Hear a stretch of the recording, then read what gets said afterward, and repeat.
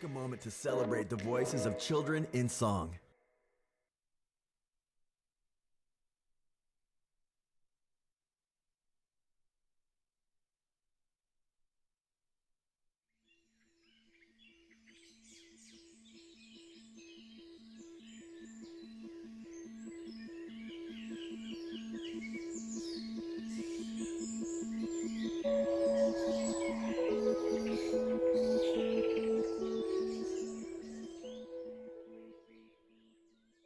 But I wasn't even given the opportunity to grieve. I just became numb to a lot of things. Got pretty dark for a while. Can't imagine the guilt I would feel. Didn't think that I was going to make it. People everywhere going through what I'm. Everybody says, stay strong, but what does that really mean?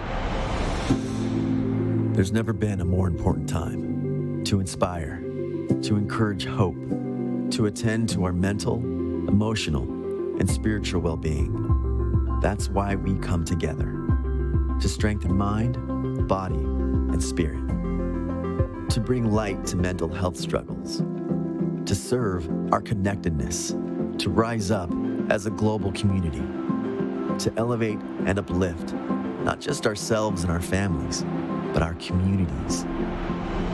3 days, 18 hours, 72 stories, unlimited love, bringing together integrative wellness experts, speakers from the front lines of mental health, musicians and performing artists, meditation and movement practices, psychologists and scientists, a global community telling our extraordinary stories.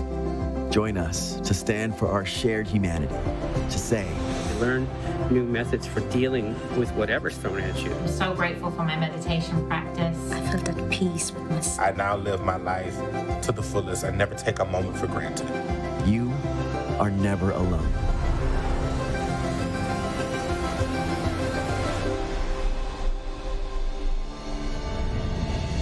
The Neveralone initiative of the Chopra Foundation and the John W. Brick Mental Health Foundation in a live stream production by CG Creative Studios welcome you to the Never Alone Summit.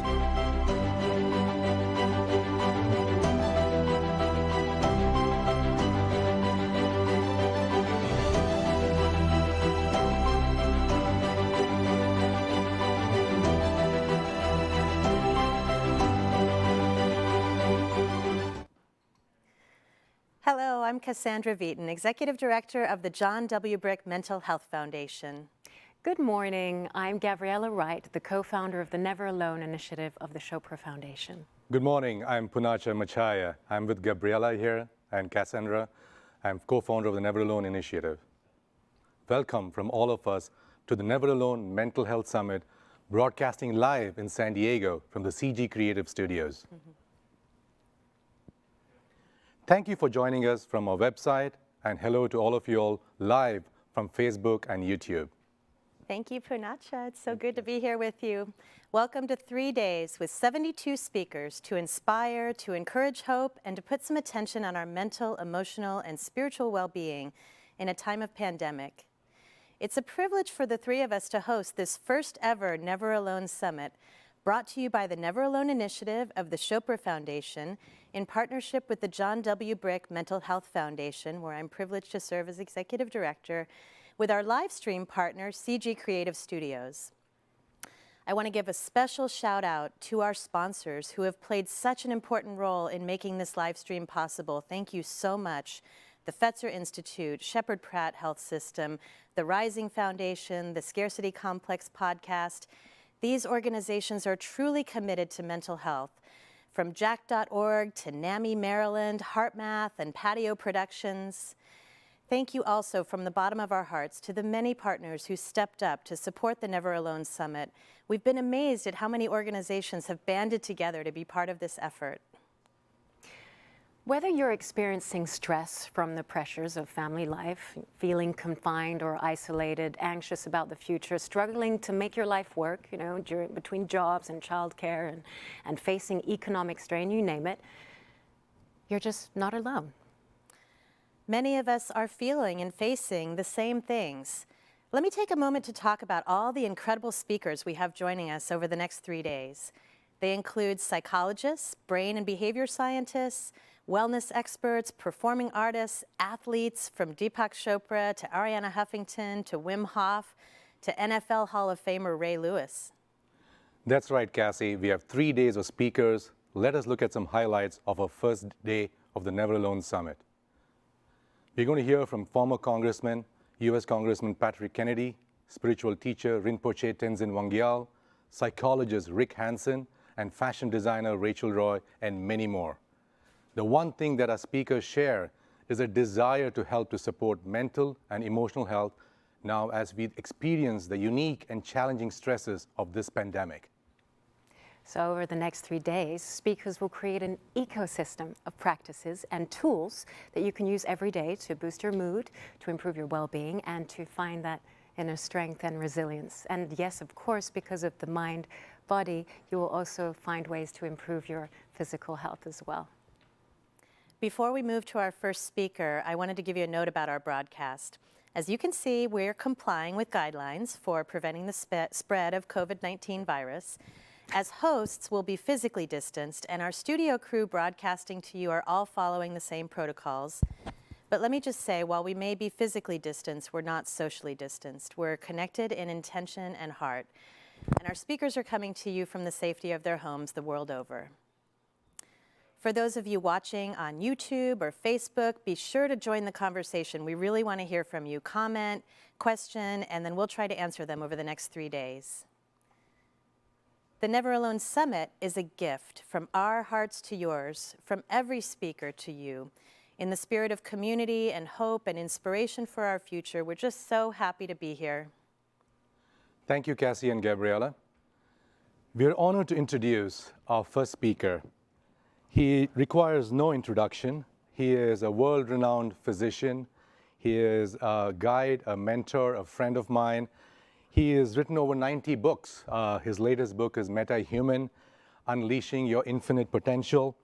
And it is indeed a pleasure and honor to have my friend, guide, and mentor joining us live from his home in San Diego, Dr. Deepak Chopra. Hi, Deepak. How are you? Good morning. Thank you. Thank you, Poonacha. Thank you, Gabriella. Thank you, Cassie. Thank you, John Rick Foundation, Mental Health Foundation. Thank you for partnering with Chopra Foundation. Thank you, everyone who's here. I'm especially honored and privileged and grateful to be launching the Neveralone Summit with your help and with your leadership, Poonacha, Gabriella, and Cassie. So thank you. Thank you, Deepak. I would like to start with a personal story. So here it is. I was 6 years of age in Mumbai, then called Bombay. And my parents were in England, and I was staying with my grandparents. One day we got a telegram, and the telegram said that my father had just passed all his exams and was now a member of the Royal College of Physicians. My grandfather was so thrilled. He took me and my little brother, who was then 4 years of age, later became the Dean for Medical Education at Harvard Medical School, but he was 4. Grandfather took us to see the movies, Ali Baba and 40 Thieves, a carnival, a great dinner at a fancy restaurant. And we came back home, and then in the middle of the night, he died. The next day, he was taken to cremation. His ashes were brought back in a jar about this big, and one of my uncles said, "What is life?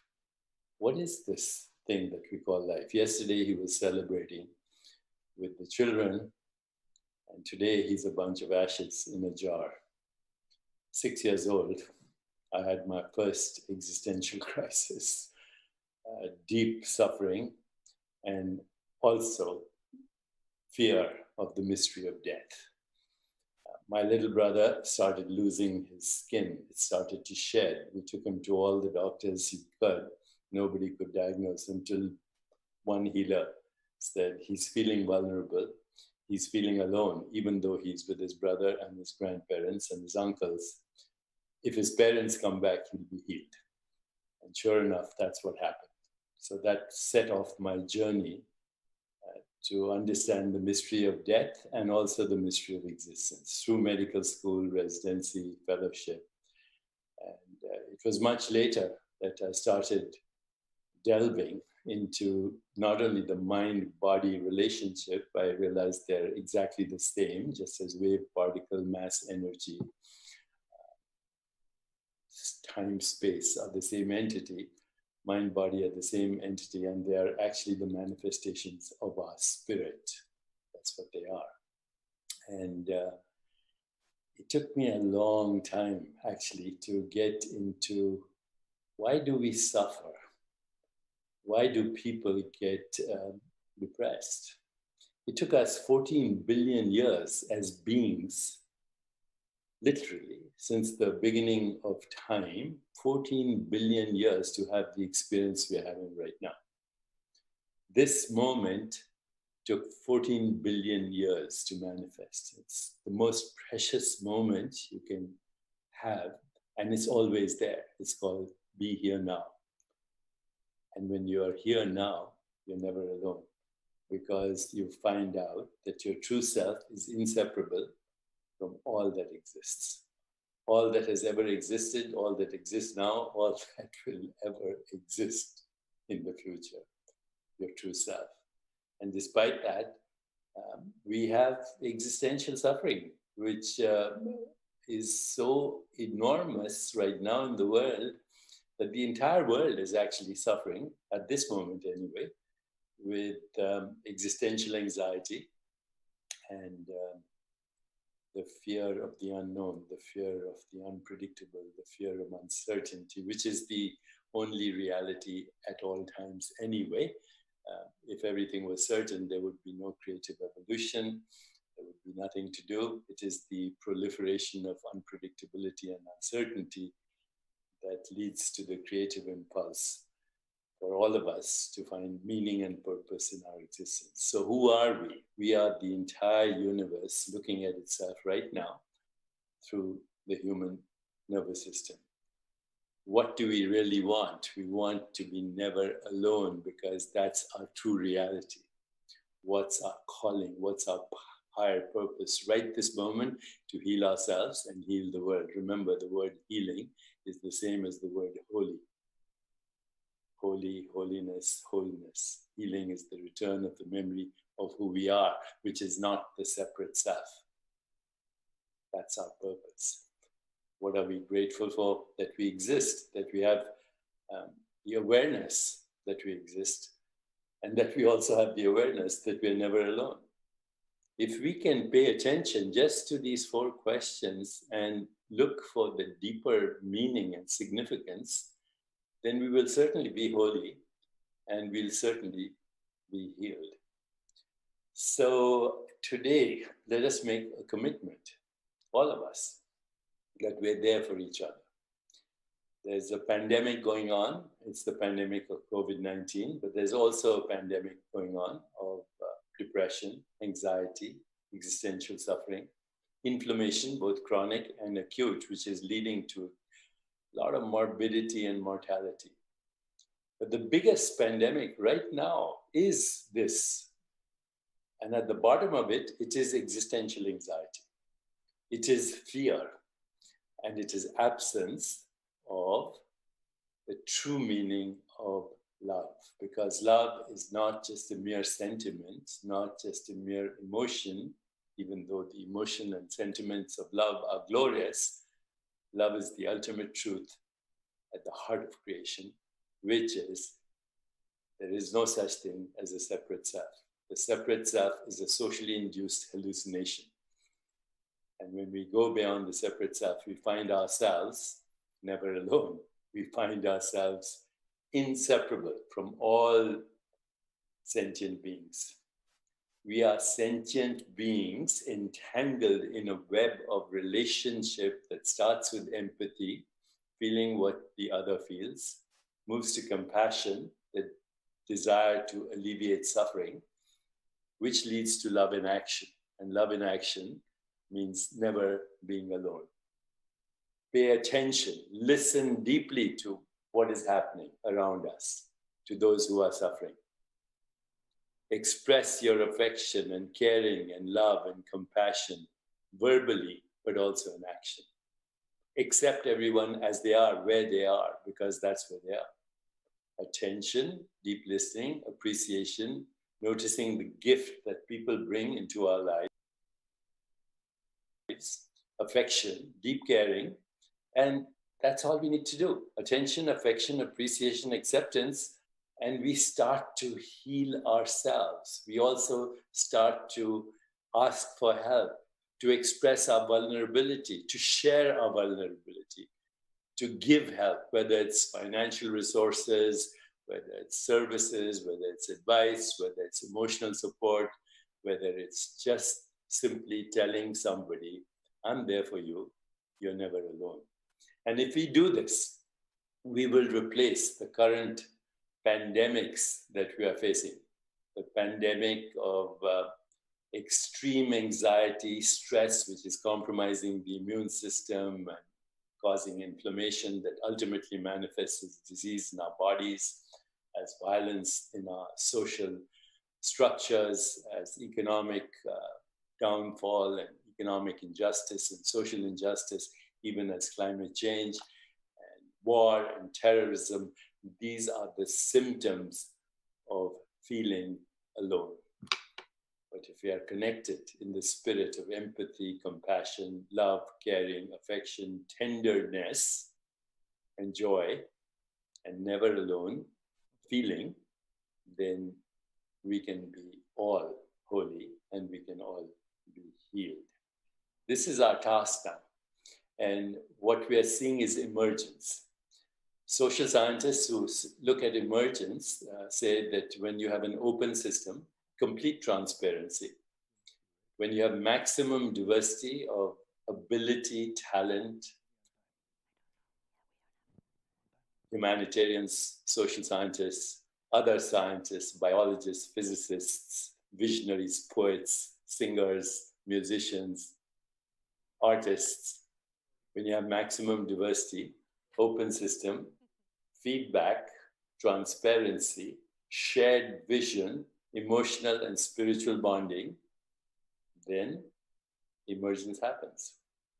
What happens is something emerges. The whole biosphere repairs itself and moves in the direction of peace, of loving kindness, of joy, of equanimity, of empathy, of compassion, of the desire to alleviate suffering, and ultimately love in action. This is the mantra of Never Alone, the summit and the movement.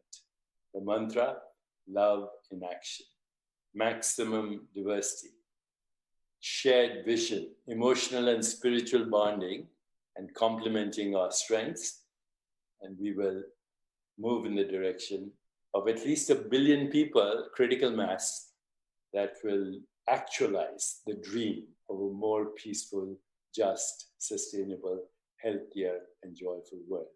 That's our dream. In the way Martin Luther King Jr. said, I have a dream. And what happened? It triggered the civil rights movement and still struggling to manifest social and economic justice. But that dream is being actualized right now because it's not a personal dream. It's our collective dream. And nothing can stop us. We are now invincible because we are gathered today here in the spirit of love.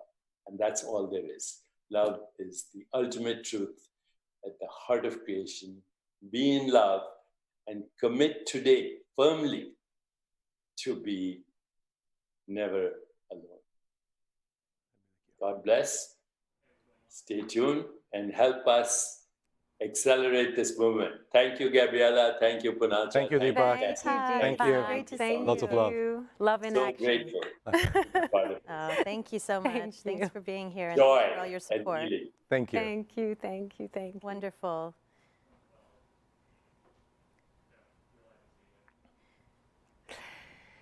To find out more about the foundation and the work on the Never Alone initiative, just go to neveralone.love and love in action.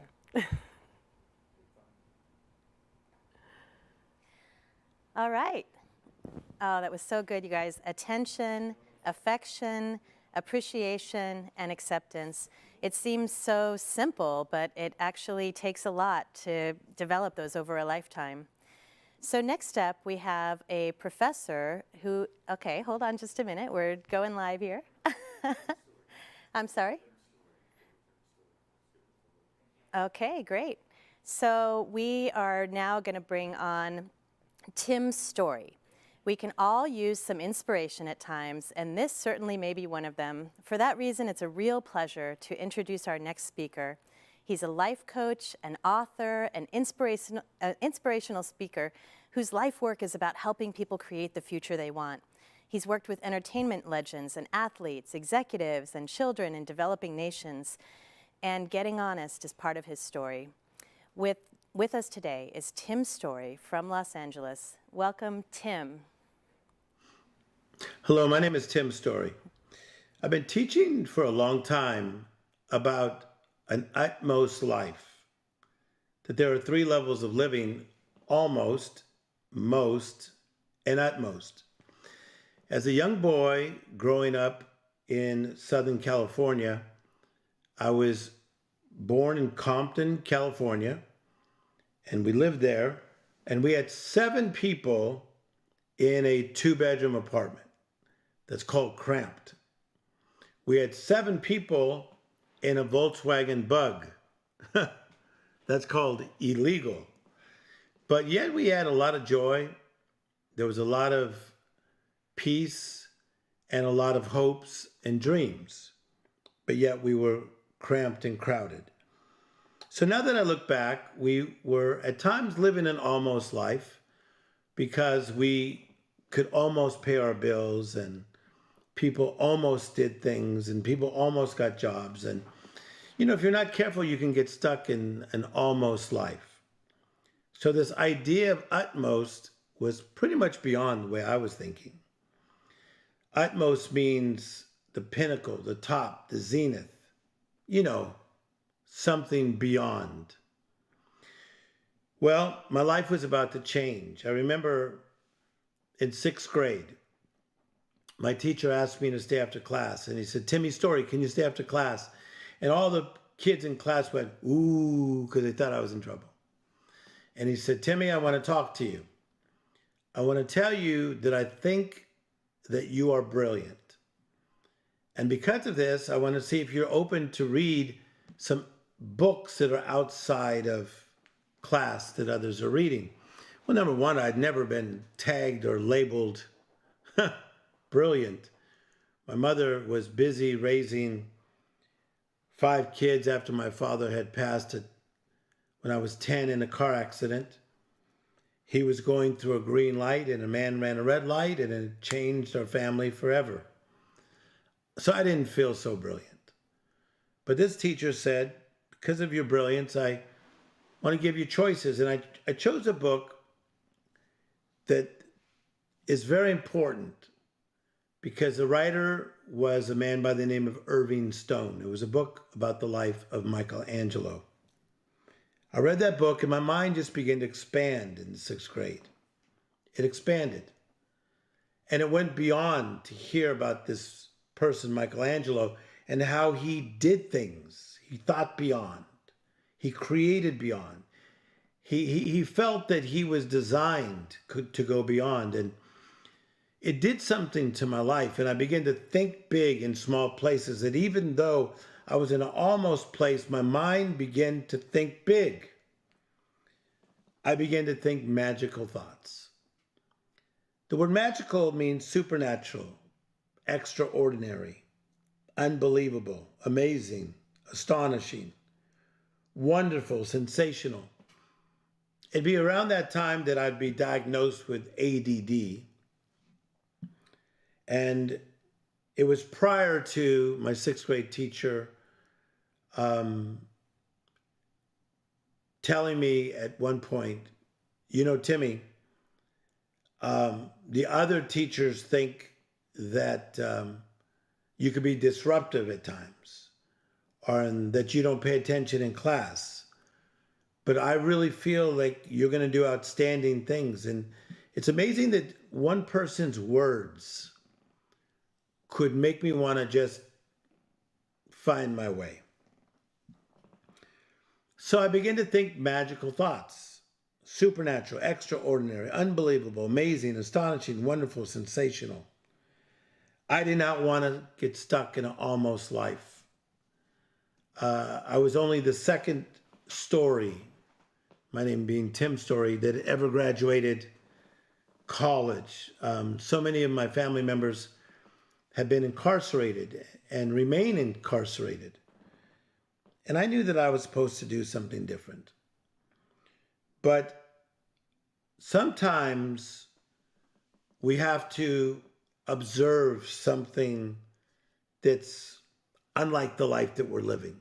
See, there's three ways that we learn in life. Number one is education. Number two is conversation. And number three is observation. Education is studying books, watching documentaries, podcasts.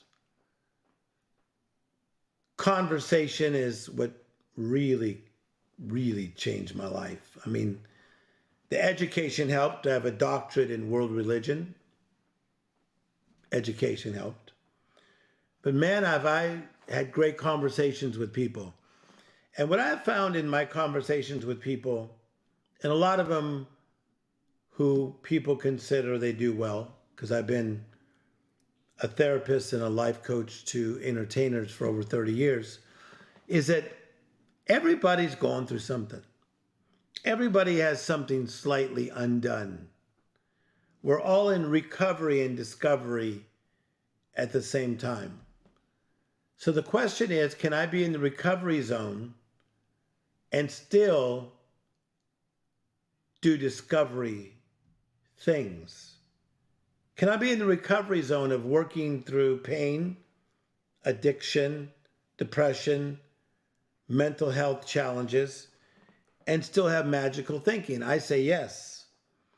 You can still think supernaturally, extraordinary, unbelievable, amazing, astonishing, wonderful, sensational.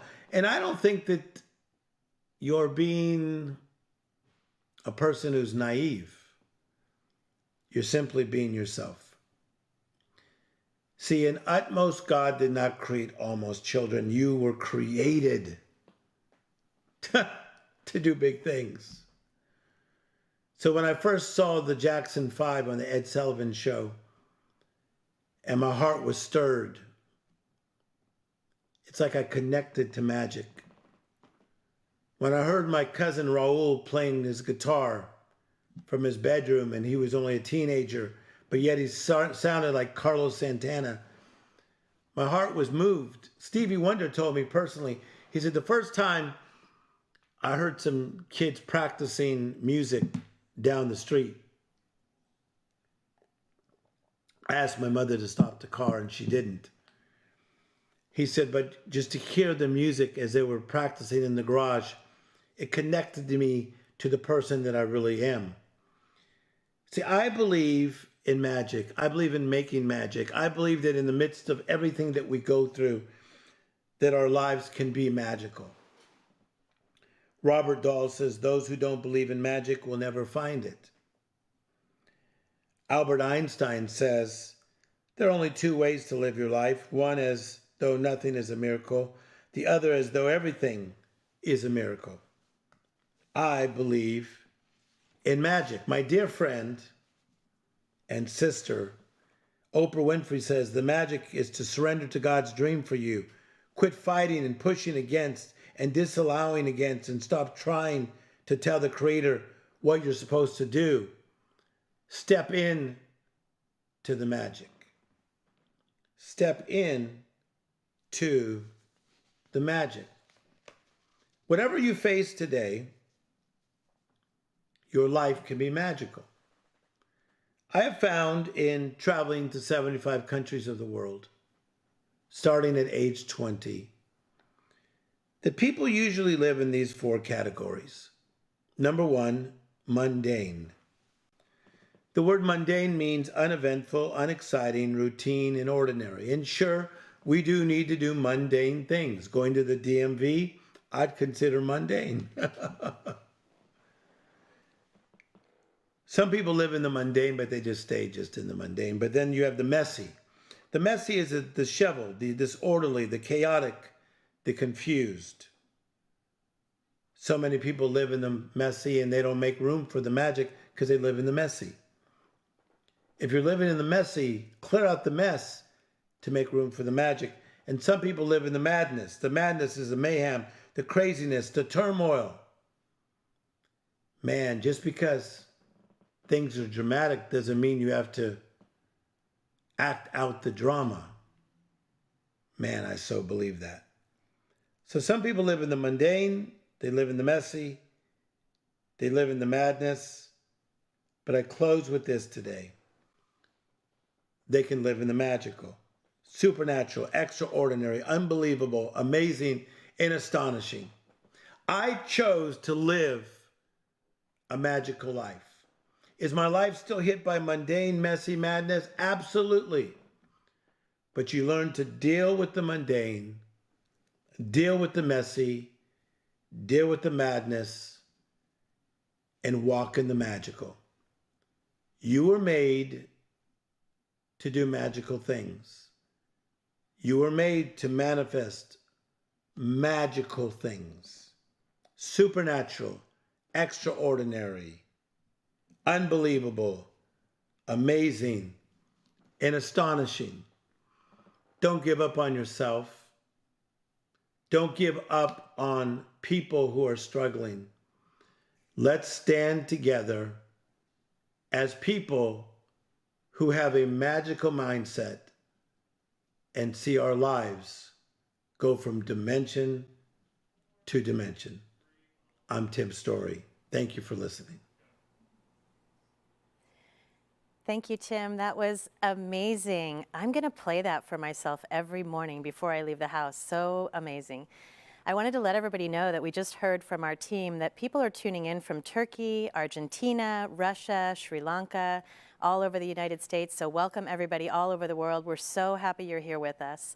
And now it's my great pleasure to introduce a friend, a colleague, a collaborator, a professor and clinical researcher in the Department of Psychiatry at the University of California, San Francisco. She studies causes of chronic stress and how people become resilient to it. She's the co-author of The Telomere Effect with Nobel laureate Elizabeth Blackburn. She's also conducted studies on meditation retreats by Deepak Chopra and also on the Wim Hof breathing method, which you'll hear more about later this weekend. I'm so happy to welcome Elissa. She's also going to then interview Victor and Lynn Brick, the founders of the John W. Brick Mental Health Foundation. And without them, none of this would be possible. Elissa? Hi. Oh, it's so good to see you. Thank you so much for joining us. I'm hoping you can share a little bit about your research on Deepak's meditation retreats, some of the research you're doing on the Wim Hof method that's funded by the Brick Foundation. And then I've given you the task of interviewing Victor and Lynn Brick. Thank you so much, Cassie. Thank you to all the organizers. I am so pleased to be here this morning with all of you. What an amazing name. Neveralone. I mean, I'm a stress researcher. We know two things that are absolutely essential for staying sane, for being able to be ourselves in this crazy time. One is about self-regulation strategies. I'm going to go deep there in just a few minutes, with the few minutes I have. But the other is about connection. We cannot live well alone. We are social mammals. Thank God for Zoom and for the connectivity we have now, because this pandemic without it would be terrifying. We would be so alone. So how amazing the miracle that we're all connected right now together, and we are connected through stress. So I'm going to go deep there. Our mind, stress is a whole mind-body experience, and we can work to live well with stress through our mind. The mind changes the body, and through our body changing the mind. So I'm going to tell you about a study that we did that gives us some insight into how powerful this connection is with our mind. We can use the stress we're under now for growth.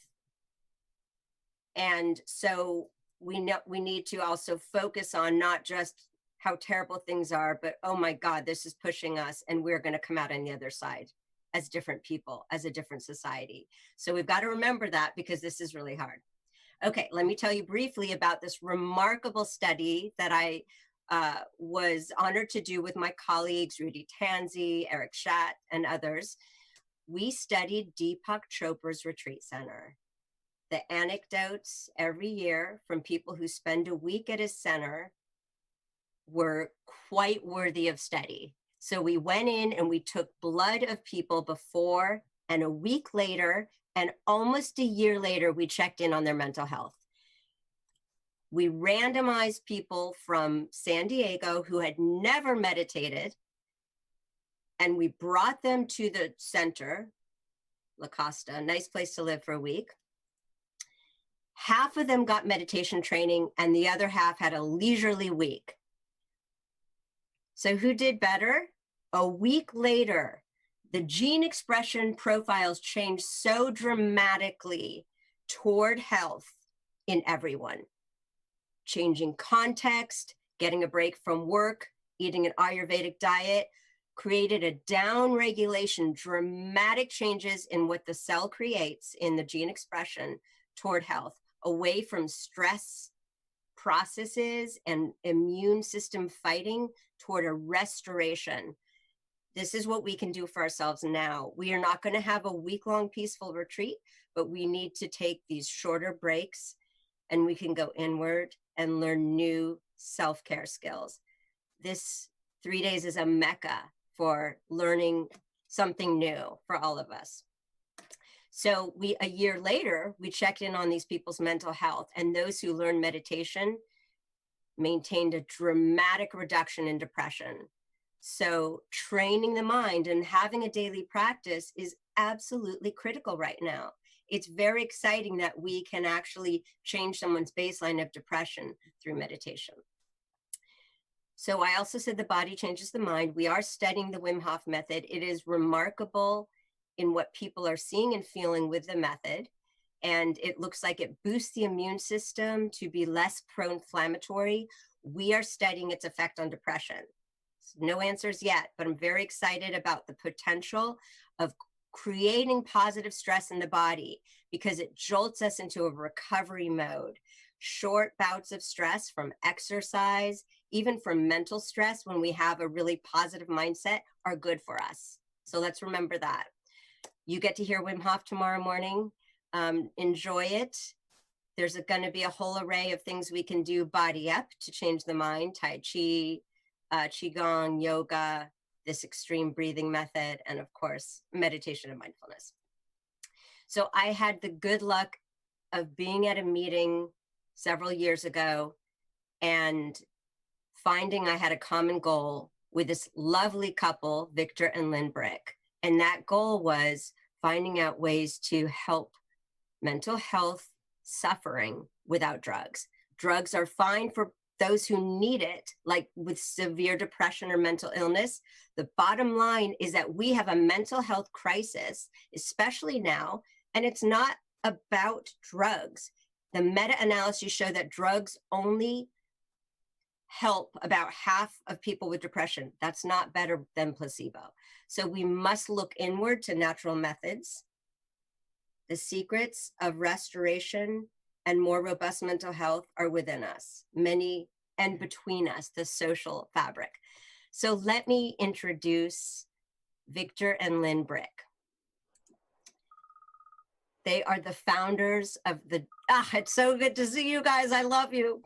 Good morning. Good morning. They are the founders of the John W. Brick Mental Health Foundation. The mission of this foundation is changing the way the world treats mental health. They are also the founders of the Planet Fitness Growth Partners, which is a franchise in the Planet Fitness system, one of the largest chains globally. Victor and Lynn are also international business consultants and motivational speakers. And I do want to mention that Lynn was one of the leaders in the aerobics movement in the 80s. She was named the International Aerobics Instructor of the Year. And these guys live what they preach and what they help others find. So Victor and Lynn, we are here because of you and because of the Chopra Foundation. Thank you so much for sponsoring this 3 days. It's an incredible opportunity to be together at a critical moment in our lives, in our history. So I'd like to welcome everybody. We want to welcome everybody and say thank you as well for being on board and being a part of this. I'm going to start off with you, Victor. So you've been in the fitness industry most of your adult life. Why did you start this foundation and why mental health? Why mental health? Because my brother John suffered from schizophrenia his entire life and died from complications of the disease. And John had more ability in his one little finger than any of the rest of the family or any of the rest of the brothers and sister had in their entire body. And he was plagued with this thing called mental illness. And when he passed, his funeral was one of the saddest affairs we've ever attended.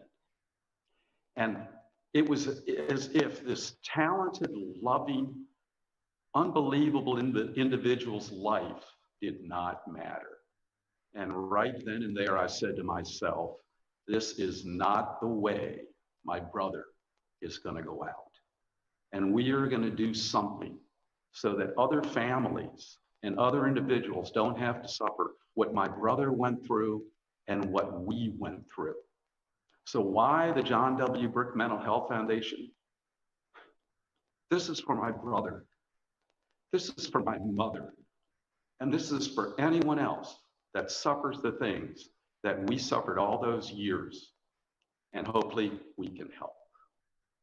Because we believe ultimately you will be judged by what you give back to society. And the John W. Brick Mental Health Foundation is what we want to give back to society. I just feel so much in my heart, your pain and our collective pain.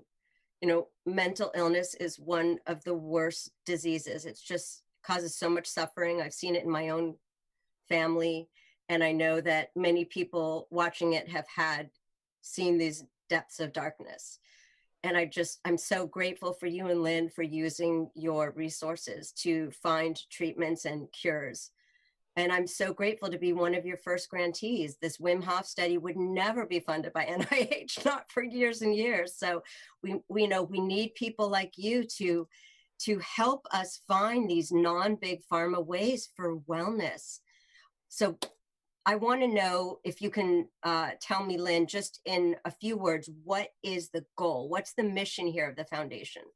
The mission of the John W. Brick Mental Health Foundation is to change the way the world treats mental health. And we do that by funding and promoting evidence-based research on how healthy lifestyle choices such as nutrition, exercise, and mind-body practices, yoga, meditation, etc., how they benefit mental health. Beautiful. So tell us, and I just want to say we can't do this alone. Part of this event is introducing this foundation. We need everyone listening. We need to bond together. Those who have means to help, we need you. And we're going to have an annual run every year. It's going to be global, and it's going to be with all of the partners that are listening right now, all of us. So I'm excited for our future. This is a new revolution, and boy, is it needed. So let's talk about lifestyle and fitness. Boy, you guys are, you live what you preach. You have tremendous respect for what fitness can do for mental health. And I would just like to throw this open to you and, tell us how much of a difference can fitness make? What is it? What role does it play in your own life? Go ahead. I was going to say, well, we started many years ago, as you previously mentioned. I was a former nurse and a dancer. Victor was a coach and a teacher. And we literally fell into the fitness industry in the early 80s. And through this journey over all these many years, we've learned about best practices and from personal experience as well as industry experts. And we have, mixing, blending yin activities and yang activities, softer, more restorative activities, as well as more higher intensity activities. And work is a higher intensity yang activity as well. But so we focus on balancing, strength training, mind-body practices, Qigong, Wim Hof method, all these practices. It's helped us with our journey. And as a matter of fact, sometimes the journey is easy and sometimes there are days when it's very, very challenging. And I had an experience once where my body basically betrayed me.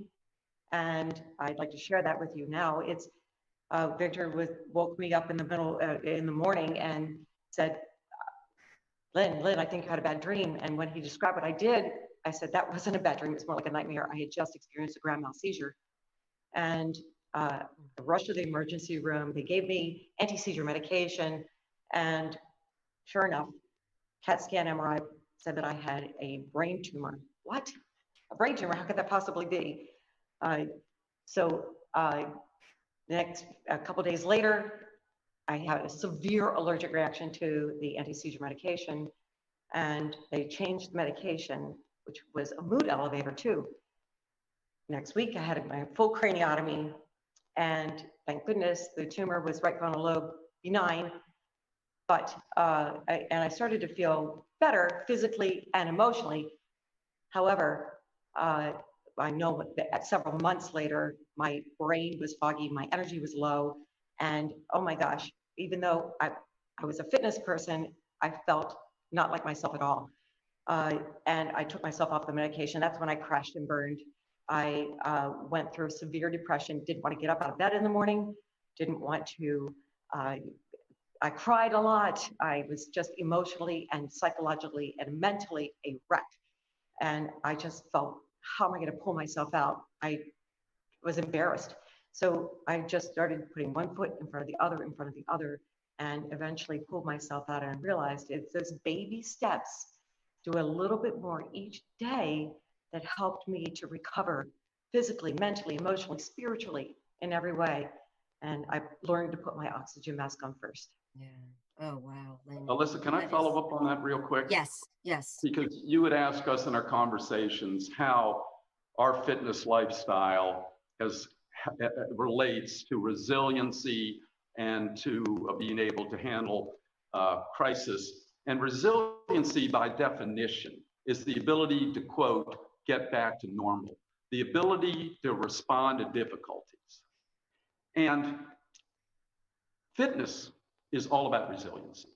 There is no finish line in fitness. You don't get fit and stay there. It's a continuum, just like the mental health continuum. And you move up and down this fitness continuum depending on how much time you have and how regularly you can get your routine and how motivated you are. And you will slip off of the fitness continuum, just like Lynn did with a medical emergency.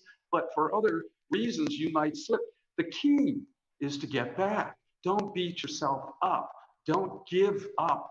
Keep trying. Same thing with mental health. Mental health is a continuum. At one end is happiness, in the middle is like anxiety and depression, and the other end, the clinically diagnosed illnesses, serious depression, schizophrenia, even, of course, finally suicide.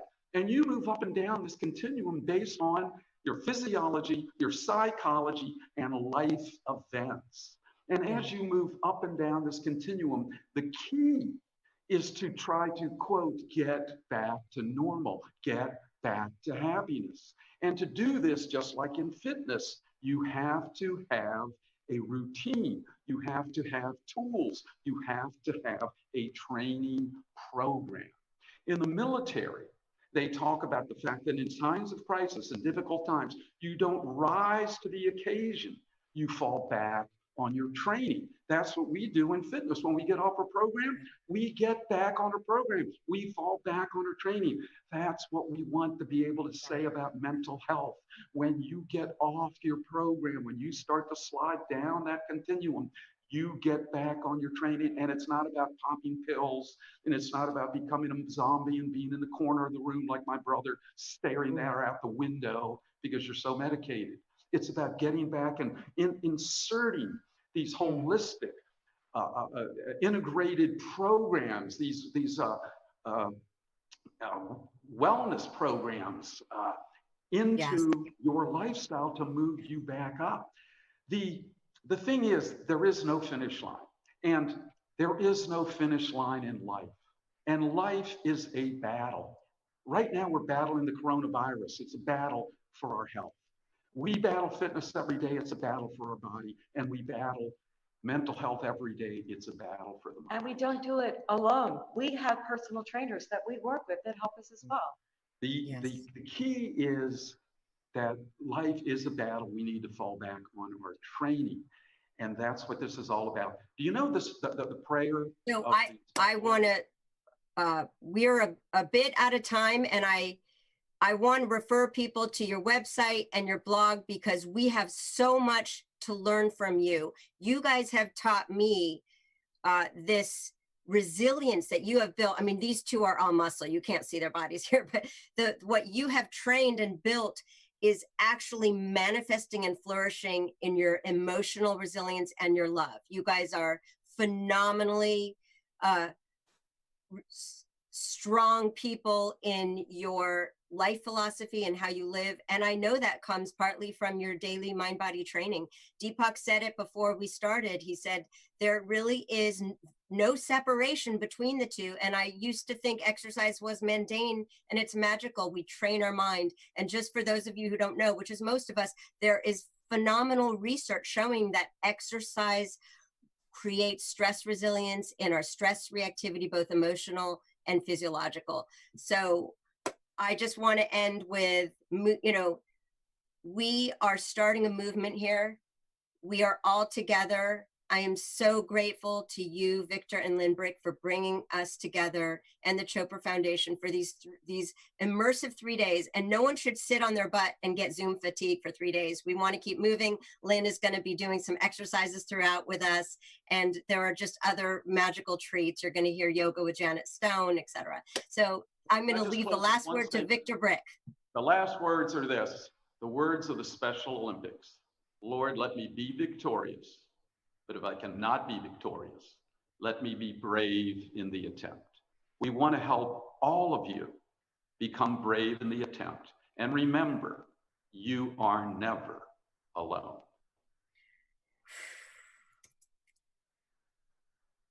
Victor and Lindbrick, first of all, thank you for sharing your personal stories. You spoke about resilience. You're absolutely right. When adversity strikes us, we need a process. And the process is, what is the attitude, what is our belief, and what are the choices you're going to make? Elissa, I'm really grateful for your research. I still remember in the Chopra Foundation when you all studied Seduction of Spirit and the groundbreaking research which was published in Nature magazine. It's called the Self-Directed Biological Transformation Initiative, and he spoke about lifestyle as medicine. We have comments from all over the world, and a big shout out to Mexico, Chile, UAE, Panama, Saudi Arabia, Australia, Kenya, Lebanon, hey, India, my hometown, my home country, South Africa, and Poland. Please visit the website of the John W. Brick Mental Health Foundation. And now let's kind of get into the next topic and the next speaker. Deepak talks about reaching 1 billion people to create a joyful, energetic body, a loving, compassionate heart, a reflective and alert mind, and lightness of being. And he talks about the pillars of well-being, which is movement, nourish, sleep, healthy emotions, connection with community and nature. And to talk about movement today, we are going to talk about movement and how it's important for physical and mental health. And the next person I'd love to introduce is the person who founded Strala Yoga. Strala means accomplishing hard things easily. And she draws on a background in classical ballet, choreography, and yoga. She makes yoga look like dance. She moves in amazing ways. Her yoga school combines multiple traditions, including Tai Chi, Qigong, and Chinese medicine. Please welcome from home in New York, Tara Stiles. Hi everyone, I'm Tara Stiles, and I'm here to remind you that you're never alone. We can all soften slow down enough that we can connect with ourselves, remember how easy and capable and centered we are.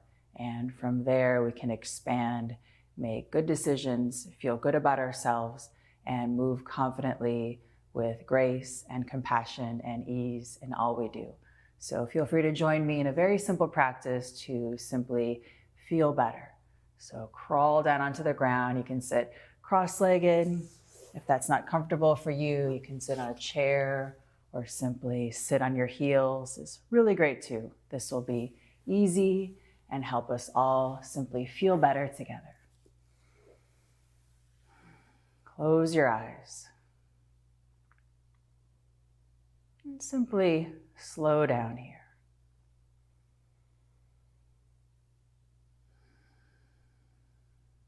Let your whole self soften enough so your breath can start to move you. Big inhale, filling up. Long exhale, releasing. Couple more times together here. Big inhale.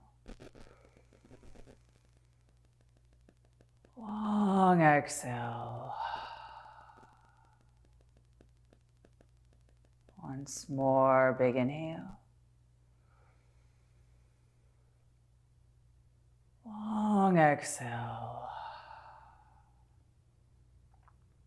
Let yourself simply move into all the places that could use a bit of extra attention, a little bit of nourishment right now. It can be so hard to listen to our own needs and to actually nourish ourselves. Take that time for self-care. Be confident that we're worthy of feeling good. But you are. Of course you are. And let yourself simply move into all those places that are just calling your name right now. Maybe a little extra love for your back or your head and neck and shoulders. So to breathe extra big and full. And when your attention is pulled toward another direction, feel free to head there. Dropping any extra tension that you don't actually need to be where you are right now. Letting yourself move in harmony with you. Eventually coming back toward a more centered place.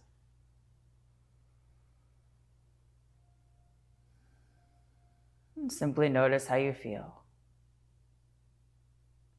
Just like you would toss a rock into a pond and watch the ripples roll out one by one, and gently watching them vanish one by one, leaving a fresh, new space.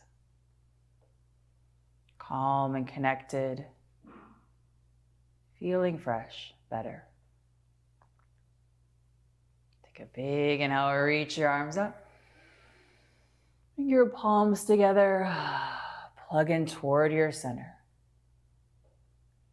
Really press your thumbs into your heartbeat, or maybe let your palms connect to your belly, or give yourself a bit of a squeeze.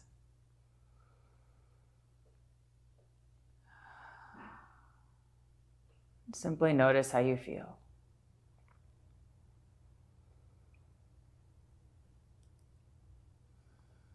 Take a big inhale. Long exhale, let that go here. Lean over toward your right side a bit. If you're on a chair, just kind of lean over. If you're on the ground, maybe your forearm reaches the ground, opening up here. Maybe that opposite arm stretches up, and any kind of gentle rolling around. It feels extra perfect for you right here. Let yourself move into all those places that feel best for you. And coming all the way back up. And same thing other side, leaning on over. If you're on a chair, just find a spot to lean over. If you're on the ground, maybe fall down a little bit more, let the ground catch you, open up. Any rolling around here that feels just right.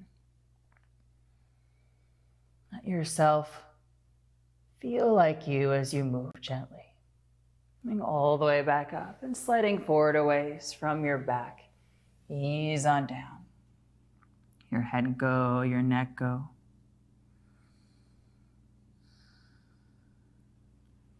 Crawling everything all the way back up there. Keep on going till your hands catch you on the ground behind you. Lift up. And easy back toward your center. Finding a nice, simple, balanced place.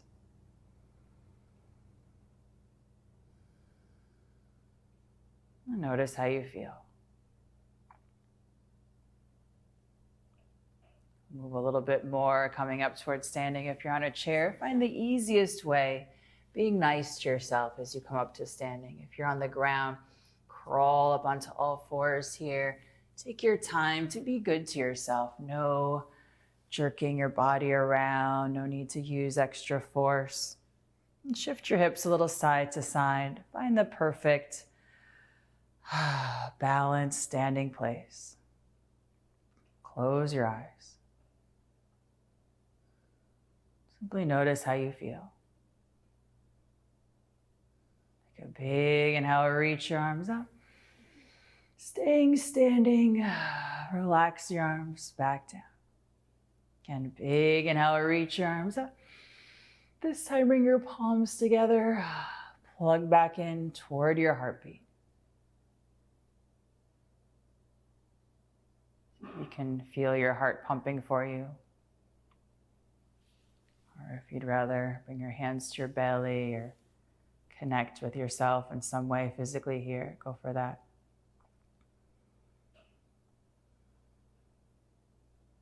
And simply notice how you feel.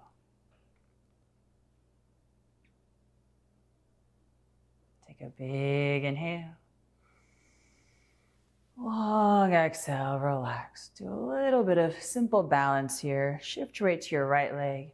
Bring your left foot just right down on the ground so your toes are on the ground. If it's nice to guide your foot right up into your thigh like a magnet to your fridge, it's a nice one too for a tree. But don't struggle for balance. This is about you, not you being good at balance here. You're already great at being you. Maybe hands just relax down, or thumbs to your heartbeat or to your belly. Your arms can stretch up here too. And just like a beautiful tree swaying in the breeze, let yourself be soft enough so your breath can move you, making all those beautiful, gentle adjustments, nothing forced or rigid. Letting yourself be calm as the wind breezes your direction, accepting the breeze and moving softly, responding. Give that shin a good squeeze. And place your foot right back down there. Shift your hips a little side to side, finding that nice centered place.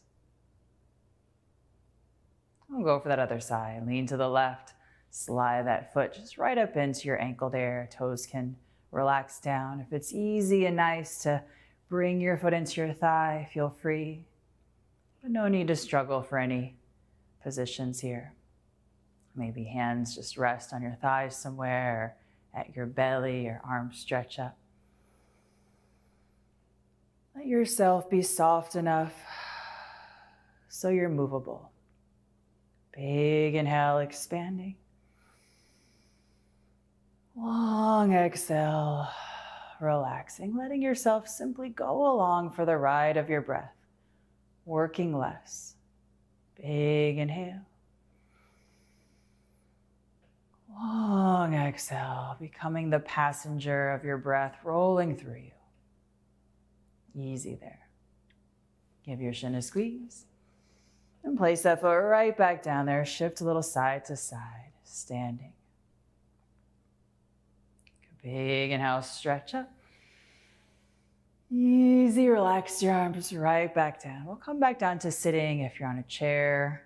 Great. If you'd like to gently crawl down toward the floor, easy. Use the weight of your arms to make that simple and nice for you. Sitting here, however's best. Letting yourself roll around a little side to side. Hanging out in all those places that could use your attention right now. Letting yourself nourish yourself, just like the rain would find all those places in a tree to seep into the roots and the soil. The tree simply accepts the rain without any thought. It just simply comes. Allowing yourself to accept the nourishment that you have inside. Take a big inhale. Long exhale. Twice more, big inhale. Long exhale. Once more, big inhale. Long exhale. Simply notice how you feel.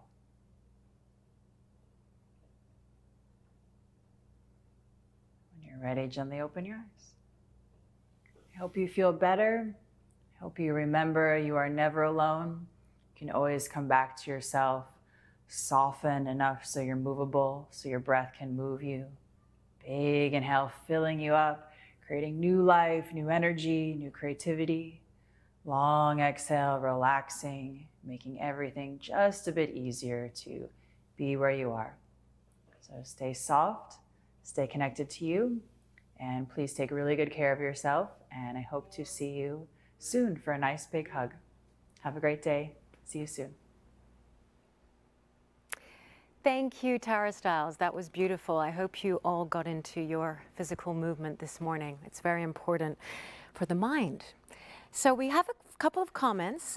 Olga from Colombia, she says, thank you for helping us cope. We get it. You know, we're all in this together, so we know what it's like.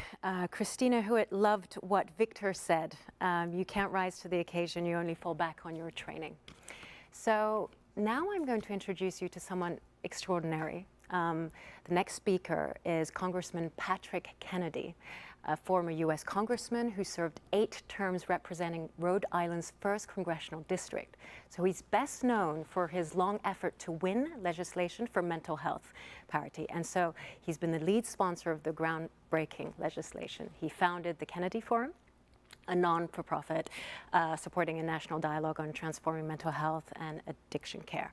Now, one of his big concerns has been obviously COVID-19, the pandemic effect on stress and mental health. So now we can welcome Patrick Kennedy. Good morning. Good morning, Gabriella. Good morning, Congressman. Thank you for being here with us. It's wonderful to be with you. Thank you. Thank you so much for the work that you're doing and everything and your battle and your story. So I feel that to understand where you're going and why you're there, could you please give us the foundation of where you're coming from and the why? Because I think your why will be important so that we can all engage in that conversation with you worldwide. Thank you, Congressman. Thank you, Gabriella, and thank you for your extraordinary leadership, using your platform as a great celebrity, but to use that celebrity for such a positive humanitarian goal of trying to lift people up, as this great campaign of Never Alone seeks to do, and with so many other good people who've helped you put this together. None of us can do anything alone. I've been blessed in my life. I kind of say that I've been hit the lottery when I was born, because I was born into the Kennedy family. My uncle was President Kennedy, and my other uncle Robert Kennedy, my father, Senator Edward Kennedy. My aunt was founder of Special Olympics, which of course now is in 190 countries around the world. I've grown up in a family of pretty extraordinary people. So I had so much going for me in my life, and I don't take for granted the fact that I am here today because of so many people who helped me along the way. Today, those people include all of my fellows in 12-step recovery, because like many other members of my family, I suffer from the disease of alcoholism and addiction. And I also have a co-occurring mood disorder for which I'm treated by a certified addiction psychiatrist. And the reason for that is that many people, even in the mental health movement, don't understand the disease of addiction. And many people in the recovery movement from addiction and alcoholism don't understand mental health. So this movement, in a broader sense, is really about how do we bring more appreciation for the fact that people are suffering, and often those around them make judgments on them as if they can relate to who the person is that's suffering, as if they could understand that this is this type of alcoholism or this type of addiction or this type of bipolar disorder or this type of depression or that type of anxiety disorder. And the fact of the matter is we obviously still have very little appreciation for the total understanding of our brain and how it works and what it is that we can do to help alleviate the mental suffering of so many around the world. Ultimately, it's my view that we need to invest in neuroscience and brain research with the same urgency that we are currently invested in finding a vaccine for COVID-19. The thing that is galvanizing the world right now is that we're all in it together. COVID-19 has affected every continent in the world. It's affected every country in the world. And it makes all of us appreciate that we're all in it together. We have to fight this pandemic as all of us, not as just Americans here, people from Italy or people from China. We're just really tied together. We're people first. And scientists are our heroes. They're the ones that are going to help us uncover how to best treat this pandemic from a biological point of view and get that vaccine.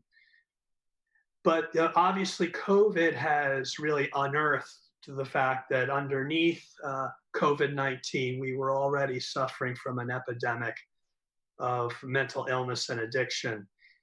In the United States, we had deaths of despair, which really are deaths from suicide and overdose, begin to really change the trajectory of life expectancy for Americans. And of course, since World War II, like most places in the world, we've seen, generally speaking, life expectancy go up. And that's directly a relationship to the fact that we now understand how to treat illnesses that we never knew how to treat before, like cancer. But what we're finding is, in spite of the fact that we know how to better treat a lot of these other parts of the body, one area that we've never made any progress with, in fact, we're really moving backwards on, is how to treat the mind, how to treat the brain illnesses that afflict so many around the world. Gabriella, you introduced me as the author of this landmark piece of legislation in the United States called the Mental Health Parity and Addiction Equity Act. And what that law basically said is that you can't treat illnesses of the brain any differently than you would any other illness of the body. Sounds pretty simple, but when you get to the bottom of it, it means that you can no longer treat mental health as if it's something other than overall health. And you've got to invest the same urgency in helping to treat the brain and the mind in the same way you treat other chronic illnesses of the body, diabetes, cardiovascular disease, the way you treat cancer. So the law that I authored in the United States very specifically regulates insurance companies because payers take different forms. In other parts of the world, those of you who are watching, the government is the biggest payer. Our part of the world in the United States, it's kind of a hybrid of the government and the private marketplace and insurance companies. And for too long, the private marketplace and even the government did not pay for mental health treatment for people covered in healthcare the way they would treat and pay for surgical care or other kinds of medical care. And the reason for that is because of the stigma. The stigma is really the hangover of old attitudes that persist when people look at those suffering from addiction and alcoholism. They think that somehow they choose these illnesses, as if people with these illnesses would get up ordinarily as anyone else would and try to alienate everyone around them by acting very rudely and in a way that would drive people away. That they would go to work and try to jeopardize their security and their employment by basically running the risk of getting fired. That they would go out and do everything they could to get arrested by the police. You know, these are the things that people say people with addiction and alcoholism do voluntarily, that they somehow choose to do all these things in a given day. And it obviously makes no sense because no one, quote, in their right mind would do any of these things. And so, you know, we have to understand that while we don't often like the symptoms of mental illness and addiction, we have to differentiate the symptoms from the people who suffer from them. And it's don't hate the person, hate the disease. And I think that tragically, because COVID has, in a sense, really exacerbated a lot of the stresses on individuals because of the loss of job and the loss of social connection and the loss of the things that gave a person a purpose in life.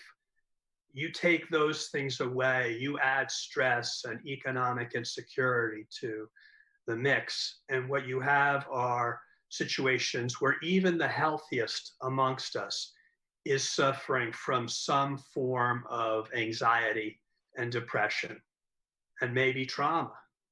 And they can still be a healthy person. And these symptoms may not last for them as long as they will for others. But I think the one thing that can be said for COVID is that it's helping everyone in the world appreciate what depression is, what anxiety is. They are beginning to appreciate perhaps what addiction and alcoholism is, because there may be a tendency by many to self-medicate in a way they never would have imagined themselves doing prior to this COVID-19 and the social isolation. So I think if we come out of this crisis with anything, it's hopefully with a better appreciation for how much science can mean to helping us get a cure, i.e. a vaccine, if we all are in it together, no matter where we are in the world. And because this is one thing that we all face together. And I think if we can also come out of this with the same hope and optimism about how do we tackle depression, how do we tackle anxiety, how do we tackle other mental illnesses that we have long ignored and for which we have ascribed, substandard treatment to people who suffer from these illnesses. And in many instances, we lock people up with these illnesses because of our failure to appreciate and differentiate between the lack of treatment for these illnesses and the fact that people will be put in the criminal justice system because there isn't adequate treatment for them for these illnesses. So I am thinking that, you know, while these are very difficult times, and I appreciate, again, this terrific program, Neveralone, because I hope that there's a greater consciousness building that comes from this. And I think that that can really lead us in the future to helping to move to the next COVID. And the next COVID is really, I think, these tragedies of untreated mental illness and addiction. And the best way, like with all illnesses, to treat an illness is to prevent it. And so they have a saying in cancer that, you know, you test to try to catch cancer early, stage 1. But with mental illness and addiction, we often wait till people get to be stage 4. And we would never let someone with cancer who we've seen has cancer early on, we'd never say to them, wait for the cancer to get really bad and then come back and we'll see what we can do. Or someone with diabetes and we'd say, oh, you know, let's wait till we have to amputate. No, we do other things in the rest of our medical system to try to meet these illnesses early. And that's what we need to do with mental illness and addiction. And part of doing that is to build a resiliency and to protect ourselves, to build those protective factors. And what you just saw before me with Tara, teaching us better ways to cope through better yoga techniques that help us focus the mind and deal with stress and build physical resiliency, because that also helps us build better mental resiliency. This is fantastic what you're doing. Hearing others present in this conference is terrific. I'll close, but let me say before I do, I am someone who has grown up in a family that has suffered from addiction and mental illness, and their family suffered from it. And I don't know if I were to be able to do like an ancestry.com where, you know, you trace your family roots back generations, how many generations it would have gone back where the disease of alcoholism ran in my family. But suffice it to say, it's important to me to try to make sure I do everything today in my recovery to intervene in the cycle of alcoholism and addiction and to try to not pass it on to my children. And they are going to be genetically predisposed to the mood disorders that have been suffered by their family members over generations and the alcoholism and addiction. But if they are given the love and attention that they need, they might be able to have the protective factors to not let those illnesses that have claimed their family members from previous generations, they might not have to let that affect their lives and take them hostage in their lives the same way the diseases of alcoholism and addiction and depression have taken hostage their family members before them. So one of the ways that that happens is to make sure that they get a checkup from the neck up. And when they get their health care as they grow up, I really pray that the physicians and the care providers will really know and have tools available to them to help support them in their mental health as much as the rest of their physical health. Because without good mental health, they're never going to have a chance of having good physical health. So I just want to say I thank all of you for being part of this. I want to make another plug for 12-Step Recovery. It's okay for those of us who are in 12-step recovery to say we're part of 12-step recovery. That doesn't violate our 11th tradition of anonymity. And what's also important is that we speak up, and those of us who have a chance to live in recovery ought to be fighting for those who are still struggling. And we cannot let our governments continue to discriminate. And the way they discriminate is they fail to provide the needed resources for those of us who suffer from these illnesses in the same way as they would any other illness. So I would say that that only happens when people speak up to their governments and petition their governments.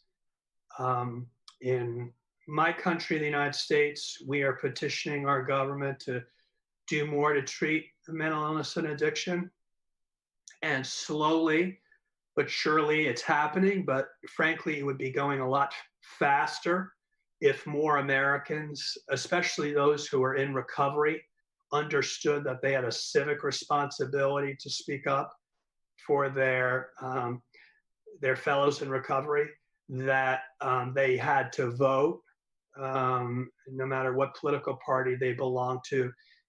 What's most important is that they tell their elected officials and those who are running for office that they expect them to speak up for these illnesses if they expect them to get the support of those who care about these issues. And that's only going to happen if political leaders see those of us who care about these illnesses actually show up and raise our hand and say we're not afraid to raise our hand as those who suffer from these illnesses, and we want to make sure that our government tax dollars go to taking care of these illnesses and the people who suffer from them in the same way the government appropriates money for all kinds of other needs in our society, simply because those areas of society have a loud voice.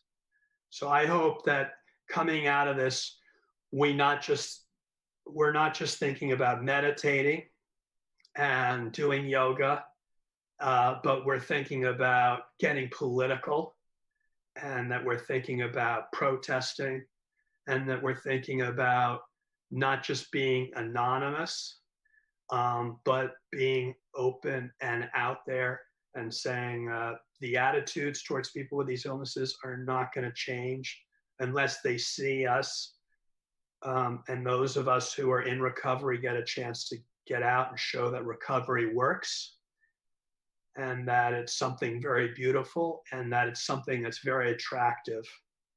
Because I can say this, one thing about trying to cope with COVID-19 is I'm blessed to have the tools to cope with COVID-19. And those tools I got from being in 12-step recovery. And those tools are trust God, clean house, and help others. And helping others and asking about others is the way we get free from ourselves and the prison in our own minds. So reach out to your friends, reach out to your family members. If you're suffering yourself, ask someone else how they're doing. You will be surprised that once they start talking about how they're doing, how less alone you will feel, because you'll realize that what you're dealing with sometimes nowhere near what they're doing. Thank you very much. Congressman Kennedy, thank you again for this amazing commitment and being the voice in the government to really highlight this very important topic. I mean, you talk about mental health and resiliency, and I speak about this. Every 40 seconds, somebody in the world commits suicide. Every 12 minutes in this great country. And our veterans, 22 veterans commit suicide every day. So we have the first wave, which is the virus, and the second wave is the mental health pandemic. We're all in this same storm, but in different boats. And thank you, sir, for really being that voice in the legislation. You're absolutely right. We need the governments all over the world to come together, because this is not about the United States, it's a global pandemic. So talking about global, we have some voices being shared from social media on the website. So a big shout out to Tara from Tokyo, hello, and Liliana Brazo from Portugal, love from San Diego. And for more information, go to the Kennedy Forum website. It's the kennedyforum.org. We've intentionally made the Neveralone Summit free to all, but we also want to invite you to donate to expanding approaches to mental health and to promote mental wellness and suicide prevention. Your support is much needed. You can do so by visiting the Neveralone Summit website. The link's on the slides. And once again, thank you for your generosity. We know meditation reduces stress and improves quality of life.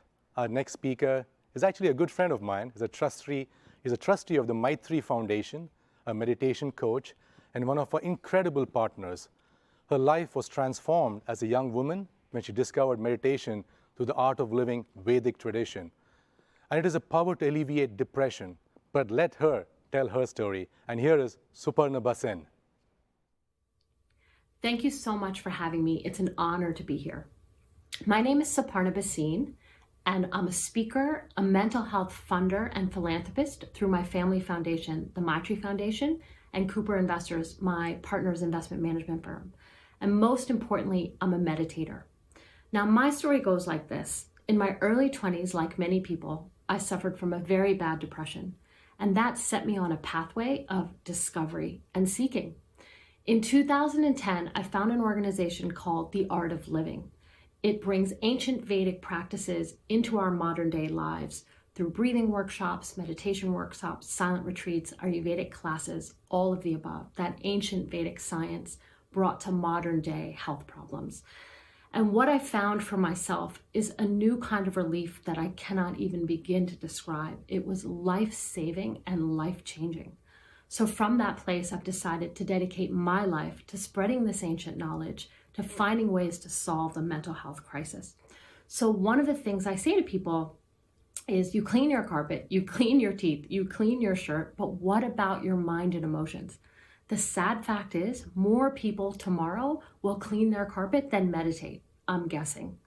And that's a problem. That's a problem because our mind and emotions are the filter through which we experience our whole life. I want you to flash back to when you were 2 years old, full of joy, full of love, full of enthusiasm. So what happened between 2 and 22 or 32 or 42?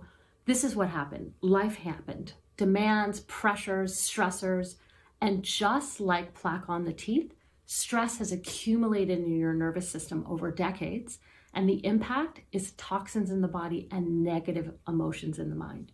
So the breathing technique that I learned was Sudarshan Kriya. Su means proper, Darshan means vision, and Kriya means purifying action. Through the action of the breath, you get a proper vision of who you really are. And who you really are is full of joy, full of love, full of enthusiasm, and full of life. That's what all of us have inside of us. So an interesting story about how this translates into the real world, there's a city called Kota in Rajasthan, and they have large-scale coaching institutes where young people in their 20s come and study and get placed. And in this particular instance, there were very high suicide rates because these kids weren't actually scoring well, some of them. So the Art of Living came in 2017, did a large-scale intervention, meditation workshops, breath workshops, and for the year they were there, they reduced 85%. Huge number. So we're doing some research with the UK Institute and the Sri Sri Institute for Advanced Research and studying the Art of Living practices and what's possible. What I see for the world is a place where we look back and say, remember a time when people took their own lives? That day is long gone. Thank you, Suparna, for your moving story about meditation and breathing practice. It's so important to have these little tools to just eliminate pain, you know, and it takes every little tool to get there. So we have a couple of online comments, and I love this one. This is from Africans for Mental Health, wrote to say mental health is at a crossroads. We need compassion, and it takes a village. It does take a village. It really does, and it's thanks to the community that we can heal together. Another comment from Majul Kumar in Delhi, India. She says, thank you. So we're just thanking our global community here. We're building Neveralone together. So now I'm actually very moved. I'm very moved to tell you about a personal project of mine. I've been working on this film for over 2 years, and it's about, I embody a character. It's based on true stories. It's about a mother who loses her son to suicide, and it's truly a project that was thanks to the Chopra Foundation and the director Michel Pascal that we were able to put this together. The goal of the film is to raise awareness, but also trigger empathy. You know, we need to feel moved to be able to create love in action, like Deepak was saying earlier. So I feel that the power of storytelling can create our connection with our own inner stories so we can liberate from them and heal. I co-wrote this film with Michel. I played also the role of the mother, and here you go, watch the trailer. Suicide is the second most common cause of death among those aged between 10 and 34.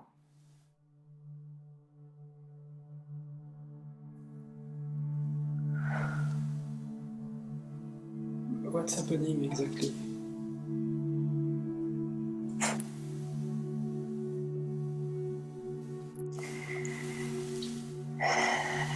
I came back from work. And normal day, it's traffic. It's busy on the phone like I always am. And I walked through the door and I called for my son. We live alone. His father left us many, many years ago, so I'm the breadwinner, and I take care of him.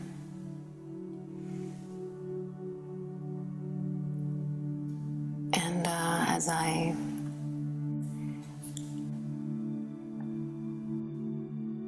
walked through the door, I felt something. I actually felt nothing. If it's too much difficult, don't tell. No.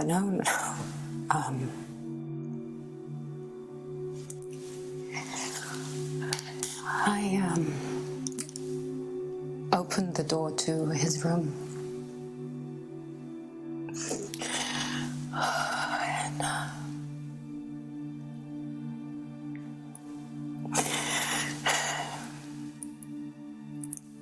And there he was, hanging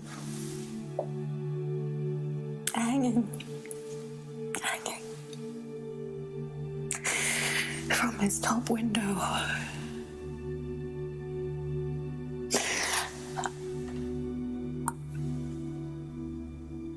I ran to him and I tried to take this, it was some kind of rope. I tried to take it off and I could see his neck. It was just so bruised, and I took his I tried to feel his heartbeat, and there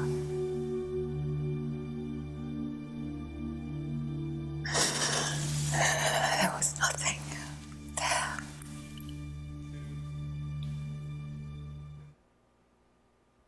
Thank you. So that actually was not the trailer. That was an extract of the character's inner turmoil, and that's the premise to the film. So you can go and watch the film online at IamNeverAlone.film. And now I'm going to introduce you to a very, very special friend of mine. He's also the film director of the film. He's been a filmmaker for years, directed documentaries, written 19 books in French, 1 book in English. He's a meditation teacher. He leads meditations for the parolees in Los Angeles. He's an incredible person. Before moving to the US, he lived in a monastery in Nepal. And so let me introduce you to Michel Pascal. When I live in Kopan Monastery in Kathmandu. All the time the intuition came, how can we adapt meditation to our world? How is it possible to adapt meditation to our world? It was also the book that I did with His Holiness Dalai Lama 14 years ago. It's a book with a French title, Instant Sacré. It's a French book. And His Holiness explained, of course, the beauty of Buddhism. And in any chapter, I start to develop how to adapt the nectar of the teaching to our world. And since 5 years, I direct the meditation program for the prisoners of Los Angeles at Amity Foundation. I remember one day a prisoner said to me, Michel, if you say to us, take a deep breath, count your breath, be positive, etc., you are not respectful. You don't see our life is difficult. He says that to me 5 years ago. 5 years after, in our world, we see how we need to adapt meditation. At Amity Foundation, we develop a new approach of meditation. Of course, from the nectar of Buddhism. And in this approach, we consider that in our time, it's difficult to ask to someone to make an effort. When we see that since 2 weeks, 3 weeks, 37 million American people, they lose their job. They are so stressed. How can we say to someone who loses his job, my friend, take a deep breath? So, the more we have money pressure, the more we are in recession, the more life is very difficult, the less we can do effort.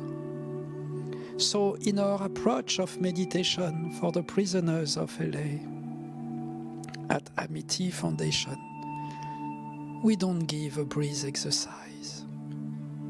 We ask nothing. We know we cannot talk to someone stressed, and prisoners, they have the highest level of suicide tendency, PTSD, addiction, depression.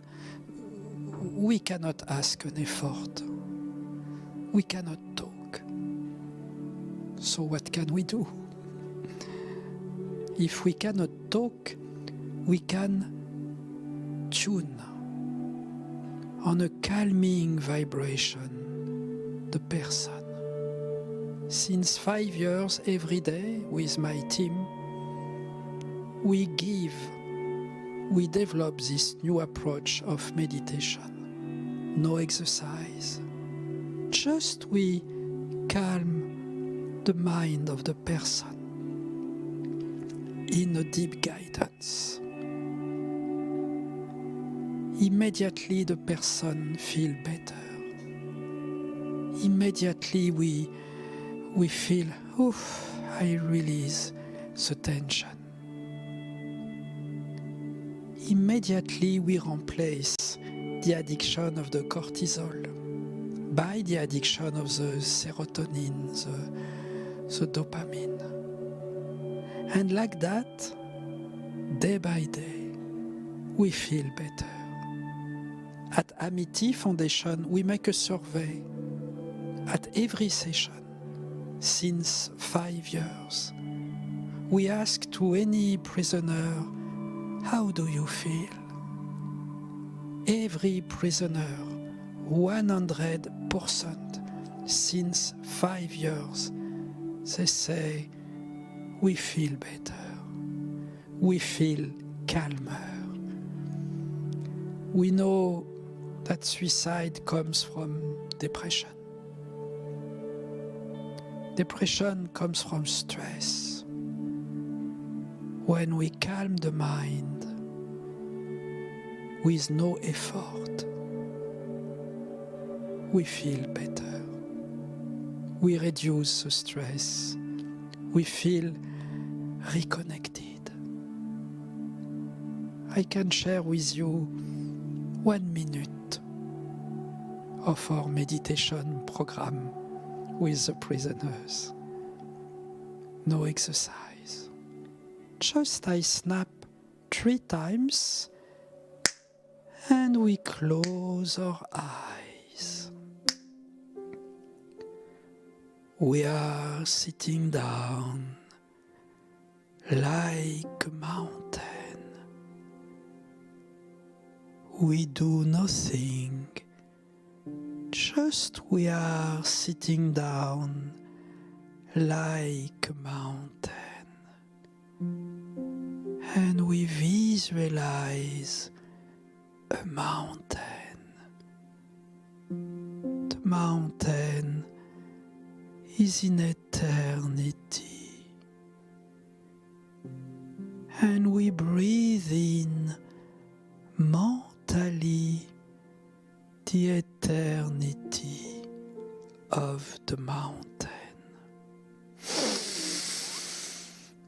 We keep our breath, we keep eternity, and we exhale eternity mentally.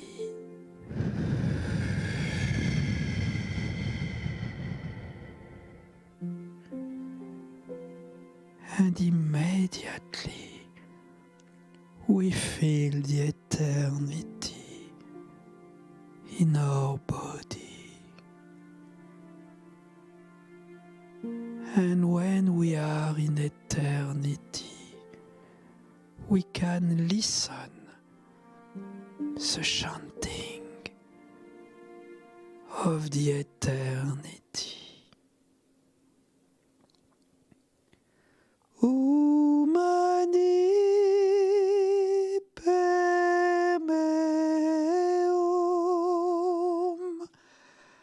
umani pemeum,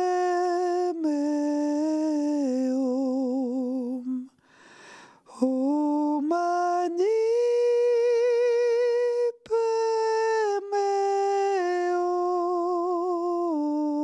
pemeum, umani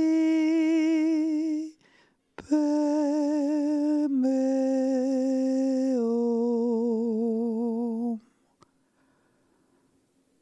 When we meditate like a mountain, we become a mountain. And we open our eyes slowly.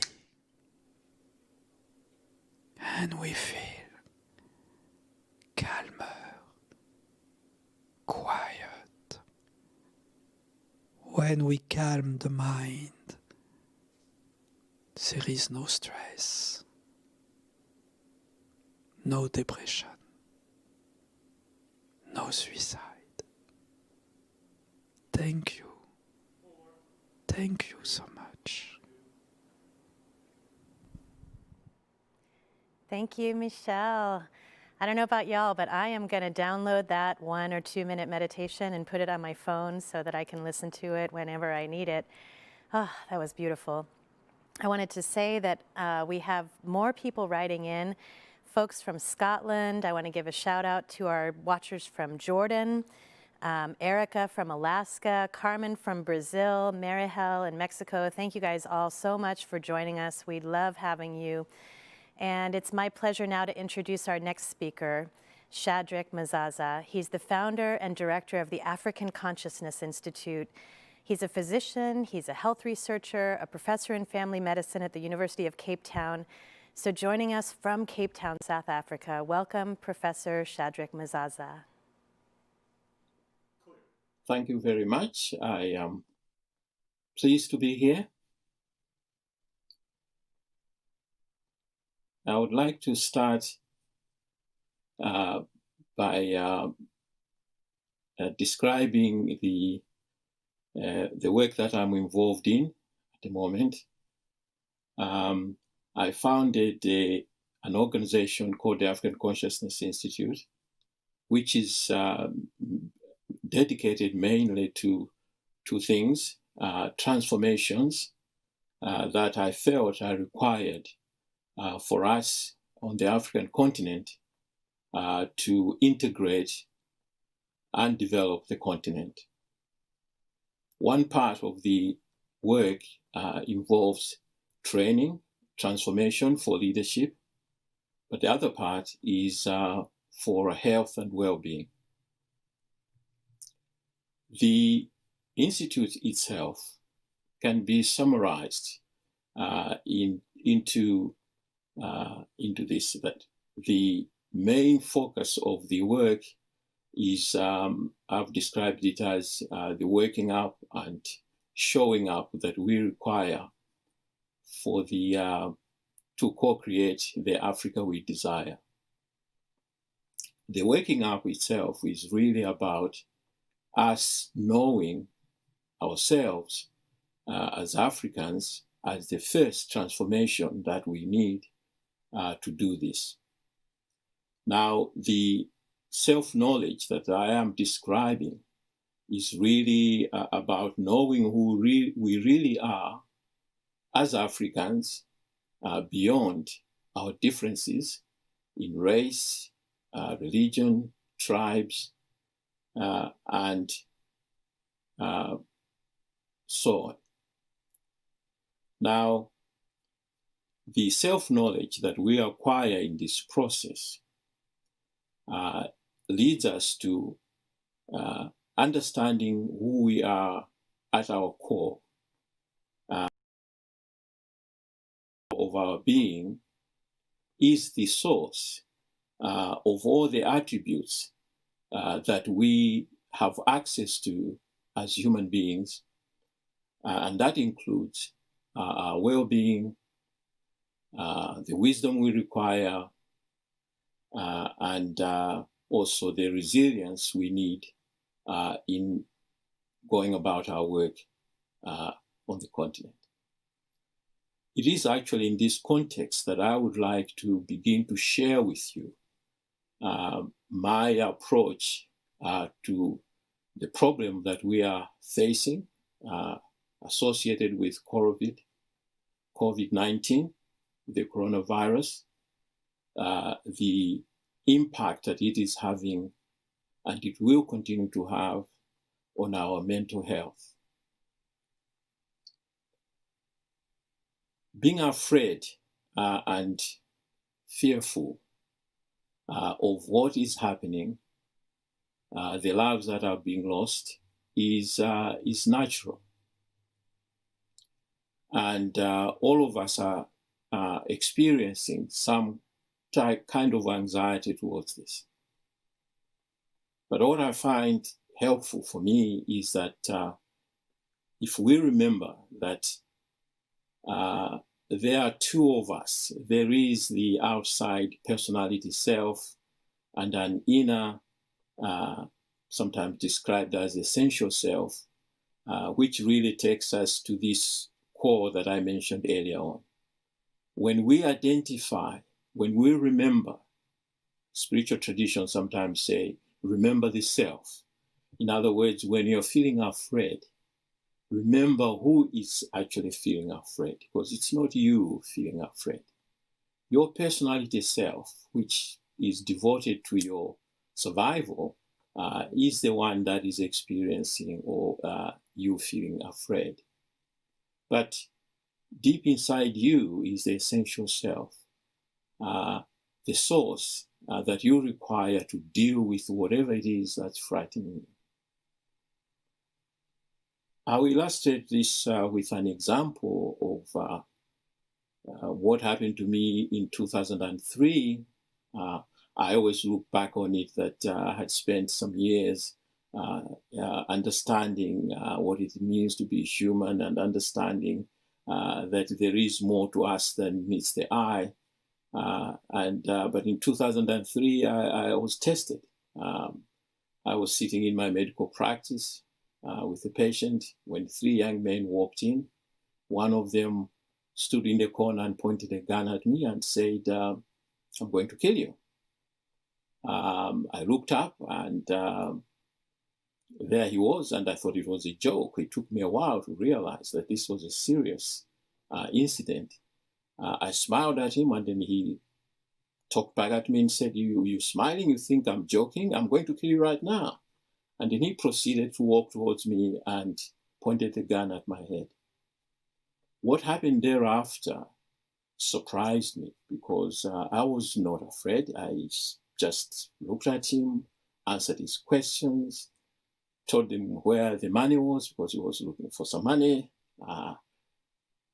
But during all that time, a voice kept telling me, when he said, "I'm going to kill you right now," and a voice said to me, "No, you're not going to kill me because I can never be killed. I was never born and I'll never die." "Oh, you mean this body here, this body of Dr. Mazazza, called Dr. Shadrick Mazazza, that you can't kill." And we went through that process. I was calm to a point where he stopped pointing the gun at me and said, "What's wrong with you? Why are you not scared?" I had a conversation with him, and he said to me, in the end, when he was leaving, apologized for having done all of that and said, "Doctor, we're sorry to do this to you. We don't like doing this, but our friend and colleague is in prison and we're raising some money to get him out of prison." And I say to him, "Well, by the way, you are going at this. It seems as if you may very well join your friend in prison." He thought that was hilarious. He says, "Doc, you're cracking jokes now." And we had a good laugh about that. And he left. I was amazed at this voice that keeps telling me during that episode that I wasn't going to be touched by anything that may happen here as a result of this young man with a gun. I'm not saying that being afraid is not appropriate, and I'm not even suggesting that if this happened to me next time, I would react in the same way or respond in the same way. The point I'm making is that what I learned from that incident, that it's actually possible for us to be present in a situation that is life-threatening or that distresses us and still be able to maintain our mental state without the traumas of being overwhelmed by fear. Now, with the COVID-19, there is going to be no doubt, and there is at the moment, and there will be for some time to come, problems and issues regarding our mental health. And my approach and my advice that I can only share with others is, first of all, is to just remind ourselves of the fact that there is in us, in each one of us, a resource which cannot be touched by anything outside of us. That's the first thing. And the other is, of course, to remember that fear is a natural, or rather a normal, reaction in a situation like this. But one thing that may not be common to all of us is the fact that when we are afraid, it appears to us that we are experiencing situations outside of us. It appears to us that we are experiencing loved ones that we've lost. We are experiencing the workload that we are having. We're experiencing the number of people that we see being killed. We're experiencing the economy that's being damaged. We are experiencing the restrictions that are being imposed by what is going on. That's how it appears to be. But the truth of the matter is, no human being actually experiences anything outside of them. That's not how human beings are designed. We always experience our thoughts taking form in the moment, someone said. Meaning that if we do not engage with the thoughts that are causing us fear, we're not going to have the stress experience. And in this situation, the advice that I give others and I try and do myself is not to spend too much time consuming the the news that's bringing us all the problems that COVID-19 is bringing. For my colleagues who are involved in the work, the advice is obviously to be present as much as you can in spite of all the difficulties, and where you can, take time to take your mind away from this briefly would be enough. It may not be able to do this all the time. And remembering all the time that you have a resource, first of all, and secondly, each time you're experiencing this, that you are actually experiencing your thoughts, your mind is creating it in the moment, and you can disengage your mind and not be able to experience the extreme fear that you would otherwise have to experience. One thing that I have learned, which also regarding this, and I share with others, is the fact that our experience of stress is a normal and natural experience. Our body is designed to have a nervous system whose main function is to guarantee in some way or to look after our survival and our security. This is called the autonomic nervous system. It's got a parasympathetic and a sympathetic nervous system. It's the sympathetic nervous system that is the flight and fright or freeze nervous system. It's there to enable us when we are in a given situation to be able to get away or to fight if we have to. But this nervous system, does not know anything about us, which I found surprising when I came across this, that our sympathetic nervous system only knows one thing, and it knows the thoughts that are going on moment to moment. It's linked to our subcortical regions of our brain for emergencies, and so that in an emergency we can, master the resources and the energy we require to deal with the danger that we may be in. And so it doesn't know us, doesn't know about anything else. All it does is read our mind.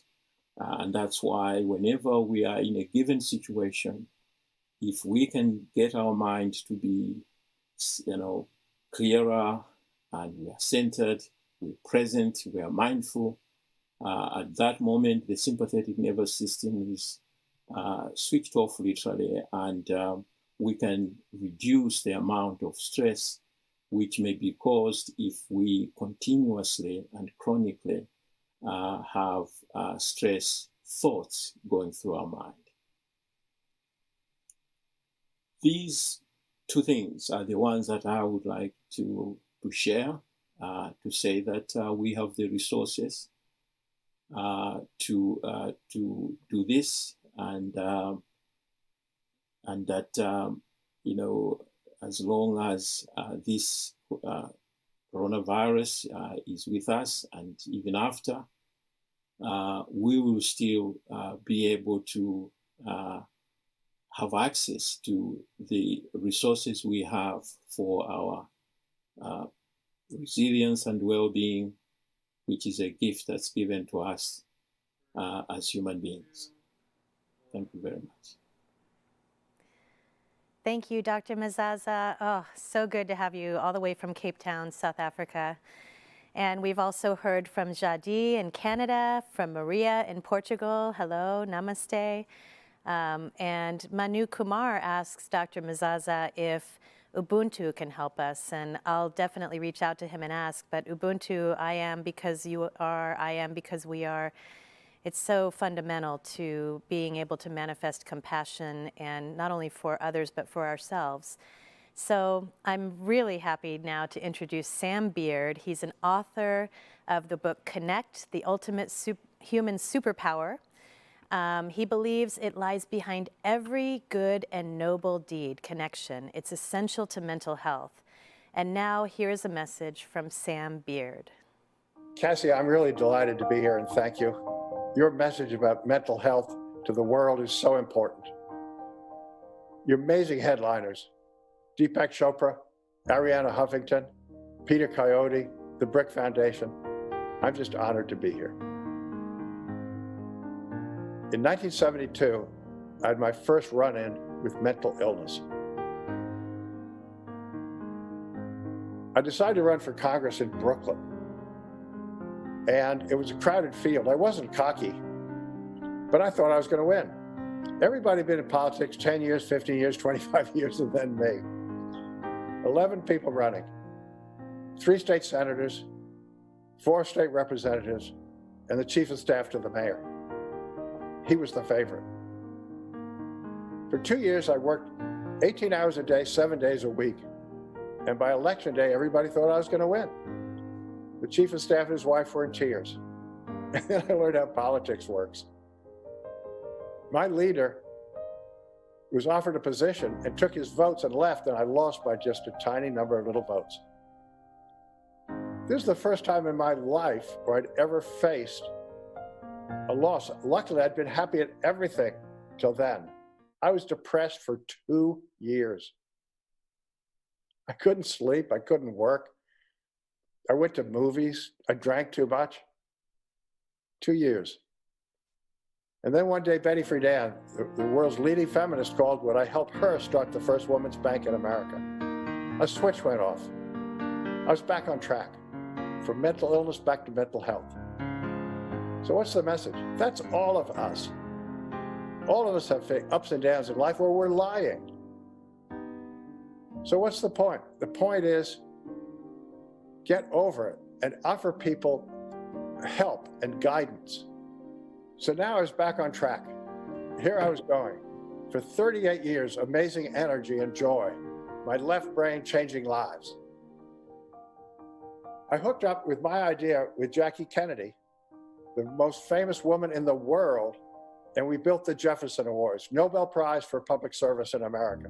Presented the awards in the United States Supreme Court. We lined up 130 television stations and newspapers, reach 100 million Americans and inspire them about service and volunteering in local neighborhoods. And then I hooked up with Deloitte and created an education system to train 1 million young Americans in leadership and service. Now, in 1986, to free myself up more time, I appointed an executive director at my nonprofit to run the economic development stuff so I could do all of these things. And I was now chairman. 28 years go by, and I go to a board meeting. The Development Council was paying my salary, and I had built up my pension there. 2014, I go to a board meeting, and my executive director fires me and tells me no pension. You can imagine, shock is an understatement. Imagine at 75, no more income, and not having a pension. I was depressed. Again, I couldn't work. Again, I couldn't sleep. Now, I was not going to go down the rat hole again of mental illness. I was going to take it on as a quest. I went around the world and talked to top empowerment experts everywhere and spiritual leaders. And what I found was improve Sam first, and then change the world. That was the beginning of my new nonprofit, GIFT. And that's the message. Connect with yourself, improve. Connect with others, better relationships. Connect with the universe, build up your creativity, and change your world. On my quest around the world, the most important thing that I learned from the experts was the importance of loving yourself. What they tell me is the first 4 years of your life is the most important. And every baby born wants to be loved and lovable. And then they tell me that things happen and you don't even know that things are happening. But they go into your conscious mind and down into your subconscious where you are programmed. And you're programmed that way for most of your life. And trauma happens and things happen. And it changes your life because too many of us do not love ourselves. When I was born, my mother was yelling at my father, I hate this child, I hate this child, I wanted a girl. I hate this child, I hate this child, I wanted a girl. And here's little Sammy. He wants to be loved. And he thinks it's his fault. He thinks it's his fault. I'm not lovable. Those scars last with you forever. Those scars last with you forever. I didn't understand that until I was 75 years old. And it had affected my life. It affected my relationships. It affected the way I work with people. And that's all of us, for the most part. Now, what can you do about it? What did I learn? First, I learned the reason my mother wanted a girl was that she had never felt loved herself. She wanted a little girl so that she could love that girl and get the love that she had never had. And she learned that message from her mother, who wasn't loved, and her grandmother, who wasn't loved. And she wanted to break the string. Once you understand that, I didn't blame my mother. She spent her whole life dedicated to us. But these patterns are rough. So now what was I going to do about it? I forgave my mother. And then I realized it was my responsibility, and I started exercises that I had learned. I am enough. I love myself. I am enough. I love myself. That was the most powerful lesson I've learned in my life. Going around the world, one of the most important things I learned was the impact of stress, anxiety, too often leading to suicide. Stress is the leading killer, leads to cancer, heart disease, diabetes. I decided that's where I would start with GIFT in Delaware. I met Dr. Jenna Tedesco at the Wilmington Veterans Administration. She worked with 1,500 Vietnam War veterans suffering from PTS. Came back from the war. Drug addicts, alcoholics, homeless, families destroyed. And Jenna was a specialist in Jon Kabat-Zinn's mindfulness-based stress reduction. She worked with 1,500 of these veterans and changed the lives of hundreds of them. David Phelps was one. David's assignment in Vietnam was behind the scenes with his troop. Behind the scenes. Too many people maimed, too many people killed. When he came home, he was a mere shell of himself. He contemplated suicide. With a gun in his throat, he felt responsible for any soldier on his watch that had died. With Jenna, she introduced him to mindful-based stress reduction. Center yourself, calm yourself. When the triggers of PTS and trauma come, learn to relax, face that. And it changed David's life. You should see him now. Big face of sunshine, and he just got married. With that in mind, we brought into Delaware's schools, into Delaware's nonprofits, and into mental health. Let's look at the schools. Tremendous stress with the teachers. 1/3 of the teachers, after 5 years, quit over stress. We taught them mindfulness-based stress reduction, calm themselves down. They get into the classroom, they're bringing calmness into the classroom. And the children there with their own trauma, their own stress. And you start the school with a small moment of meditation, calms everybody down, and education multiplies. And we've done that across the state and trained 6,000 people and changed many lives. In summary, we have one simple message. We're all in the same boat. In one shape or form or another, we've all had depression. We've all had mental issues. Forget the stigma. Let's start offering guidance and help. I'm now 80 years old, and the next 20 years of my life are going to be the very best. And we're going to join hands and watch what we can do. With Gift and all of us working together, connect with self. Love yourself. Here's how. Connect with others. Improve your relationships. True love. Build compassion. Start service and helping others. Here's how. And connect to the universe. Understand the power of our intuition. Understand the flow and the creativity. Understand of our true relation to nature and to the universe. This is a message of great hope.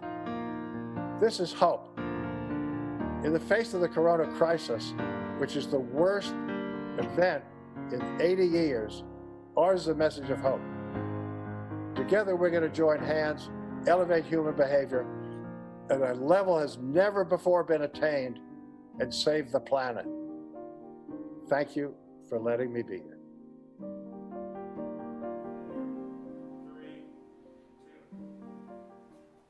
Thank you so much, Sam, and make sure to go to sambeard.org and check out Gift Connect. He's just an incredible person. I also wanted to give a shout out to Gabrielle and Monique in Mexico. Hey, so happy that you joined us. And I want to introduce our next speaker. She gained fame as an actress in movies like Manhattan and Personal Best, winning Oscar, Golden Globe, and BAFTA award nominations. She's also a health advocate who has spent a lifetime studying how mental and physical health are connected. And her focus is about transforming negative influences into a life of purpose and balance. She's also a great friend. She's incredible. She's a force of nature. So please welcome her from her home in Malibu, Mariel Hemingway. Hi, everyone. I am so honored and thrilled to be here with you today. I think this is such an incredible opportunity for us to share our own personal kind of journey through this time that we're living in. And every time, every day, these are practices that I think are so helpful and wonderful for your life. Before we get started, I'd like everyone to close their eyes, please. Close your eyes and inhale and exhale. And inhale and exhale. And once again, inhale and exhale. And let's take another few moments to just imagine, with our eyes closed, just imagine a gorgeous, bright, sunshiny light in the middle of your chest, in your heart area, right? I want you to visualize a golden light right there. And with each inhale you take, I want you to make that light expand. So inhale and feel that light expanding so that it's filling your entire body. And with each exhale, I want you to release the things that no longer serve you. And then again, inhale, filling your body with that light, and then surrounding your body with that golden, healing sunshiny light.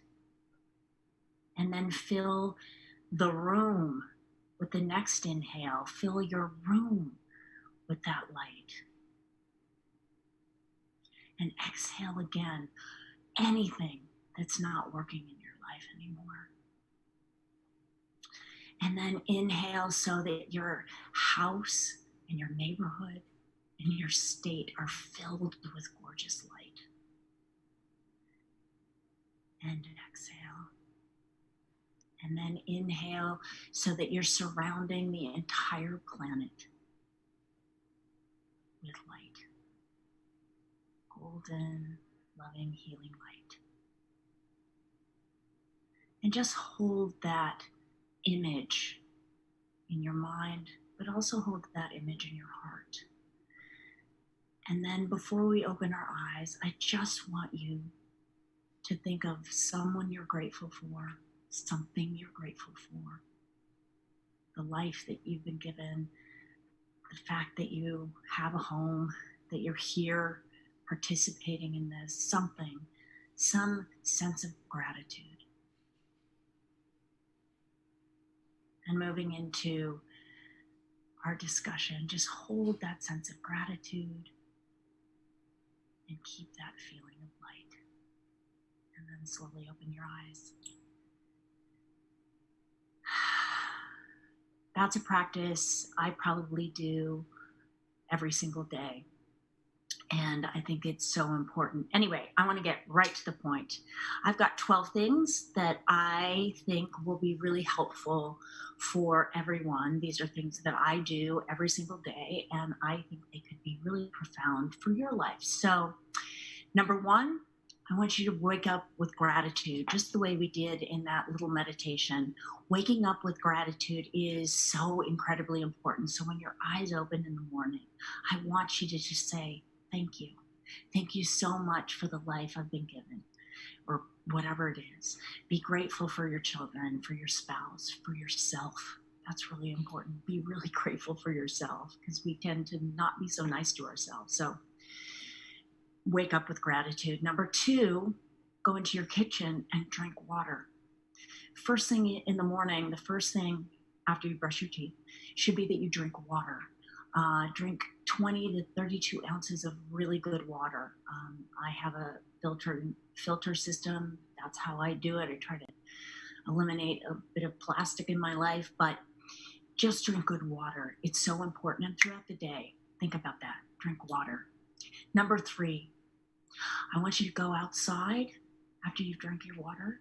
I'd love for you to go outside if it's possible for you and watch the sunrise if you can. If you can possibly watch the sunrise and breathe. The breathing technique that I like to do, I use Wim Hof. I do Wim Hof breathing. I think that he is a part of this wonderful thing that we're doing here in the next couple days.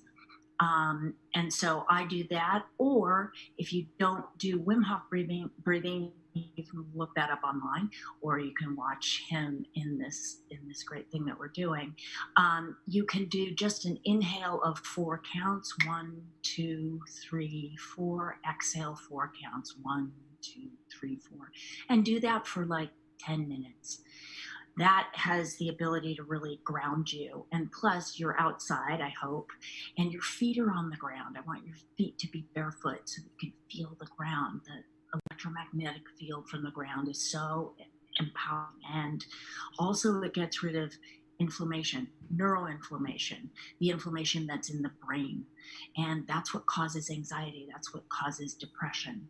Number 4, after you've done your breathing, this is what I do. I then meditate. I meditate for 5 to 20 minutes. I usually do 20 minutes, but I've been doing it for a long time. And if you've never meditated before, just take that time to watch your breath going in and out of your body. Just watch the breath. Just watch it. And thoughts are going to come. Don't think that they won't. And when they come, just don't go on a journey with them. Just let them come and let them go.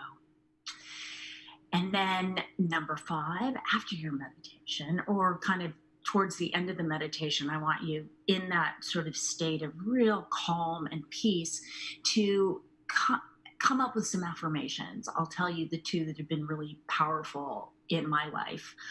They're super simple and a little bit more challenging than we'd like to believe sometimes.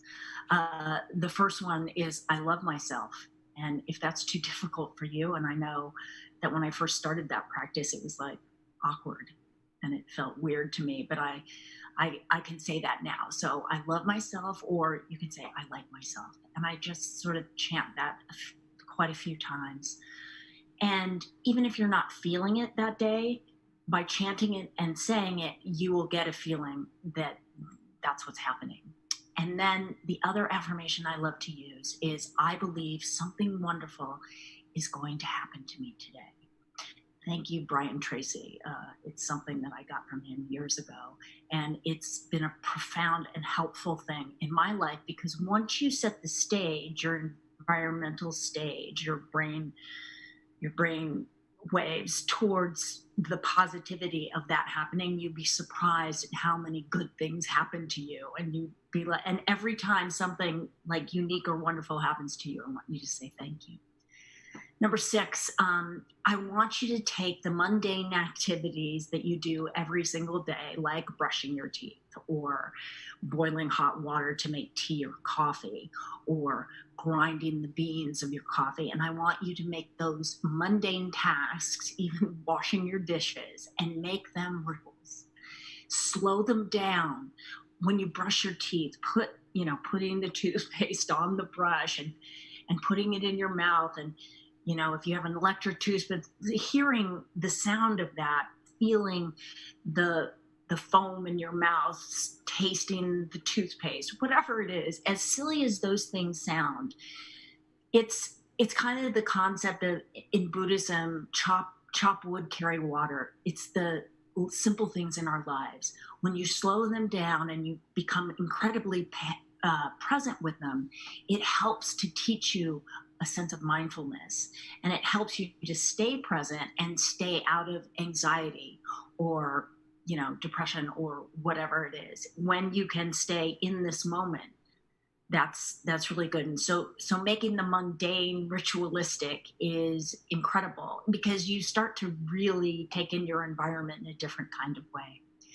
Number 7, I want you to break up your day, just like I've been saying kind of throughout this, by saying thank you.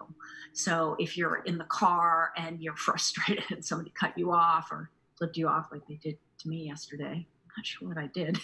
Anyway, just taking a deep breath and saying thank you, thank you, world, thank you. I'm so grateful that I am here, and whatever it is that you need to say thank you for.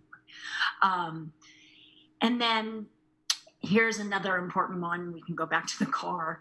Number 8 is, when you get hit with fears or anxieties, and they come up, it doesn't matter what practices we have in the morning, sometimes things will hit you and you just get overwhelmed with anxiety or fear. And you need to really just take a step back. Instead of reacting to those fears and anxieties, take a step back in your mind, take a deep breath, inhale and exhale, and then start saying, I love myself, I like myself, I love myself, I like myself, because it will dissipate that feeling of anxiety. And it's like, fake it till you make it. If you don't feel that way, just keep saying it, keep saying it, keep saying it. And all of a sudden, that feeling of anxiety starts to just release and let go, and you won't feel it any longer. But breathing is very important in that. Number 9, I really recommend that you get out in nature. Nature is our teacher. It's there for our enjoyment, our pleasure, our sense of connection. Nature is so profound, especially during these times when, at least now in California, we are able to go into the parks and on the trails and on the beaches, and I'm so grateful for that. But if it's a park that you have to go to that park. Take your shoes off, connect with the electromagnetic field. Again, that gets rid of inflammation in the body and the brain. It's been scientifically proven. I'm not just saying woo-woo stuff. It really, really works. And I just can't recommend being in nature enough and getting your bare feet on the ground. Being barefoot is so profound energetically and so healing, and it will get rid of anxiety and depression. Number 10 is I want you to eat real good food. And what I mean by good food, real food, is I mean unprocessed, the cleanest food you can get. I'm not telling you to be vegan or vegetarian or paleo or keto or whatever the trend is today. I'm telling you, eat food that has been humanely treated, that is organic as much as possible, that is simple as possible.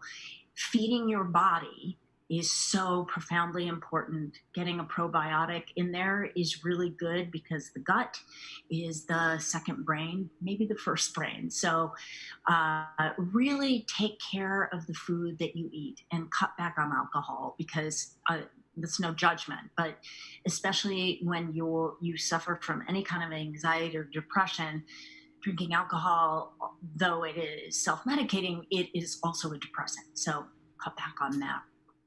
And number 11, take gratitude breaks for self-praise. So I know you've been thanking the world and the universe and God and whatever you believe in. Now I want you to thank yourself. Take gratitude breaks to yourself. I want you to give yourself a hug inside, saying thank you to you. I think that we don't tell ourselves that we are valuable and that we are worth loving. And the most important person to love us is ourselves. And then finally, when things are overwhelming, and at other times anyway, but when things get challenging in your life, do something for someone else. It's one of the best things that you can do for your well-being, for getting out of any kind of low feeling at all, is to do something kind for somebody else. Because when you focus that energy away from you and the internal thoughts and the monkey mind and direct it outward towards somebody else, it is profound and powerful. So do something good for somebody else after you've done something good for yourself. And I thank you.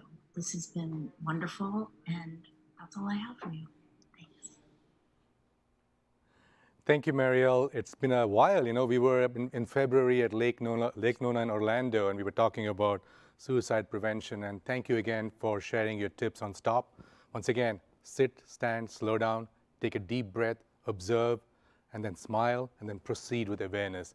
This is something we can do today, especially when we go through this mental health crisis. Again, our Neveralone Summit comes to you free. If you'd like to donate to the cause of mental health research, we would very much appreciate it. Once again, this content is going to be available on our website. Just go to Neveralone website, and we thank you for your support and contribution. Up next, our speaker is a licensed psychotherapist, works with companies like Google, Microsoft, and Capital One to eliminate the stigma of mental health and empowers people with tools for mental and emotional health. Please welcome the CEO of Champions Mental Health, Jewel Love. I'm so glad to be here. You know what? Being able to join hands virtually with people from around the world, it's one of the best ways that we can come together and create community at this time. So, yes to never alone. Yes to always being connected. And when we talk about being connected, there are three things that I really want to share with you today. Not just about being in connection with those who are around us, but to our greatest purpose inside. Now, when we're talking about mental health, there's really three pieces that I want to share that can relate to your purpose and how that can help you have better mental and emotional health. So starting off with the first piece that comes to mind, it really has to do with something cultural. It could have to do with something very personal, which is what we call shadow work oftentimes. Woo, shadow work. Shadow work, if I could tell you just a bit about that, was actually spoken about by Carl Jung, student of Sigmund Freud, and they differed in agreement about a few different things. But one thing is that he mentioned there are parts of ourselves, parts of our psyche, and when we talk about our psyche, we're talking about the mental and emotional aspects of us, in some cases, the spiritual aspects of us. But the shadow is the part that's hidden to us. It's the part that we can't see, or in some cases we don't want to see, that are going on for us. And I know when I went into therapy at that time to bring some vulnerability and some transparency, I was at a place in my life where I began questioning my sexual orientation. And this is something that there had been kind of little hints of it before in my life. However, at this time, you know, for me, it just started coming up, like even in my dreams. And I remember at a time, short story, I was with an ex of my time, and I was having these dreams, and these homoerotic dreams. There's full transparency here. We're just talking about life. We're talking about never alone. We're talking about connection. We're talking about humanity. And I remember just nudging my girlfriend at the time next to me for her to wake up, because I knew I needed to tell her. It was important for her to know what was going on. Because for me, it was creating a sense of turmoil inside. Could you imagine just having this reality happening within and not sharing it with others? It can be crazy making. So woke her up, told her what was going on, was having these questions, and we ended up breaking up. And I know it's sad, but it was the right thing to do for me. And that's really how I got introduced to therapy. She introduced me to someone who introduced me to someone else who was a therapist. And it turned out to be the most transformative experience of my life, really being able to look into that part of me around sexual orientation. Up until then, just dated women.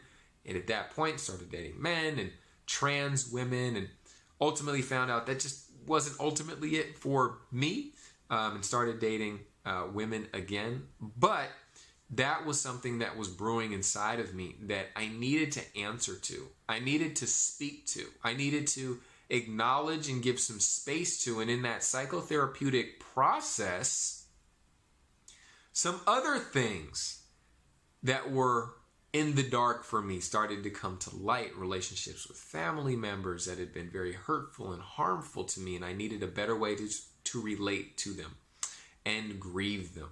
My relationship just to my own manhood and masculinity is something I needed to shift my relationship with and embrace in full as I matured as a man. So going to therapy and really looking at the shadow parts of ourselves, the things that we hide, repress, deny, might not even be fully consciously aware of, and starting to heal them and gaining alignment with them, like a chiropractor brings alignment to the back, to the spine, so that we can stand up tall and have our energy flowing through our chi, flowing through our body, right? Our prana coming in and out through our breath in alignment. That alone can bring a level of clarity and, I would say, inner peace related to our mental health. That can just be a game changer. It can really just be profound. But that's really only the first thing when we talk about shadow work and looking at the aspects of ourselves that we hide, that we repress, that we deny, maybe wounds from the past that have gone unhealed. Did you know that wounds from your past can affect you today? It's true. It's true. And clients will ask me, well, I'm a therapist, licensed therapist here in California, and clients will ask me, well, how's it really going to help to look at these things from the past when I'm hurting today? Can't we just focus on today? And I said, you know what? My hands are tied if we can only look at today, because things from the past affect you today. If you look at a tree that's been cut down and you see the rings, you can see year by year what happened during that year. Is it not part of the tree? Of course, it's a part of the tree. So I'm sharing with you that although we can't change the rings of the tree, we can't change your past, we can get clarity and acknowledge the emotional and mental impact of these challenging, in some cases traumatic experiences, heartbreaking, heart-wrenching, painful, emotional experiences and alleviate a lot of the emotionality surrounding it so that you can feel better today. But folks, this was just step one out of 3 pieces around purpose and aligning with your purpose today. So the next thing is really going to be about your passions, your gifts, your God-given, spirit-given, ancestrally given talents and gifts, wherever they come from. You have them, I have them, we all have them, be it a writer, a speaker, be it skills at nurturing or skills that I'm even thinking about just like physical skills that, maybe like firemen have, to really put that to use. But whatever it is for you, creative, artistic, or otherwise, maybe financial, intuitive, spiritual, you have unique gifts that you embody. Right or wrong, right? Classic sales question you hear in all the sales trainings. Right or wrong? They'll say something and they'll say right or wrong, right? They're trying to get you to typically lean into saying right, okay? I am trying to get you to lean in, or, I'm thinking you'll lean into the right as well here. That you have gifts, okay? You have gifts to give, and you are here to give them. So many people may be able to sing, but they're a little shy. May love to write, but are a little shy. Okay, these things that give you life and really connect with others, that would be the second thing to lean into. And I know when I went to therapy, I was really encouraged to lean into my gifts as a singer and now as a psychotherapist and go back to school and do that. The last piece, folks, to round this all out, how purpose can improve your mental health and emotional well-being for sure. I know it's done it for me. When I went through these 3 steps, I went from a place of feeling lost, super lost, confused, very angry, to a place of many more joyful emotions, feelings, and feeling on point and on purpose. The last piece is, who do you want to touch with your message? Who do you want to speak to with your unique message? All right. So the first piece, going all the way back, it's going to be that shadow work. It's going to be the part of you that digs deep and look at some of those old wounds that are tough to really grapple with and do some deep soul-seeking, searching, and then acceptance of you, uniquely you. Not the spiritual tales, nor the fables, nor the favorite movie, nor the story of your best friend, but uniquely owning your own story, warts and all. Okay? The second piece, coming up around the creativity. What is a medium that you could use to begin expressing more of your story and your gifts to give? That's another piece that will help you come alive. And for people who don't do that, it can mess with them mentally and emotionally because they're not fully expressed in that way. A lot of times people think mental health is something that you are doing, something you're doing wrong maybe, right? And it produces this. Or they think of chemical imbalance as well. And both of those can be true. But in what I'm talking about now, it's something different. It may be something that you're not doing. That's something that if you got started would bring you a sense of relief and connection and a sense of peace within. These are your creative gifts that uniquely you have. And I see people when they sit on them and it brings them down in a certain way. So I'd say express those gifts. Number 1, express yourself. Number 2, express those gifts. And number 3, figure out what type of people, who are your people that you want to reach out to in your community or online, or maybe it's lawyers or doctors or the African American community or mixed people or LGBT community or whoever it is for you. Really finding your community that you want to move and that you want to touch with your purpose-driven message, whatever that could be for you. It could even be in the realm of finances, right? Gifted, going inside, figuring out what are some of the roadblocks, healing those, accepting those, and then going out and sharing your gifts and your services with others. That trifecta level of alignment within can produce a profound level of mental health, resilience, emotional wholeness, well-being at the same time. So, 3-step process. A therapist can definitely help. I'm a therapist. Shout out to therapists. But it doesn't have to be. It can happen through journaling, reflecting, talking to a friend, your own kind of spiritual quest or fast or things of that nature. But that's the thing that I would like to share for you all, and never feeling alone. It's to connect within, to that voice within, that place within, that knows within, and having that connection with your own spirit and your own soul, your own ancestors, your own ashe, your own being for connection. And that can produce amazing mental health results. It has for me. It does for my clients. I hope that it can for you as well. If you're interested in learning more about me, please go to championsmentalhealth.com. I do a lot of corporate work mainly, but I'd be happy to. That's my people. That's my tribe who I focus on. But I'd be happy to speak with you as well on potential collaboration. I'm wishing you the very best. And yes, to never being alone. Hey, Jewel, thank you so much. I adore you. I just think your work is great. I really appreciate you being here with us. We had a couple of comments online. One was from DP 2050, who says, woo-woo needs to be the new normal.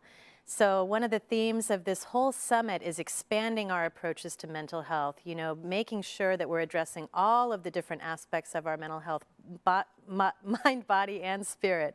And then Julie says, I hope someone mentions laughter, especially at ourselves. And I think that's a great point. Yeah, laughter is good medicine, and being able to have some levity about ourselves is great. And that's a good segue into our next speaker, Michael Sapiro, who I just adore. I get to teach workshops with him at Esalen. He's a great psychologist. He works across cultures and disciplines.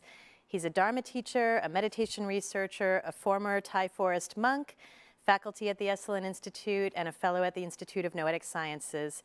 So it's my pleasure to bring you Michael Sapiro from his home in Boise, Idaho. Hi, I'm Dr. Michael Sapiro, clinical psychologist and meditation teacher, and we're just going to take 3 minutes together and really ground into being, rest in our own bodies. So I'm going to invite all of you to get comfortable in a chair or cushion. And if you'd like, close your eyes and just imagine there are thousands of us doing this together. You can imagine us all in one place or throughout the world, sitting, closing our eyes.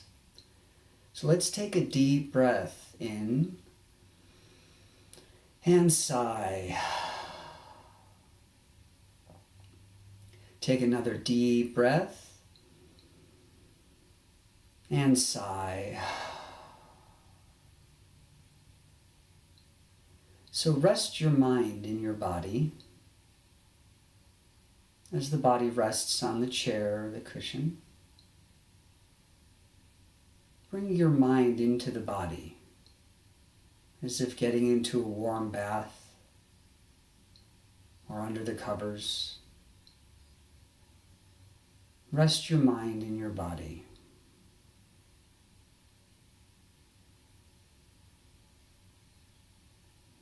Begin to slow down the breath.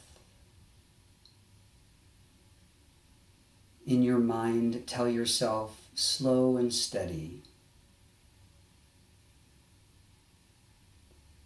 Slow and steady.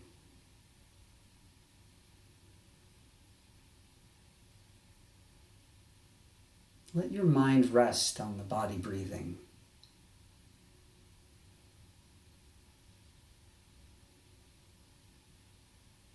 Like a leaf in the wind. Gently rest the mind on the breath as it comes in and out of the body.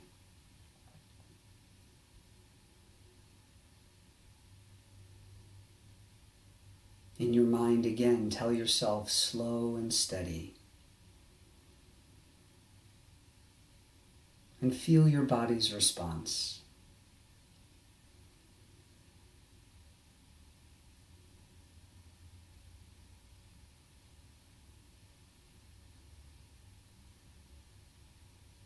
And as the mind wanders, as it tends to do, gently guide your attention back to the body breathing.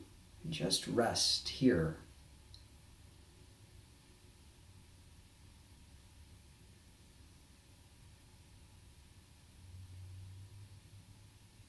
And as you rest, notice life living through your senses, the sound.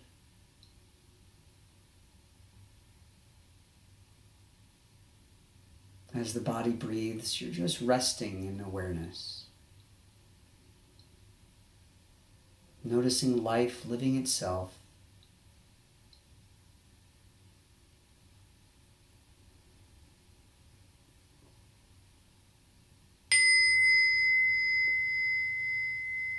Take a deep breath into this quiet moment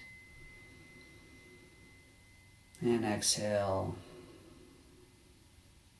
And without losing this embodied mindfulness, just gently open the eyes and keep to that gentle sense of awareness, that groundedness of being right here as you move on in your day. Thank you. Thank you, Michael. I love that. That was awesome. So let's see. We do have some comments in from Facebook and YouTube Live. CG1031 says he likes the tree rings analogy from Jewel. Love. I love that too.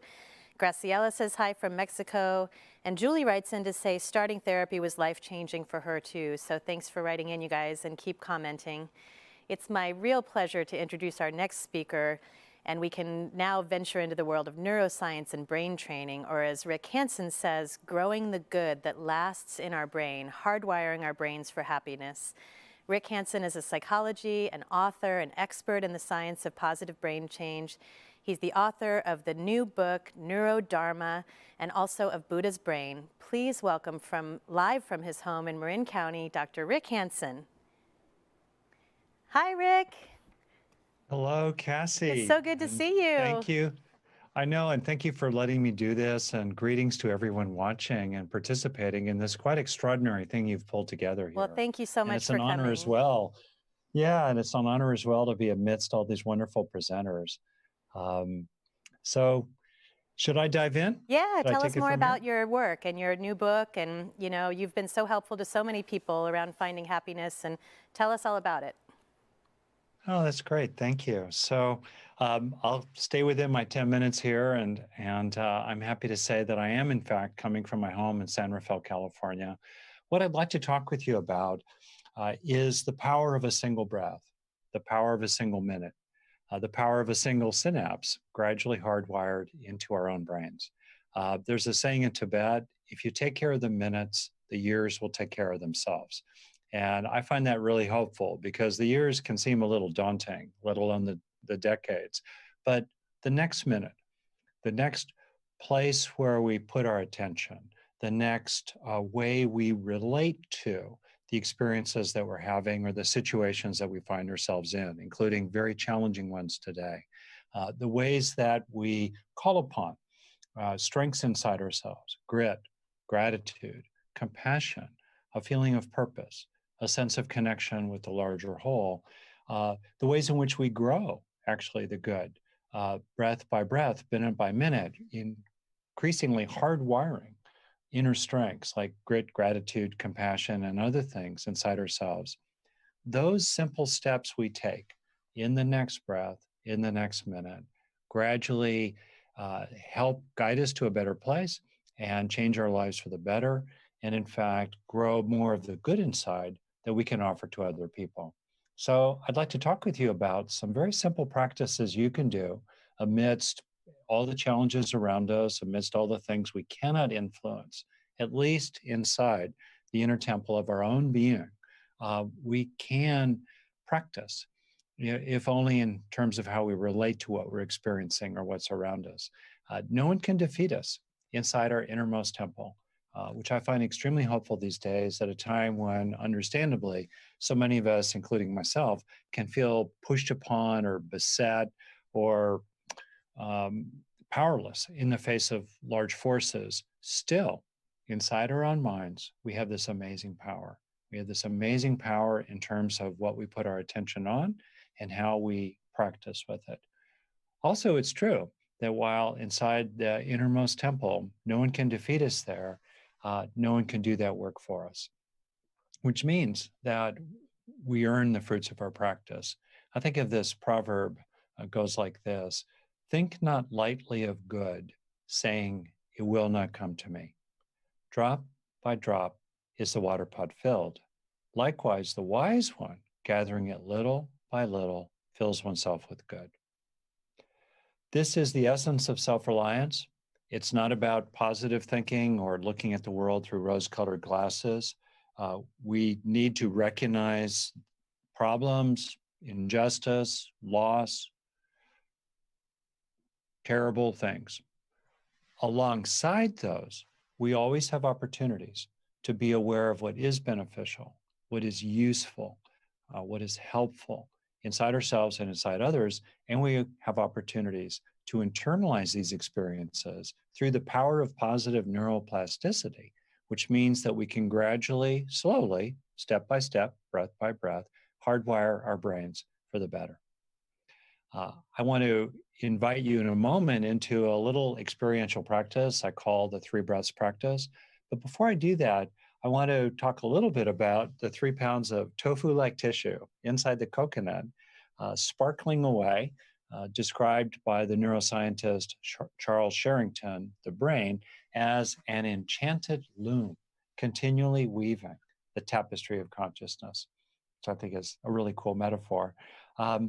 Inside our brain, with 85 billion or so neurons amidst another 100 billion or so support cells, the neurons averaging around several thousand connections with each other, giving us an internal network inside our heads with several 100 trillion synaptic connections, several 100 trillion little microprocessors sparkling away. This means that in the famous saying, neurons that fire together, wire together, that our experiences, our thoughts, our feelings, for better or worse, can leave lasting physical traces behind in durable changes of neural structure or function. On the one hand, the brain has what's called a negativity bias, or as I put it, we've got a brain that's like Velcro for bad experiences, but Teflon for good ones, because that's what helped our ancestors live to see the sunrise and live by that most important rule of all in the wild: eat lunch today, don't be lunch today. So back in the Stone Age, back in Jurassic Park, our ancestors needed to be really good at avoiding the bad and learning from it if they had any encounter with it. And meanwhile, positive experiences, food today, friendliness today, whatever. So today, we have this tendency to blow right by beneficial experiences, authentic, usually mild, but genuine moments of calming as we exhale, let's say, or feeling connected with another person, our cat, our dog, our friend who likes us, or we blow right by the things that are still working amidst some things that are not working. Water coming out of a pipe, lights turn on if you flip a switch, or the simple things, even in the most challenging and challenged parts of the world, that alongside what's not working, there still are other people who are trying to help. And in the famous advice that Mr. Rogers got from his mother, when he was a child himself, she told him, when you're upset, look for the helpers. And I take heart from those many, many people today, such as Cassie, or the other organizers of this marvelous summit, or frontline healthcare workers, or people pushing brooms down hospital hallways at 3 o'clock in the morning. All these people who are making efforts, large and small, we can take heart in their efforts and know that that good is occurring alongside so many other things that are challenging and difficult. So if you want to help your brain change for the better, it's a 2-step process. This is how to take charge of the brain change process. First, we must experience whatever we want to grow. So if we want to experience that we're not alone in the midst of all this, if we want to grow that sense in ourselves, first we must experience it. First we must feel it. And then in the second necessary step, of any kind of lasting change, we must help that experience sink in. So I'd like to do this 3 breaths practice with you right now, really simple practice. And in the process of it, we're going to help the benefits of it sink in so that they actually literally are beginning to get hardwired into your own being. And then with repetition, drop after drop, minute after minute, breath after breath, in little ways that are genuine and real in the flow of everyday life, we really can gradually internalize good experiences, beneficial experiences that are genuine and real. And in so doing, increase our capacity to deal with the hardest things of all. So, want to try something experiential here? I'll walk us through it. I'll explain it. It'll take more than 3 breaths to explain, and then we'll do it all together, and then I'll finish up. So, in the first breath, you just feel your chest as a whole as you breathe. So, I'll do it with you, exhaling fully, and then taking a whole breath while you feel your whole chest. Here we go.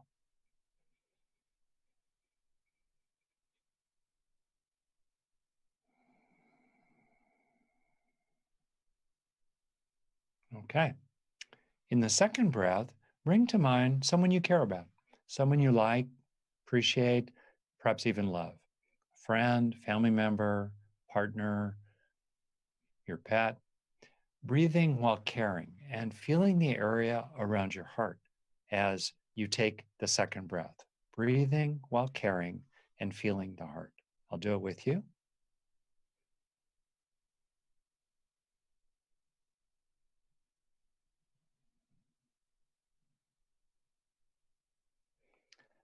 I was holding in my heart Cassie, actually, who's my longtime friend. And then in the third breath, breathing while feeling cared about, being aware of someone who likes you, keeping it simple. Here we go.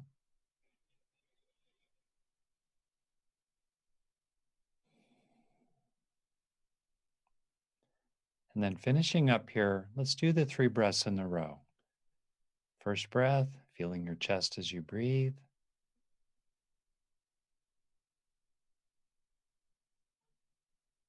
Second, breathing while caring.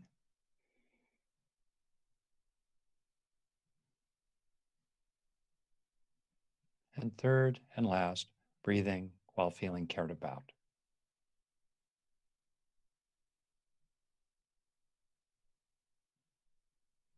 That's great. Well, I appreciate the chance to do this with you. I could feel that we were practicing with each other and we practice for each other. And in the process of practicing with each other, we grow more of the good inside ourselves and then have more and more and more of that to offer to other people. So may you be well, truly well, at this time and at all times in the days to come. Take good care and thank you very much. Thank you, Dr. Rick Hansen. That was a beautiful practice. So I have a couple of questions here online. So Christina asked, what can we do in real time to deal with anxiety and compassion fatigue?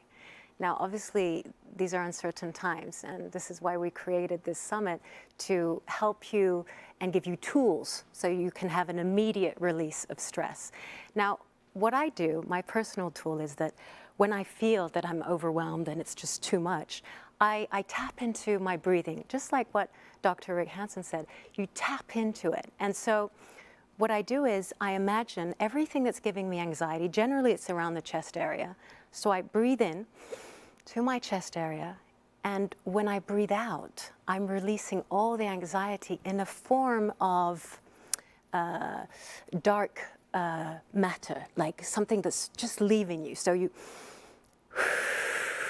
you're breathing through very consciously, and you're creating the intent. Your intention is to just let the anxiety leave you. And you can do it whilst you're washing up, dealing with the kids, the drama, you know. Take a couple of moments. You know, the breathing regulates the mind. It's the prana. So the more we're in touch with it, the more we can use it as a tool to let go of anxiety. So just remember that. Thank you, Christina. Now I'm going to introduce you to our next guest. He's incredible. I've actually been a Buddhist for over 20 years, practicing Buddhism, Vajrayana, but I am introducing you to Rinpoche Tenzin Wangyal, and he is a Bon Buddhist of that tradition. He's a trained Bon monk. He now lives as a householder, and he supports his students that way. He is the founder and spiritual director of the Lingmingsha International.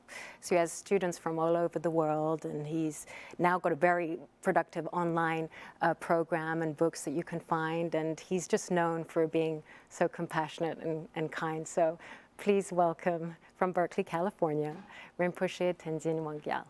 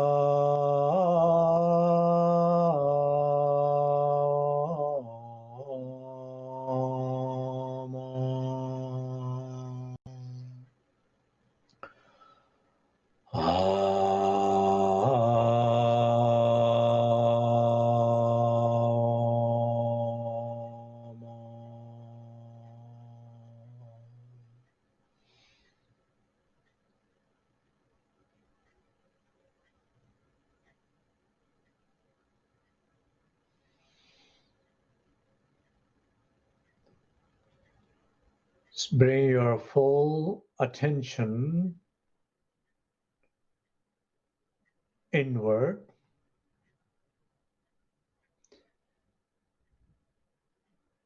Be fully aware of your body. Allow your body to fully rest.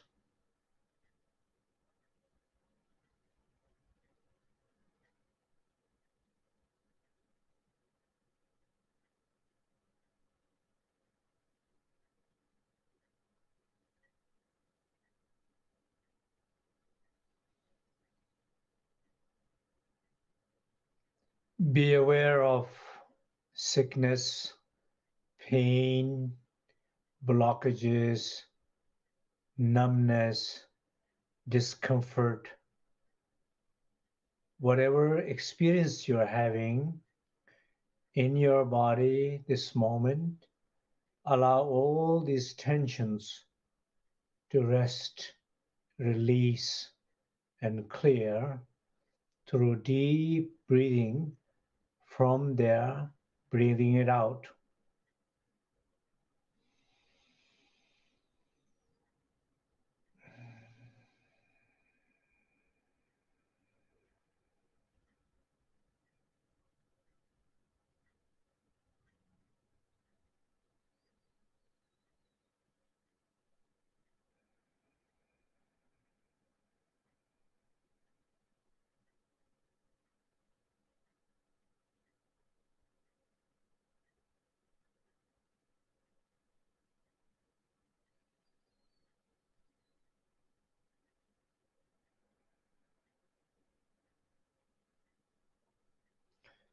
Specifically, bring your attention, awareness to those specific part of your body where you do feel tensions, efforts.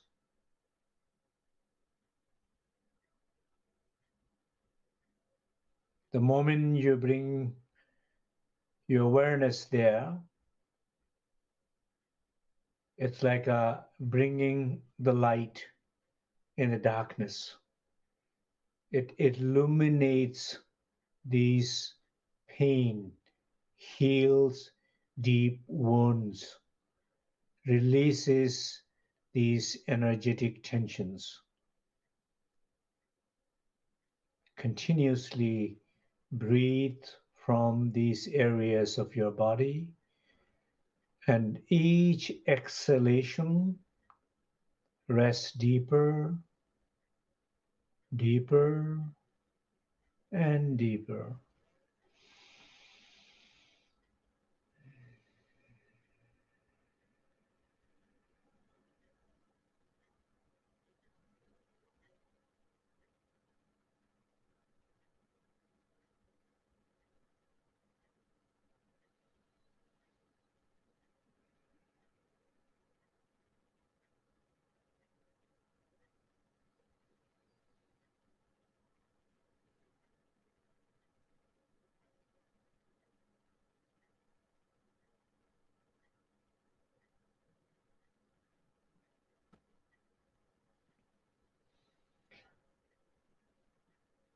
Now, bring your attention and awareness to your breath.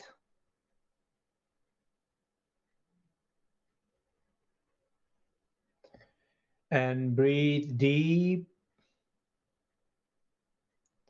And when you inhale, imagine and feel like you are inhaling this clean, pure air deep in to all these were energetic blockages, emotional wounds, the fear, the anxiety. It reaches there. Feel it, it connects there, reaches there, and then breathe it out deep and clear these deep wound, anxiety, discomfort, and feel more and more clear in your heart, and feel more and more this sense of peace and silence. Feel the silence.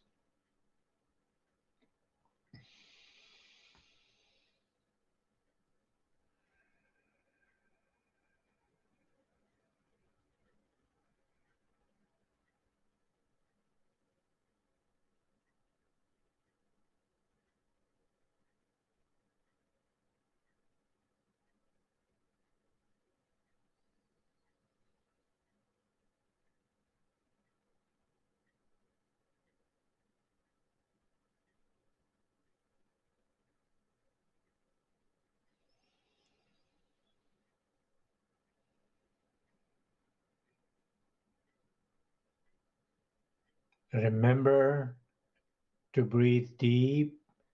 Remember to bring your breath to deep place and release these deep wound, fear, anxieties out, and feel more and more clear space in your heart, and feel more and more deep silence.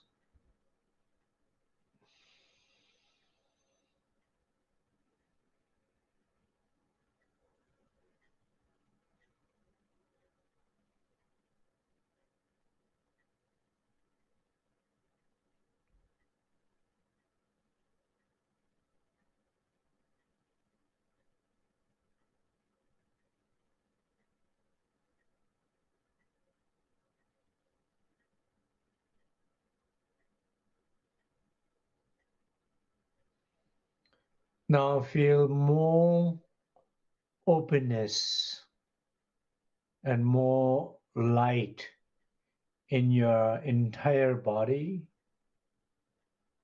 Feel as a body of light. Feel more and more clear space in your heart. and feel more light of awareness in your heart. And in that union of that space and light, there is a deep presence of warmth, joy, love in your heart. Just feel that and rest in that warmth in your heart, like a child resting in the loving arms of mother with a deep trust. And continuously breathe deep.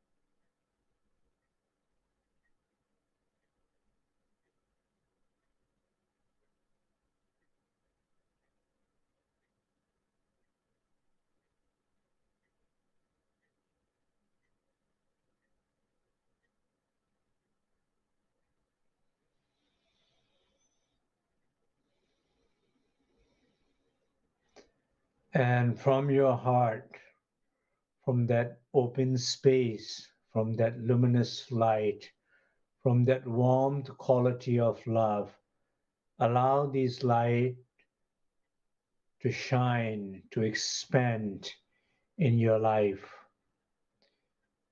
in your activities, in your surrounding, to your loved one,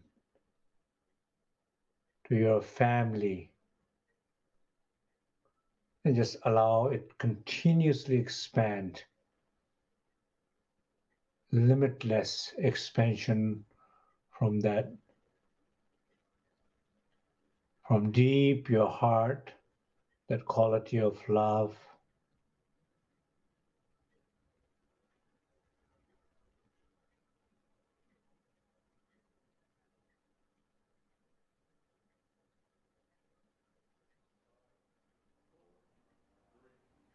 Thank you.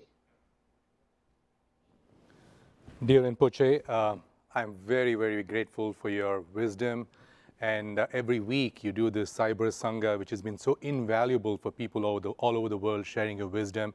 And personally for me over the years, you've been a great friend, guide, and mentor, really sharing your tradition with me. And I've been eternally grateful. And once again, so happy to have you here today with us. Okay, many of you all will recognize our next speaker as a celebrated fashion designer who says, kindness is fashionable. She is a fashion brand that's globally recognized, named the United Nations Global Champion for Women, dedicated to empowering women to develop their own voice, take risks, and design the life they want to live. She is my dear friend, an amazing mother who's been doing an amazing job during this pandemic with her daughter, Eva and Tallulah. Please welcome Rachel Roy, joining us from Los Angeles, California. Hi guys, I'm designer Rachel Roy. Welcome to the Neveralone Global Mental Health Summit. I've been doing a lot of thinking these days about mental health, particularly now that the world is in isolation and we tend to feel more alone than ever before. And it's interesting because we're actually not more alone. This is one time throughout the world that we are all going through the exact same thing at the exact same time, and we're forced to feel it together, and yet we feel alone. And so I'm here to talk to you a bit about what I'm going through in hopes of inspiring and in hopes of giving listeners a bit of hope, really, and letting you know that you're not alone, that what you're feeling is quite common. So, how am I feeling? I have great days and I have horrid days. I have ups and downs. I have days where I'm on and days where I'm off. And this global pandemic can bring out the worst side of myself, even though I do the work with Deepak Chopra and have been doing the work for many years. It's still a struggle. And so when I find that I am the worst version of myself, it leads to all of those questions. So those questions like, if this continues, how will I continue to take care of my children? What are my children feeling? How are they dealing mentally with what's going on and with this huge life change? And when the questions start, and when I can start to become and start to feel that not so great version of myself happening, that's when I have to change the dialogue within my head. And to do that, I just have to become busy. So things that I miss working. I miss my friends in New York. I miss a system. I miss my routine. I miss a routine, and that all leads to me missing a purpose, me feeling like I don't have a purpose, and then that leads into the spiral. And so here's what I do to help myself. It's not perfect and it's not fantastic, but hopefully it's helpful and hopefully it's relatable. So because I know that I am someone that misses working and misses a routine and misses having that type of purpose in my life, I have to set a routine that gives me purpose within my home. So that is every single morning, 7 days a week, I get up and clean. And I also do it before I go to bed. And so seeing the dust and the dirt eliminated, that is giving me purpose. It's giving my daughters a clean home to live in, a comfortable, beautiful home to live in. And that is something that is extraordinarily important. And then I also take that routine out into the yard with planting, with growing. And it's a much slower process than watching, a clean house, watching a dirty house from a clean house. You do need the patience that is required with watching plants grow, flowers grow. But there is a beauty and a joy with that also. So for me, the routine: morning, cleaning, taking care of the work that is still available to me, and then of course taking care of my 12-year-old with what she needs help with in school, and then physically working out, and then right back into helping her, which is cooking, and then back into cleaning. And it doesn't sound like it's much, but it fills up a day. And I'm just gonna talk to you about the really simple things, because there's other people here that will talk to you about give back and the larger causes that you can get into, which really are life-changing, but you got to get out of bed first. And that's how I do it. So the other thing that is ironic, years ago I wrote a book called Design Your Life, and it's the concept and the idea that you are in control of designing the type of life that you wish to have, no matter what you were born to, where you were born. And I have to go back to that now. The foreword, I will read to you. It's very short. For my daughters, you are not what life hands to you. You are the life you make. which is exactly the position that I'm in now. And I have been there once. Well, actually, that's not true. I've been there multiple times over and over, but I have been there in a very big way when I was much younger. And I am here again in a very big way. Along with the rest of the world, I'm not alone doing it this time, although it can feel alone. So again, for my daughters, you are not what life hands to you. You are the life you make.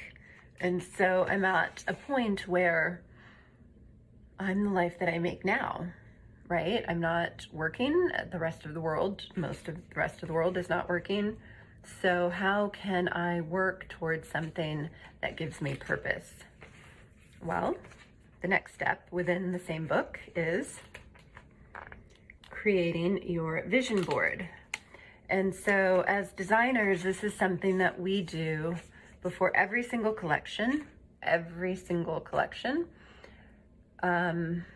You just start with colors and ideas and shapes and motifs and words and pictures that make you happy. And that builds and builds until you have a complete thought. And it takes time, but that process for me personally is a lot of fun, and it's the part of the design process that I love. And I had completely forgotten about it with work shut off, with the design process shut off, with most of the design community shut off. I also shut off that creative aspect of myself. And once I did that, that's when the depression really started. And so I had to remind myself, design your life.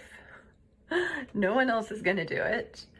And going back to the basics, going back to creating those vision boards of the type of life you want to live. And it can be as simple as making a new routine for yourself, which I did, which consists of simply cleaning and creating. And hopefully these very simple steps of how to maintain a routine, how to maintain a system in your life day to day until we get through this, can give you that sense of purpose. And then once you have that sense of purpose back, you can then go out and start conquering the bigger things. You can then start conquering the give back. You can then start conquering more things with your children or more things with your friends or your partner. But these are just kind of the fundamental, how do I stay sane? How do I get out of bed? How do I still feel like myself? And how do I not feel isolated and alone? Well, because everybody else is going through this as well. So hopefully that was helpful and relatable. And thank you so much for joining Neveralone. Thank you, Rachel. I love you. You've always been there for me during my lows. We've always been great friends. You share your amazing tips on parenting with your amazing two daughters, and we kind of talk about my two boys, what we can do. And also this is a time I also want to kind of thank an extended group, the Deepak Chopra Explorer Group. These are amazing friends of ours, and Rachel's part of the group. And during this pandemic, the Explorer Group has been there for me, has been there for us, and I'm really grateful for them. So moving on, finding new approaches in mental health, science, and treatments requires support. And our live cast is free to all, but please do consider donating to this cause. It'll really help us spread this message of well-being, mental health well-being. You can go to the Neveralone website to make a contribution, and once again, very grateful for your support. Our next contributor reminded me of a line from Shakespeare. If music be the food of love, play on. This next speaker is a musician who uses music as a way to express the joy and the pain of life. She says of herself, I am a singer, songwriter, and piano player. I am a lover of life. I am a survivor.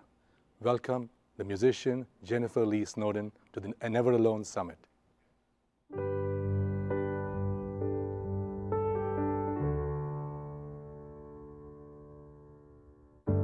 I know you've been knocked down, and everyone is counting you out this time.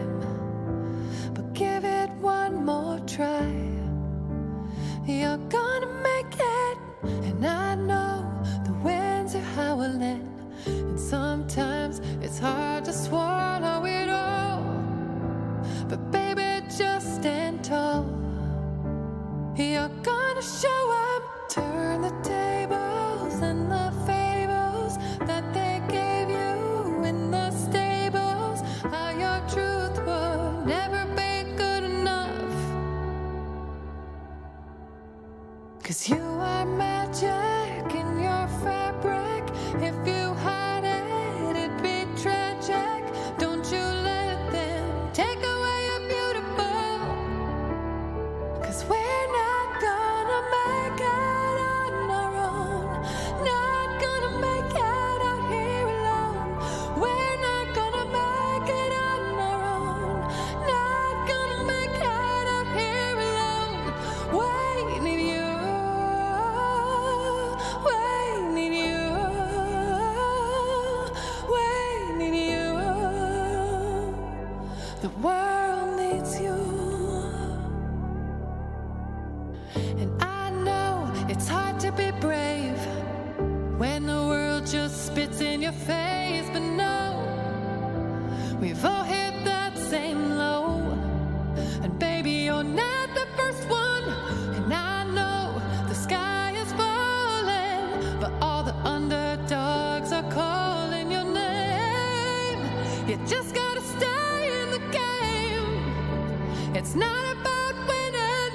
Burn the tables and the labels that they gave you in the stables. How your truth will never be good enough. Oh, you are magic in your fabric. If you hide it, it'd be tragic. Don't you let them take away your beautiful. 'Cause we're not gonna make it on our own. Not gonna make it out here alone. We're not gonna make it on our own. Not gonna make it out here alone. We need you. We need you. We need you. Oh.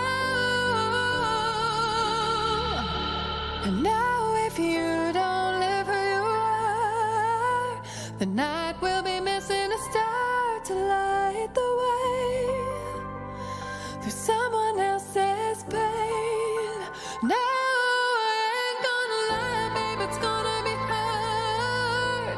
And you're gonna bear the scars, but wear them with pride. 'Cause they show that you've tried. Oh, and we need you. We need you. We need you. Oh, we need you.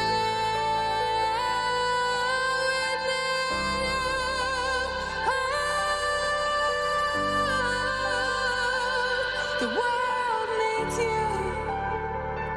We need you, yeah.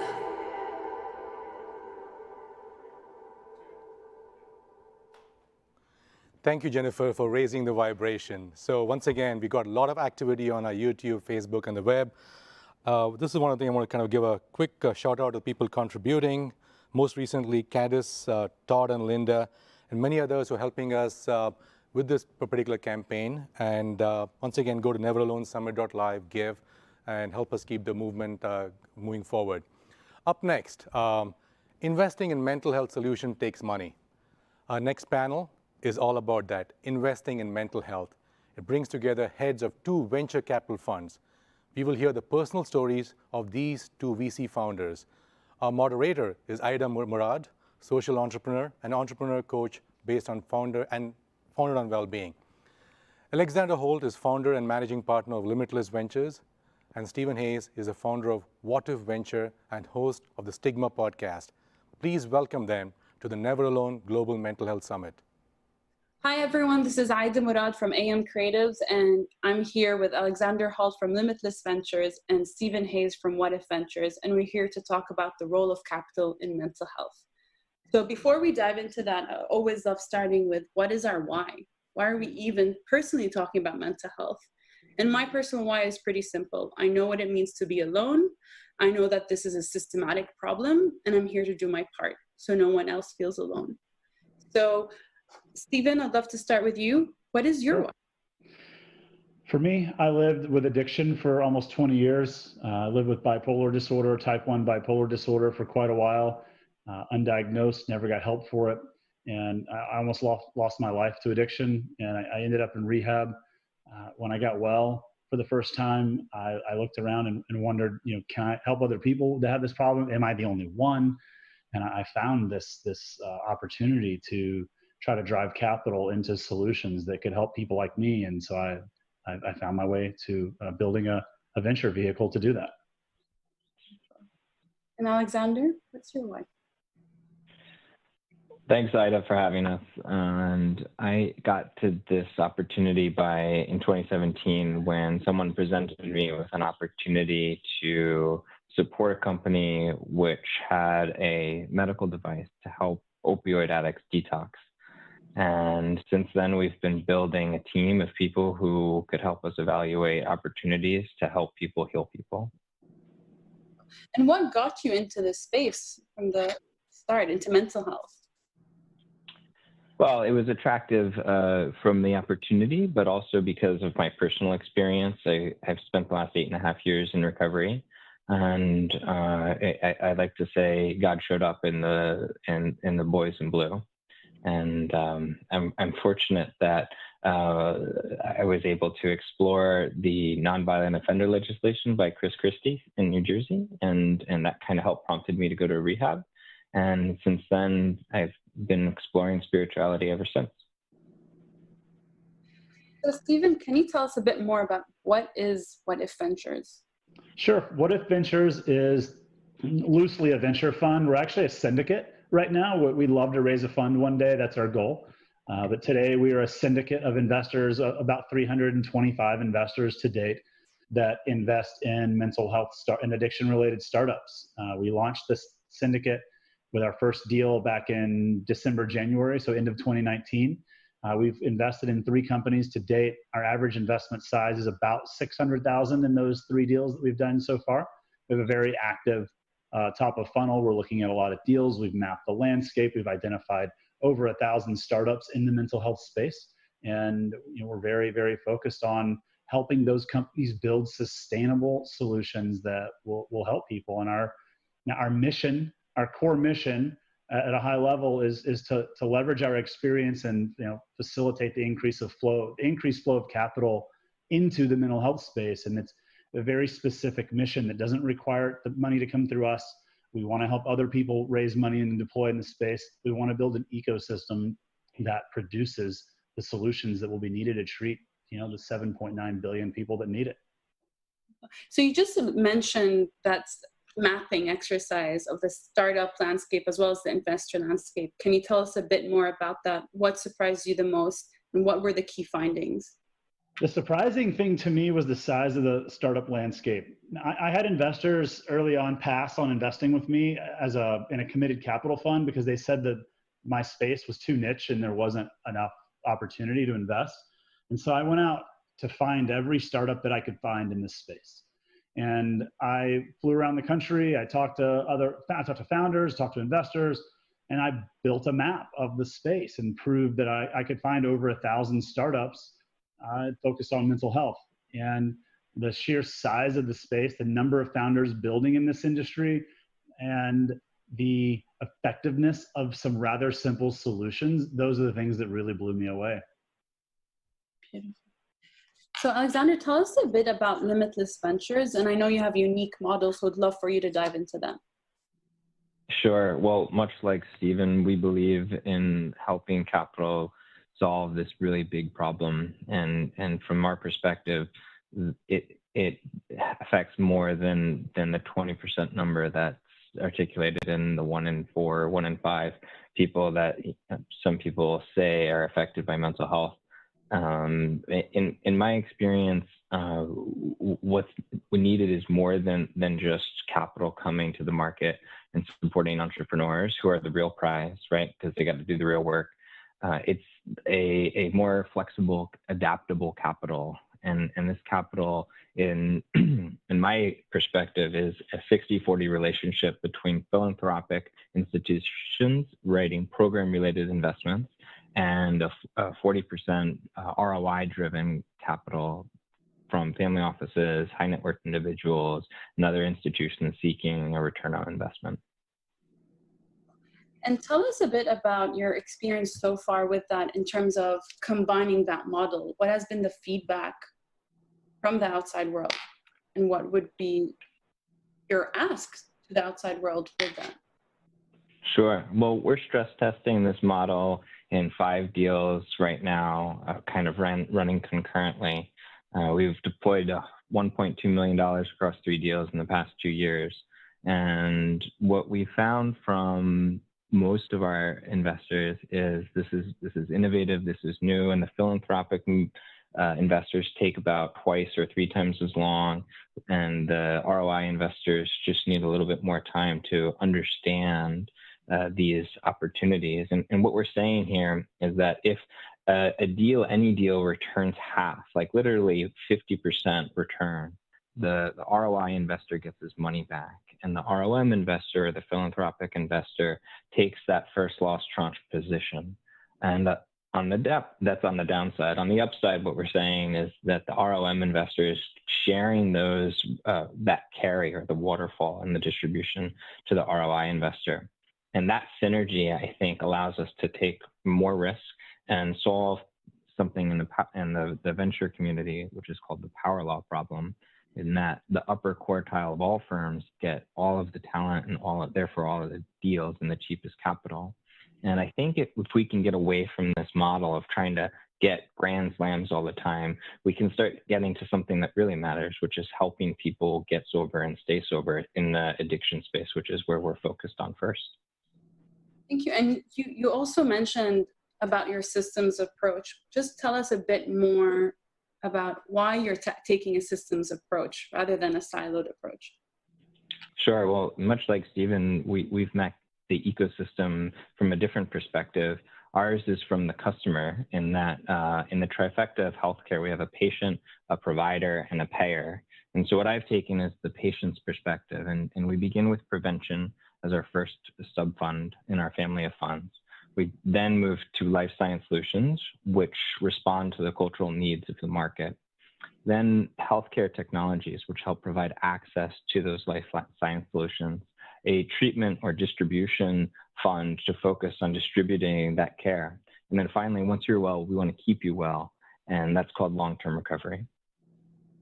Thank you. So Stephen, you've mentioned that you've already invested in 3 startups and you're raising a fund. Tell us a bit more about the challenges in that journey, as well as why should investors be paying more attention to this? So, I tried to raise a committed capital fund, and it's hard to, when you got 6 months of sobriety after 20 years of addiction, it's really hard to get people to give you long dated 10-year maturity capital, if you want to think about it that way. And so it's a challenge. But I think if you're going to invest in this space, you're probably going to work with somebody who's lived through something like what Alex has lived through, something like what I've lived through. And so, that presents a challenge in a way. So that's really why I started this as a syndicate, because now people don't have to commit. And, I run my syndicate on AngelList. So if something were to happen to me, if I were to, be gone tomorrow, the investments are safe through AngelList and the investors are protected. So there's a little bit of safety and protection and risk mitigation in the way I've set it up.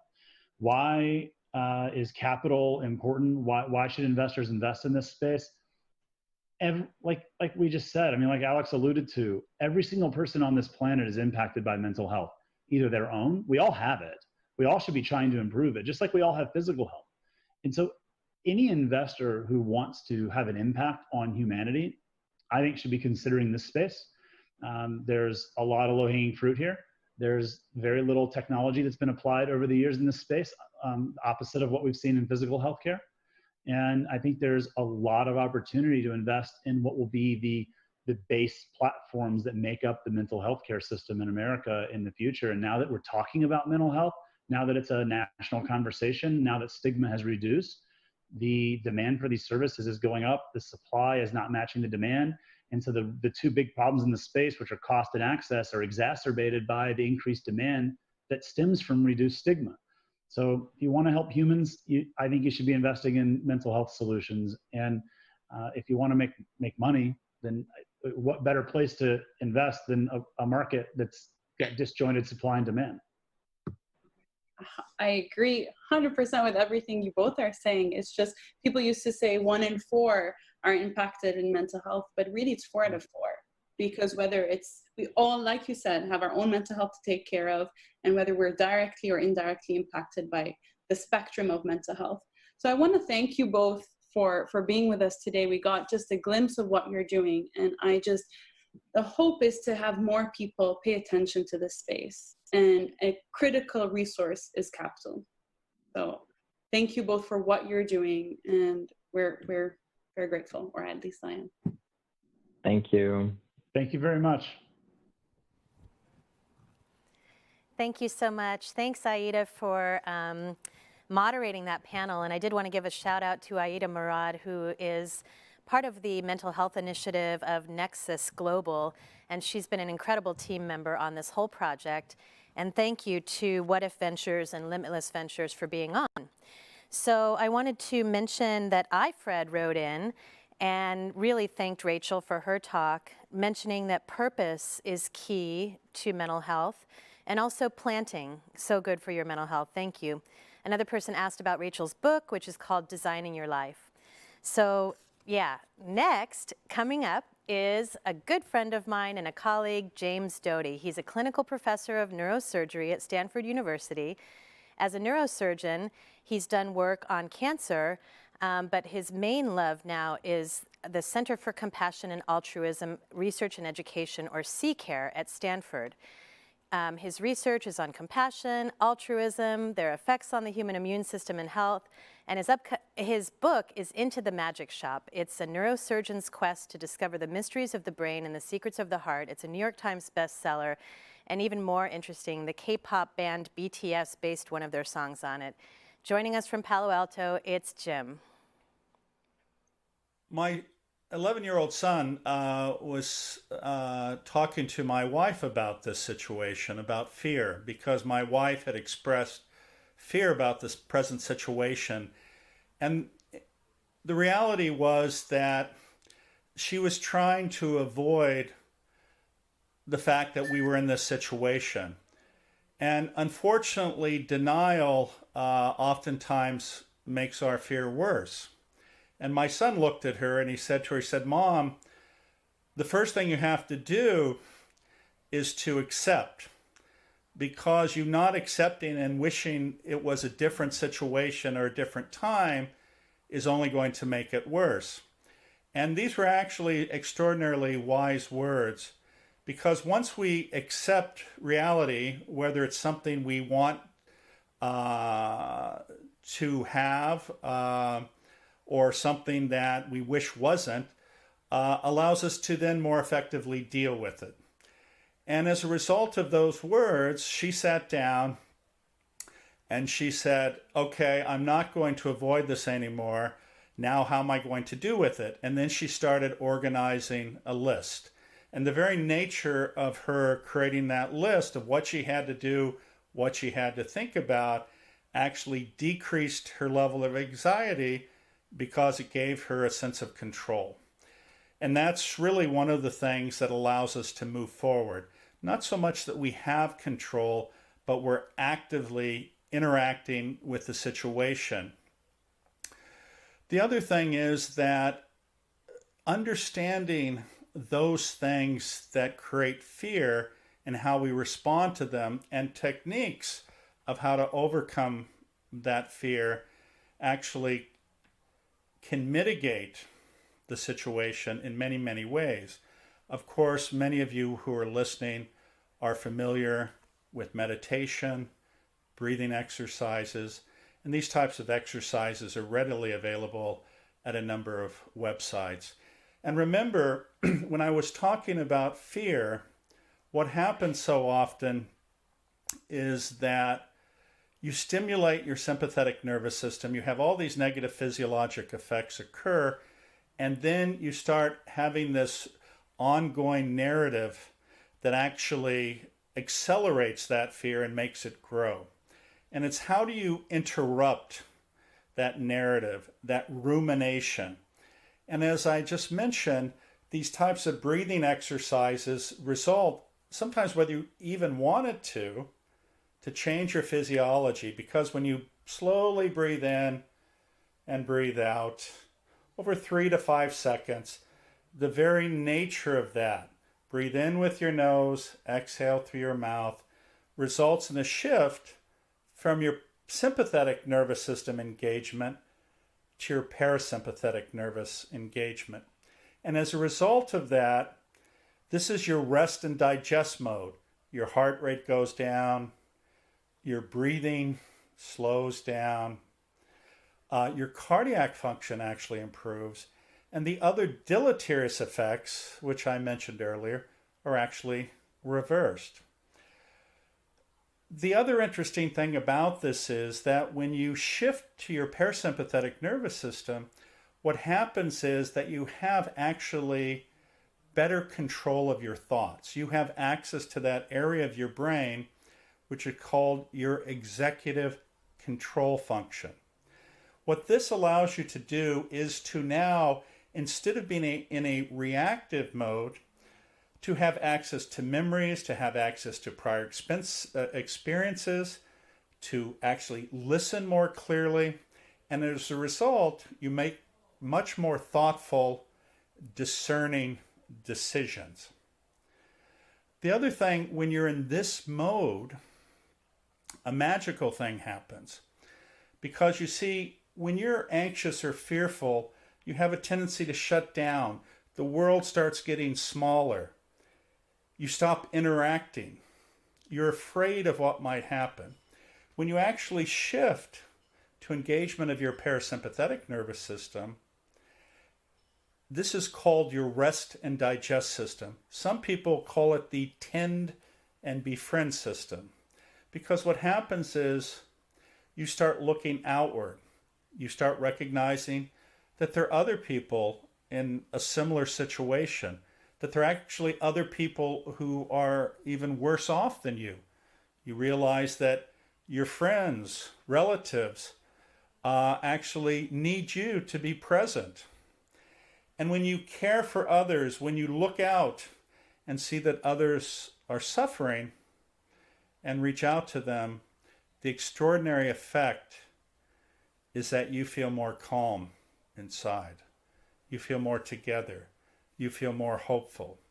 And it's this aspect of caring, of serving, that actually is your default mode and is actually the mode that allows you to be your best self in this difficult, trying circumstance.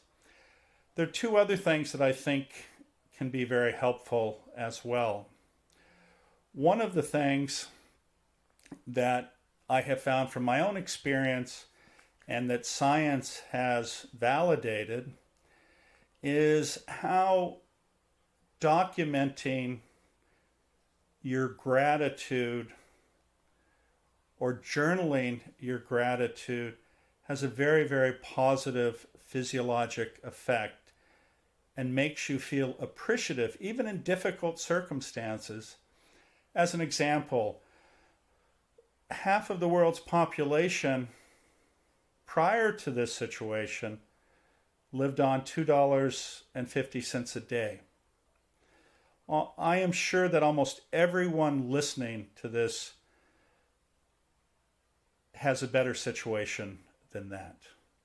So oftentimes we have a tendency to look up and say what we don't have. But the reality is most of us are actually extraordinarily blessed. Now, this is not to minimize the fact that many people may not have security at jobs that maybe they may not have other things that they believe they need.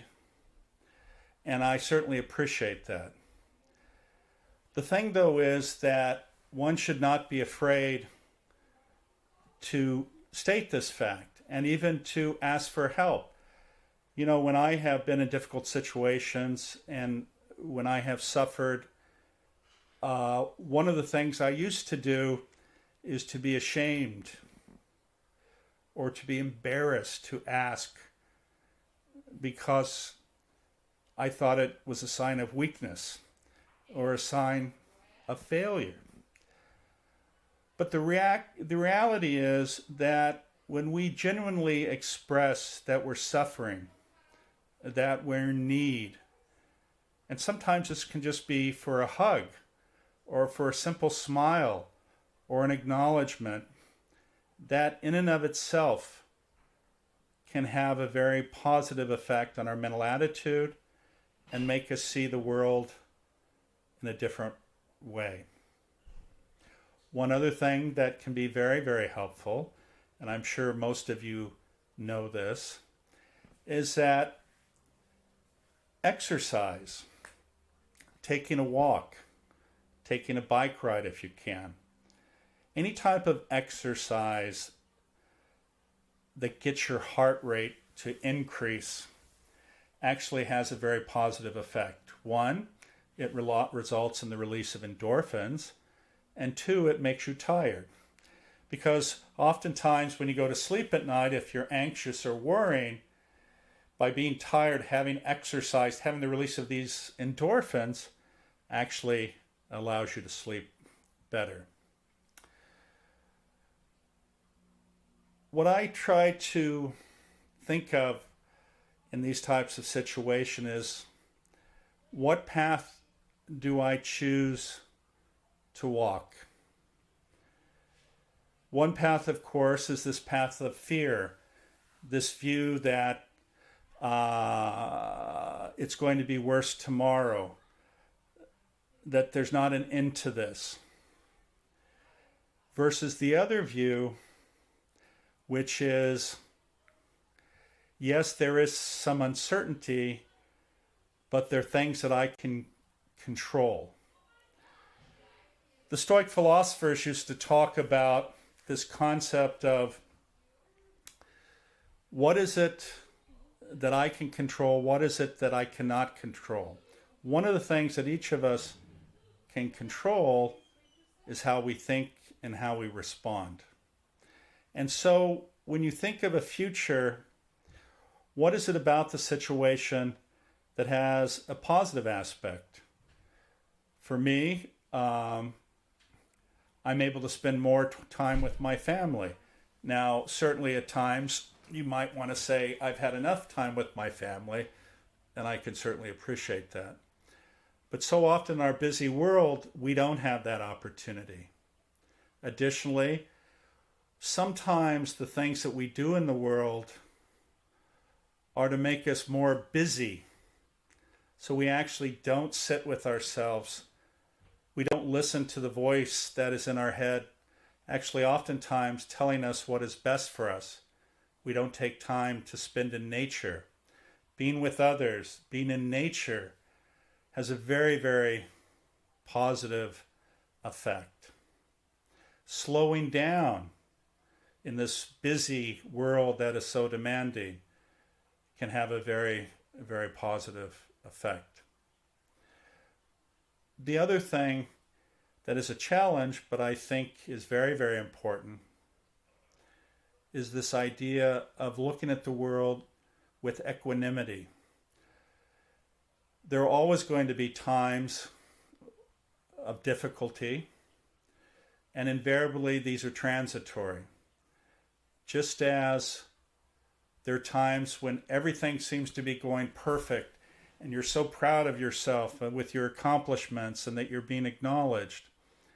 The problem is, though, that when we attach to those wonderful times when life seems so great and perfect, and we cling to that, we are invariably disappointed because they're transitory.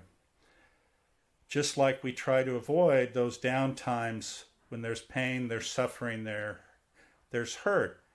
But when one reflects after the passage of time, almost invariably, the up times are not the places where we learned our greatest lessons.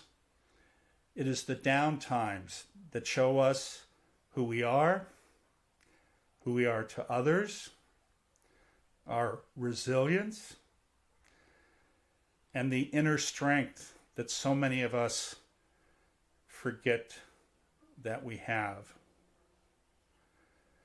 Thank you for spending time with me today. I hope these words were in some way helpful to you. If you'd like to learn more about the work that I do, you can find information at ccare.stanford.edu. There's a book that I've written called Into the Magic Shop, a neurosurgeon's quest to discover the mysteries of the brain and the secrets of the heart. And many people have found within those pages words of encouragement and support, words which I was taught as a child. That book is a New York Times bestseller. It's in 41 languages. Again, thank you so much for allowing me to be with you today. Take care. Thank you, Dr. Jim Doty. That information was so important to all of us. We have a lot of comments actually online, but we just wanted to thank Jean and Richard for your donations. Just make sure you visit the johnwbrickfoundation.org and neveralone.love to continue to contribute to our mission. Now, our next speaker, I'm very excited. She's an incredible inspiration. She's a writer. She's a spoken word poet, a speaker in the mental health movement. She has a very powerful voice, challenging the stigma of living with mental illness. Now, her focus is about self-empowerment, radical self-awareness, and looking at the different faces of recovery. She's advised to the tech industry on mental health privacy, very important these days. And so here she is, the poet, activist, and she's joining from Los Angeles, Yashi Brown. Hi, everyone. It's Mental Health Awareness Month. My name is Yashi Brown. I'm a mental health advocate. I am a poet as well as a public speaker and a few other things that don't matter. I can't believe we're at a time where we're having summits and global summits and there's a demand for people to talk about mental health like there is now. It's amazing. I started advocating in 2011 and it was not as large of a group.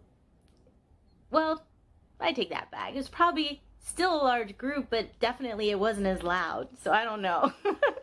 But what I can say is that it's beautiful that it's getting even louder. And what I can say also is it would be great if there was like a 4-day weekend, like 2 days before the weekend, mental health awareness, a holiday, global, like banks are closed. And, you know, we can all take time and just reflect on when the world had to come together. And for this situation, COVID-19, we've all had to come together already in many ways and gonna have to continue to pull through this. But I think it would be something amazing if we could do that. I was diagnosed initially with schizoaffective and then bipolar type 1 when I was 24. And it was quite a journey of up and down. And eventually I got on the right treatment and the right doctor, and everything started to come into place. And I said, wow, if this ever did happen, which before that I never thought it would be a reality, I said I would have to talk about it and let people know anything, any way to make it easier on another human being, because it was difficult. And that's what brought me into this space of talking about it. And it was difficult to tell the world that you experience symptoms of psychosis and that you experience depression. And it was definitely a new world for me in coming out, but I knew it was going to save a life. That's what talking about mental health is doing when we talk. We're saving lives. You might not think sharing your story or sharing experience or sharing that you have had better days or you need a hug, whatever that situation is, although needing a hug right now, that's a different thing within your circle. But doing this, you're saving so many lives, and it's going to continue to get easier and easier.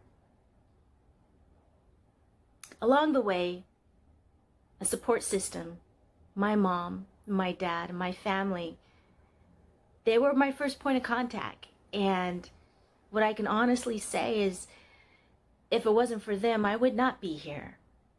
And if it wasn't for prayer, I would not be here, okay? Very true. My family did not push recovery on me. They met me where I was at. They didn't ask me why I wasn't doing something or why I wasn't acting a certain way or what I was losing and all of these. They just wanted me to feel good and be okay. They knew the other stuff would come eventually, as far as my life collapsing around me at the time, which it did. It rebuilt itself. And all they wanted to see was just that I was doing better, and they didn't force recovery. And in the end, organically, it started to happen. And through prayer and perseverance and faith and positive programming and affirmations and thinkings and certain things I did have to do, I was able to realize recovery and the right treatment and the right doctors, and it all came together. Another thing that's really important, my mom was calm. My family, they were calm. They didn't try to be experts. My mom was a mom. My dad was a dad. And it's so important, because when you're experiencing the symptoms of what individuals like myself experience, it's chaos inside, and we can't even make sense out of what's happening. And that's who's calling me right now. How funny. We can't even make sense of what's happening. But yes, that calm, we want calm. We want some sort of a control. And when you're not feeling it and you see, you go to where that is.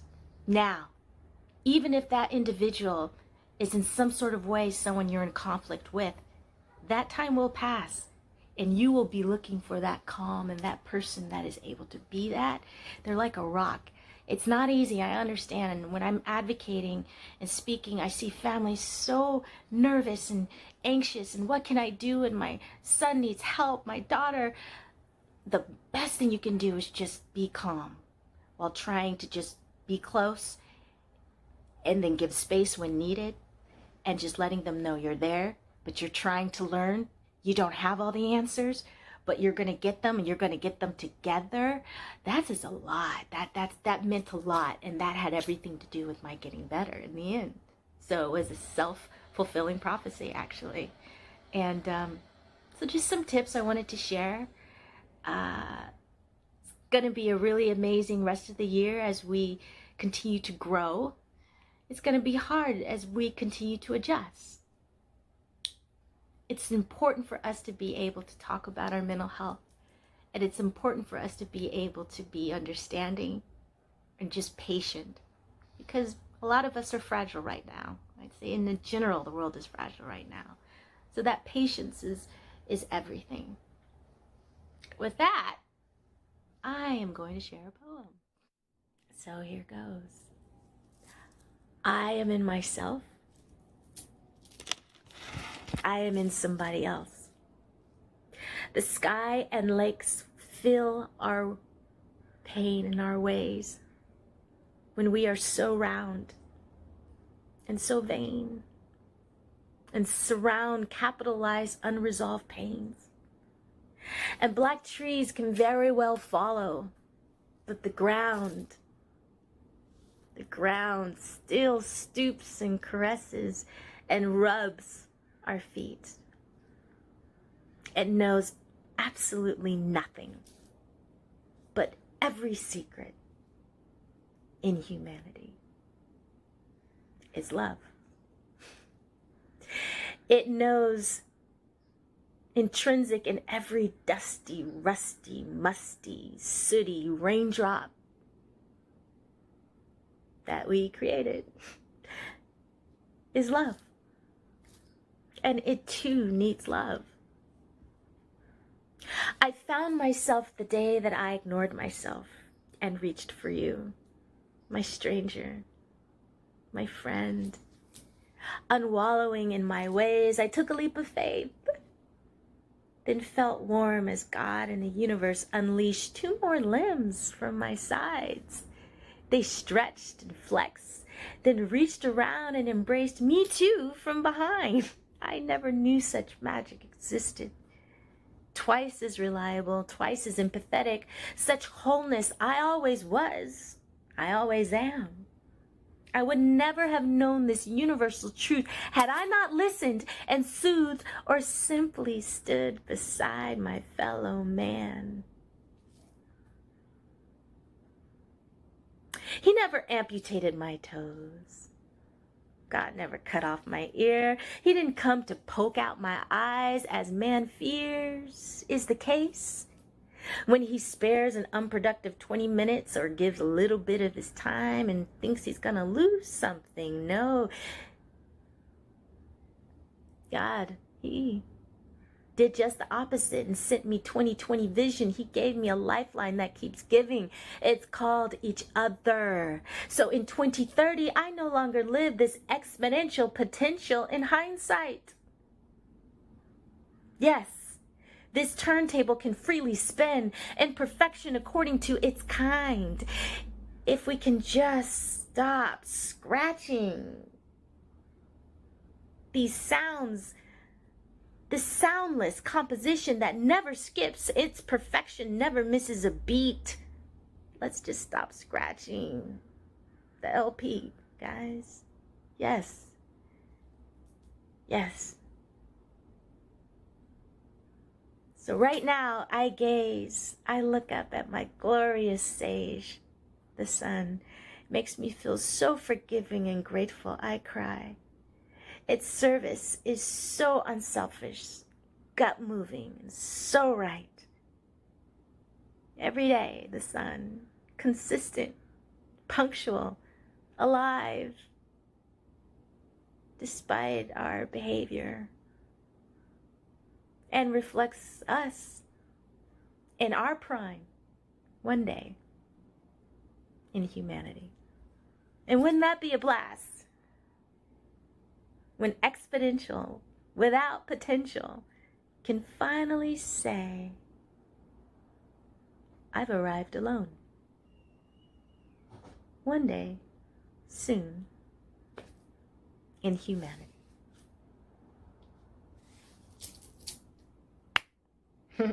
Thanks, guys.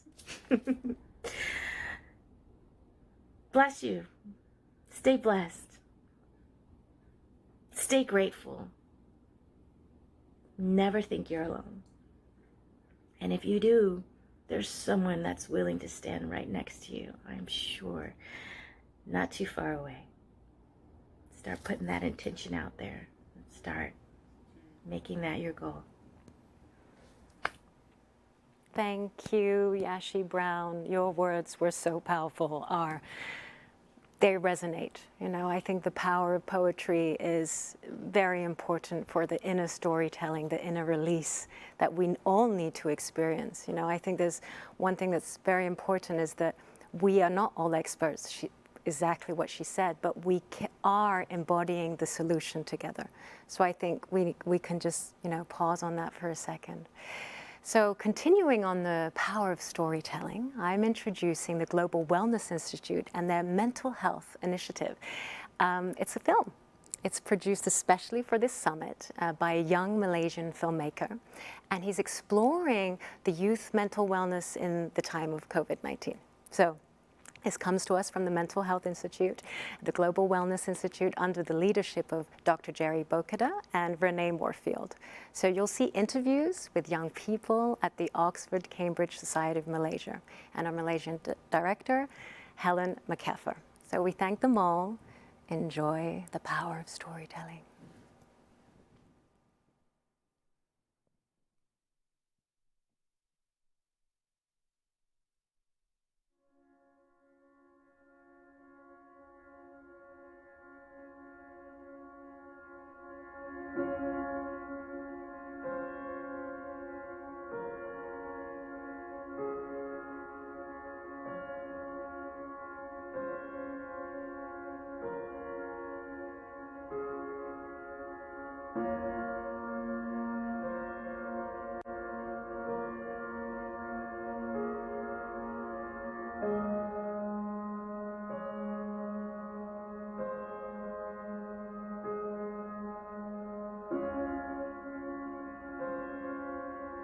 This is a story about individual action and mental wellness. I lived in an Aboriginal community for 3 years. This community was touched by youth suicide. I saw elders, strong women, men and youth actively promote Aboriginal wellness practices. And this inspired me to look at this public health challenge with fresh eyes. Individual action and mental wellness stood up to me as a way forward. Before that, here are real stories of youth action to raise awareness and promote mental wellness. Professor Jerry Boddicker is the chair of the Global Wellness Institute's Mental Wellness Initiative. Here is a snippet of an interview he had with the Oxford-Cambridge Society Malaysia on peer-to-peer support and self-care during lockdown. This is why the Mental Wellness Initiative that I chair for the Global Wellness Institute decided we wanted to focus on how young people are coping with this crisis and this lockdown.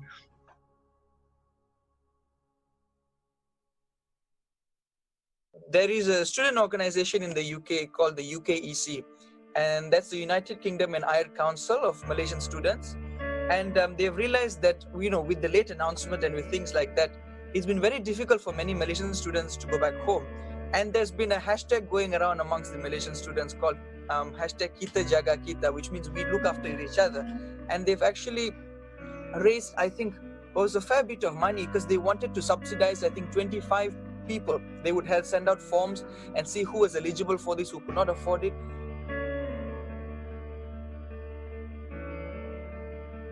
So what I actually do is I do a bit of further reading for my uni. So I'm preparing now, and I'm trying to write my PS since the school has recently pushed forward the PS deadline, the personal deadline. But I also relax by watching YouTube, and I'm a huge YouTube fan. Oh, okay, cool. So for the physical aspect, honestly, I do very little for that. But I try to go for morning walks and just walk around the neighborhood and just get a bit of exercise in.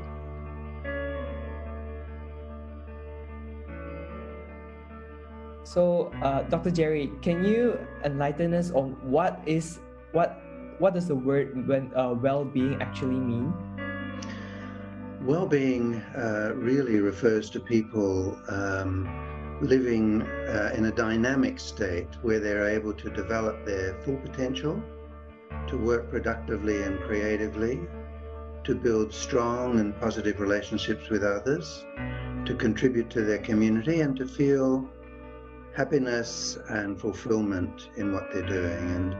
And there's a big focus on this at this time of COVID-19, with people realizing that it's important to find ways to create well-being, mental wellness, even in lockdown, and to find ways to do that, and there are ways.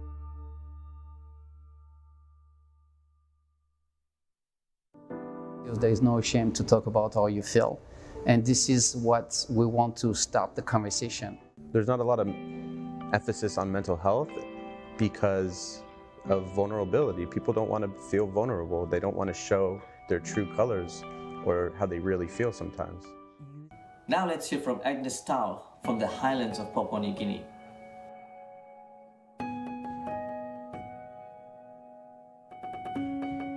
My name is Agnes Stiles. I come from Papua New Guinea. There are 4 regions in Papua New Guinea, and I'm from the island side, from the mountain side. Yeah. Young people in the community, I think there are a good number of proportion, like girls and boys. Some are at school, going to school, like secondary schools, and majority just staying home, engaging into village activities. Like previously it was gardening and doing a lot of subsistence farming and all this. But I think one thing they do is they engage in religious activity. There is Christian, we have Christian dominate churches, so they engage into different Christian activities, and I think that is the only way that they kind of cope up with situations, or they feel at calm and at peace. and they get the encouragement from other elders in the community. Helene McCaffer is the editor of this production. Let's hear her story.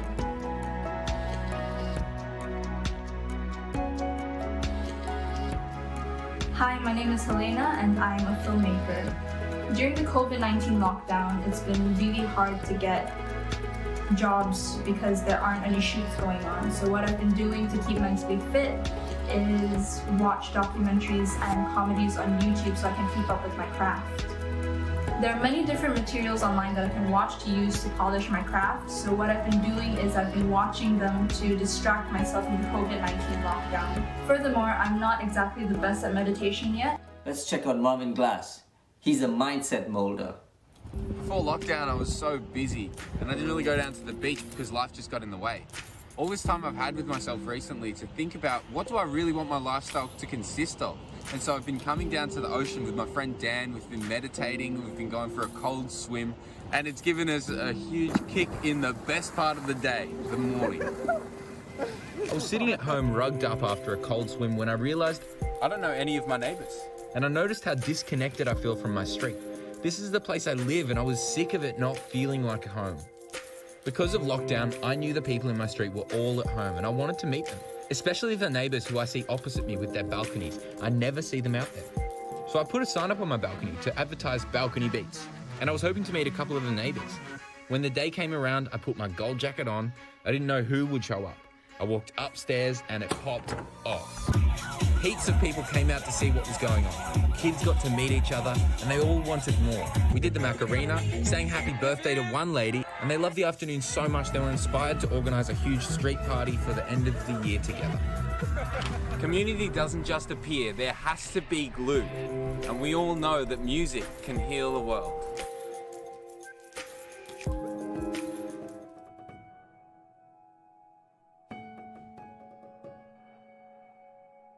I think there's a great opportunity in suicide prevention to think out of the box, to think and focus on means restriction.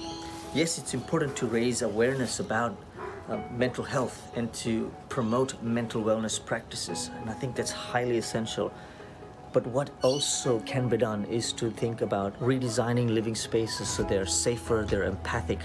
My colleagues and I have worked on one aspect of this problem, and we're very confident that we can make a difference. Our house, the Desert Rose, is designed to uplift the well-being of its occupants, especially those living with age-related issues like dementia. It was co-designed with the elderly, a university-wide student body, and faculty.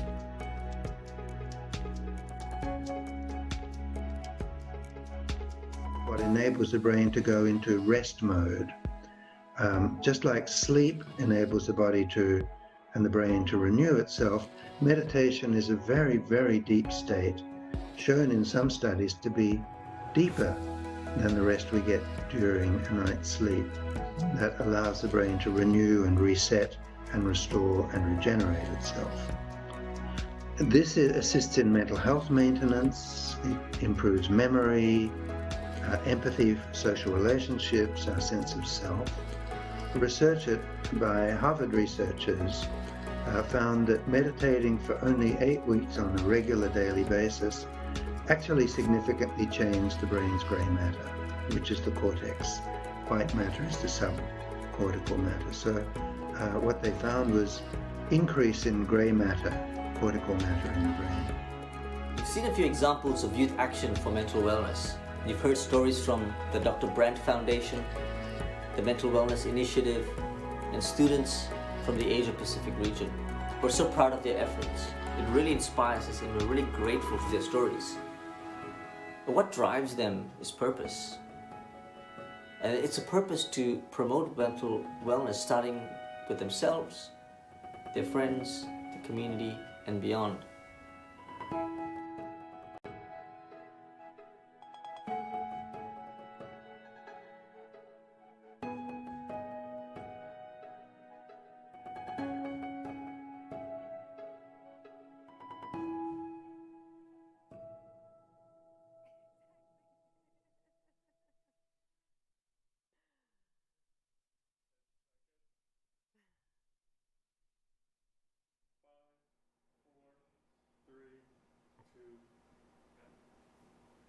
Thank you to Dr. Jerry Boddicker and his colleagues and all of those beautiful young people for sharing their good work for the Mental Wellness Initiative. I love the balcony, the DJ, all the beautiful things that's going on in Australia and around the world. So for those who are asking when they can see the stream online, it's immediately available after we stop streaming live today, and it will be on demand at your availability whenever. You just need to log on to our website and it's there.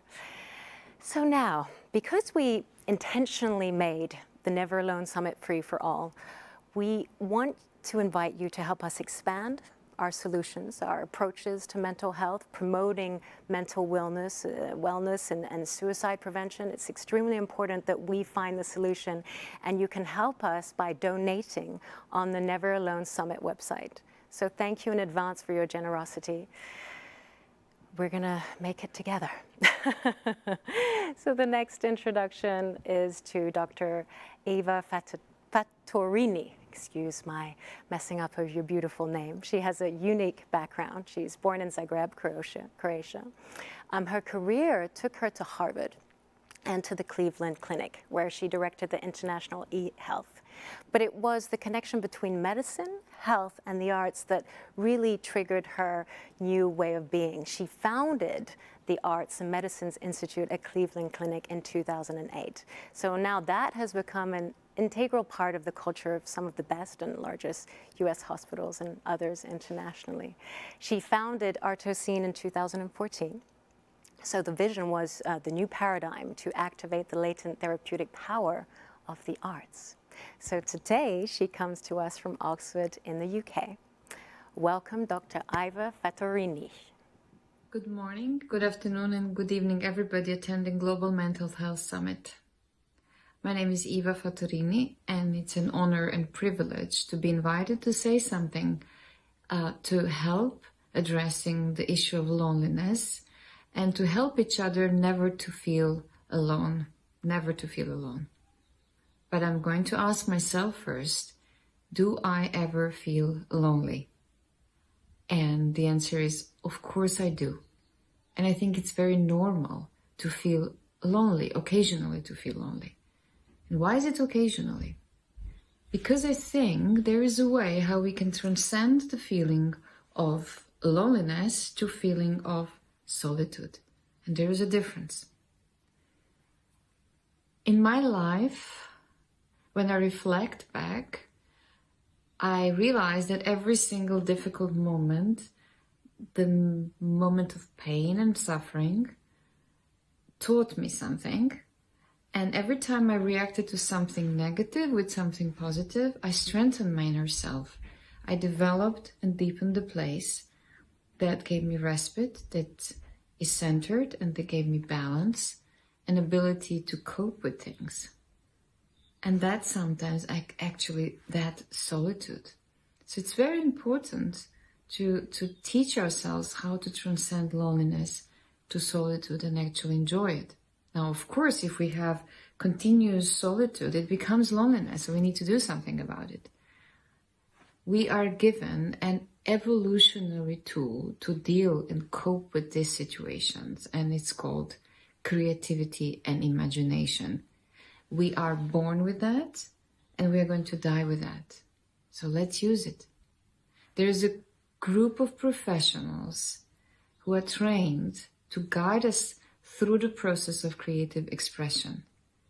They are allowing us to say the unsayable, to give voice to voiceless, to something that is within us that sinks so deep that we can't express it with words. The deepest emotional traumas go so deep that it's hard to articulate them. And creativity actually integrates all our senses and experiences and allow us to express it in a different way. And there are two cohesive forces that are most powerful forces we as humans have: arts, creativity, health, and well-being.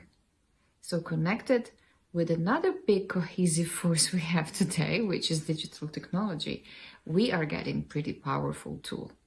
And I'm happy to announce that through my company, Artists in Digital, we are going to launch the new platform that is going to do exactly that. connect professionals to help you or anybody else express your deepest emotions without saying a word, through your creativity and through your imagination. The platform will be called Artisan Digital. We are going to launch it this fall, year 2020, very important year that we are all going to remember.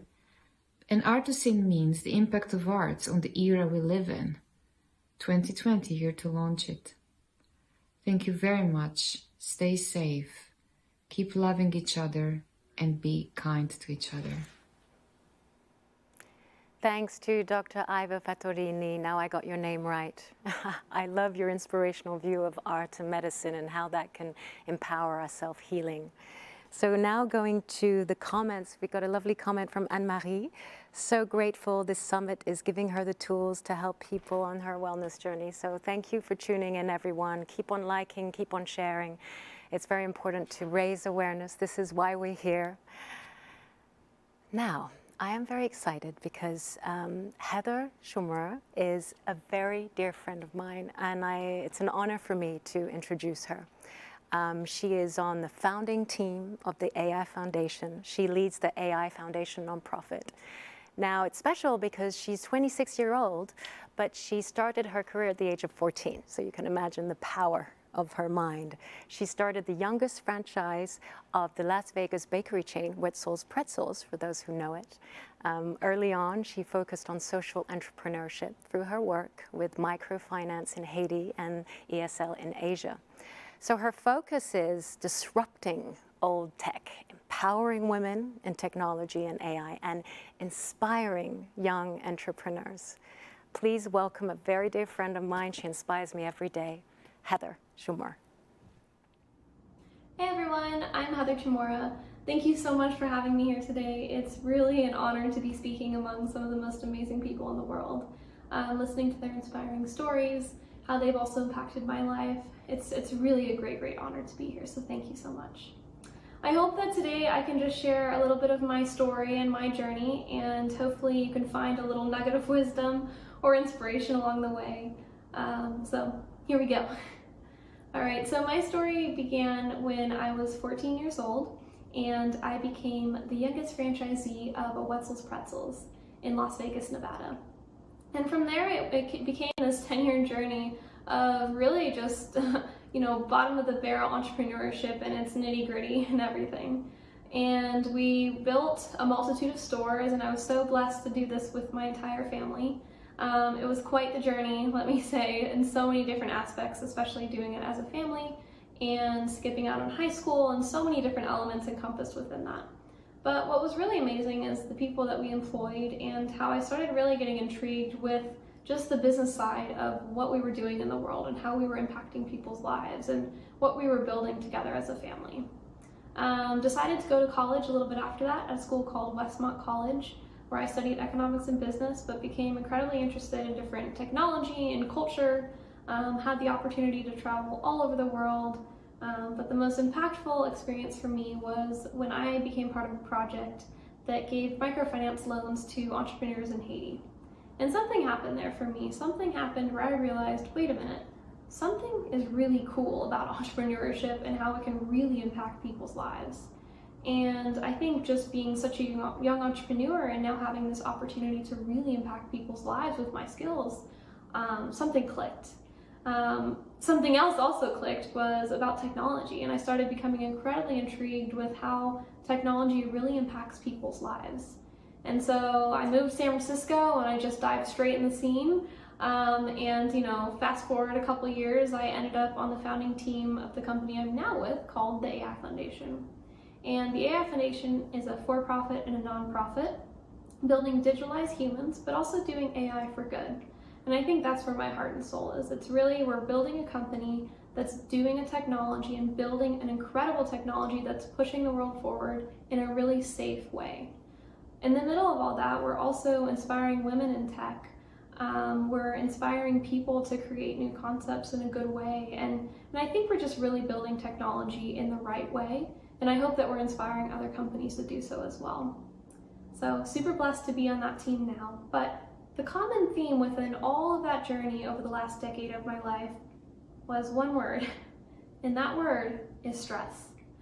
And I found it so incredibly interesting that, you know, stress was kind of this beast that nobody ever wanted to tackle, and stress was bad, and we didn't really know what to do with stress. But reality is, we're all stressed. We all have obligations to our family, to our friends, to our companies, to our business, paying this, doing this. We're all inherently stressed in this world that we're in. And in ways, it's become this kind of demon that's you can't have stress. How do we eliminate stress? How do we get rid of it? And of course we should in different ways, but there's also an interesting thing that you can start to build incredible emotional awareness and resilience through those experiences of stress. And when you start to do that, you start to normalize a little bit of what stress means. And I think there's no time than now during this time of COVID where we're learning about the inherent nature of stress, what it means for all of us, and everyone's going through a different thing right now. Everyone has a different scenario with their job, with their family, with their home, whatever it may be. You're going through probably some form of stress. And I've been doing that since I was in my teen years. And I was super lucky to have an amazing father and an amazing family to really go through that with me. And now in turn, a community that, you know, backs me and has my back no matter what. And that was all built kind of through these stressful events that were happening. And what you don't realize, I think, is what my biggest learning was through this was in the background, something's happening. As you're going through these stressful events, someone's got your back. And I think we learn we're just not alone. I mean, we are not alone in this journey of life and of stress and connectedness really through that. And even if you're connected through stress and you're going through different things, you're feeling some kind of universal energy. And I think as we're pausing now and as we're going through this moment of, okay, we're finding this new normal and we're finding what it means to really take it down a notch and just realize everyone has this and it's okay and it's valid. It's incredible. It really, really is incredible. And I know for us, even as we're building technology and those in retail and others, everyone has something going on and you're not alone. Different forms of stress, but the same connectedness. And so through this journey of stress, I really started to just kind of put together a couple different lessons that I've been using in my life to either manage it, deal with it, but I hope I can offer you a couple lessons here that will be helpful to managing stress. The first lesson in Heather's guidebook of managing stress is show up for yourself so you can show up for others. This is rule number 1, so important. Learning how to love yourself and showing up for yourself first is everything. You cannot give to someone else, you cannot give to an organization, friends, family. You can't unless you give to yourself first. And this can come in very subtle forms. This doesn't mean you have to take a whole day off, go to the beach. This just means, hey, maybe I'm gonna sit down and read this book right now. Maybe I'm gonna sit down and have this cup of coffee. I'm gonna take 30 minutes and do this workout. Whatever it is, if you start to build these small habits in that are putting yourself first, not anyone else, not anything, nobody else, yourself, things will start to feel a little more calm. I know for myself, when I did this, it was in the form of working out. And then it kind of transformed into the form of taking a nap or letting myself have that cup of coffee or giving myself permission to simply just stop and show up for myself. Things really started to calm down in my life. It was really incredible. The second piece of advice, it's actually pretty recent for me, is life is coming from you, not at you. Now just stop and think about this for a second. Life is coming from you, not at you. It's really easy to get in the mindset of saying, oh no, that's after me. Oh, they're out to get me. Oh no, this is out to get me. But when you start to manifest that energy and that thought in your head, it is going to come at you. So what if you start to manifest that coming out, right? A positive thought. Hey, I'm going to finish this project today. I'm going to do it. Okay. Now you're projecting that energy. Life is coming from you, right? You know you're going to do it. Okay, you're going to do it. Not, man, this project's daunting and it's going to get me. Because it will. Ultimately it will, right? So life is coming from you, not at you. My third lesson, or third little nugget here, is your feelings are valid. Ooh, this one's a big one for me. There have been countless times in my life where I feel like, oh man, I feel so bad, I feel so tired, and someone will come right back at me, well, you shouldn't feel that way. Well, wait a minute, why not? My feeling is my feeling, and that's it. Your feelings are valid. If you as an individual, back to loving yourself, if you have a feeling, it's valid. And I would really encourage you to really just start to seek out friends and look at friends that are probably already doing this in your life or family and realize who's listening. Who's simply sitting there and listening, yes, that's valid. Yes, I understand. Yes, I can see you're going through that. You don't even have to have experienced it before, but that feeling is valid. It's pretty powerful. When you start to adopt that mindset of realizing that your feelings are okay, you can feel stressed, you can feel tired, you can feel anxious, you can feel so many things going on right now. And you know what? They're valid. They are valid 100%, and you're not alone. In one of those feelings, someone else is feeling that in the world right now. I guarantee you, they may not be talking about it, but they're feeling it. And that's okay. Nobody can tell you how to feel, only yourself. And my last lesson is a more practical one for managing stress and kind of even this craziness. And it's actually the first thing I decided to do when all of this started hitting hard. I made a quarantine checklist. So the lesson is make a list. This can become in the form of whatever it looks like for you, whether it's writing it down, making a note on your computer, whatever it is, just make a list. Because there are, thousands of thoughts swimming within your beautiful brain, and that's wonderful, right? But you need to capture them and you need to get them down. Some of them are 5 minutes, some of them are an hour, some of them are a year. And it's so important to really just put them down because when you put them down, you almost let them go. You give up control of them a little bit. They're out of your head, they're not swimming around, they're there. Okay, you can take it. I have an hour. Okay, well I see I have this list of 5-minute tasks, or this one takes an hour, maybe I do one of those. Okay, I don't have to think about the rest now, I don't have to thinking about forgetting them. They're here. And they're with me. And it's so important. So whatever it looks like for you, I actually really recommend Airtable or simple just notes and paper, pen and paper. I actually kind of brought that back into my life during this phase because everything's on screens and computers, and it's kind of nice just to write it down. So I would encourage you to just take all those wonderful thoughts that you have in your big brain and put them down on paper. Because things will start to ease up and things will be a little bit less stressful. And when you are doing a task, you'll be on that task and that task only. So that is my advice for you. Again, you are totally valid to be feeling stress right now. I have felt so many different forms of this in my life over the last decade as I had been starting multiple companies, going through different kinds of transitions and phases of cells and all these different life events that were happening in my life. And I am really just honored to be here and to share my story with you. I hope that something came out of that. You're not alone in your journey of stress, especially right now. Please take my lessons as you wish, and I wish you all the best. Thank you again for having me. Bye. Thank you so much, Heather. That was so inspiring. I loved what you said, and I think it's going to inspire a lot of young people all over the world.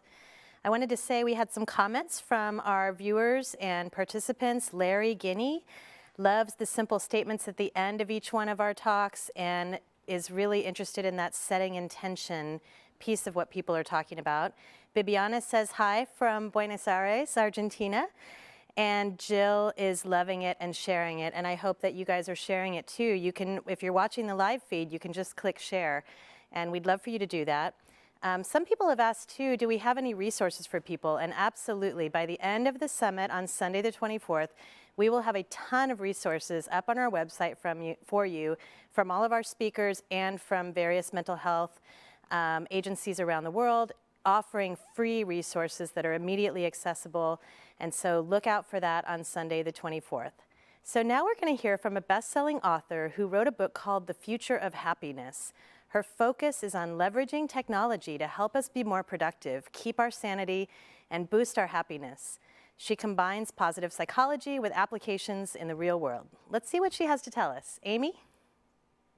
My name is Amy Blankson. I'm the CEO of Fearless Positivity, and I'm so excited to be speaking with you about this important topic of mental health. The question I want to pose for you today is, what would it look like for you to live a fearlessly positive life. When I think of individuals who exude fearless positivity, of course, a few obvious choices come to mind. Dr. Martin Luther King, Malala, Ruby Bridges, Sally Ride. But what's interesting about each of these individuals is that though they are inspiring individuals who overcame so much, all of them had incredible amounts of fear. And yet they chose to rise above that fear for something that's more important. Now, as a happiness researcher, a lot of times people think that I'm happy all the time, and that couldn't be further from the truth. In fact, I actually struggle with a bit of anxiety. And in the midst of COVID-19, I have been more stressed than maybe I've been in my entire life. And I have stressed about everything from travel to my children's school to finances to work. And I keep thinking that if I can just stress about something enough, that I can mentally power through enough scenarios that bad thing will never happen. But the truth is that no amount of dress rehearsing tragedy, as Brene Brown would say, has actually benefited from me. In fact, in the midst of all of my stress, the one thing I never thought to stress about was my husband getting in a car accident while I was on the phone with him on Bluetooth. And it was raining, and the car began to hydroplane on the highway in the midst of rush hour traffic. I heard the horns blaring. I heard the crunch of my husband's car hitting the median. And fortunately, he was okay. He was able to actually get away from the scene without any injuries. And I'm so grateful.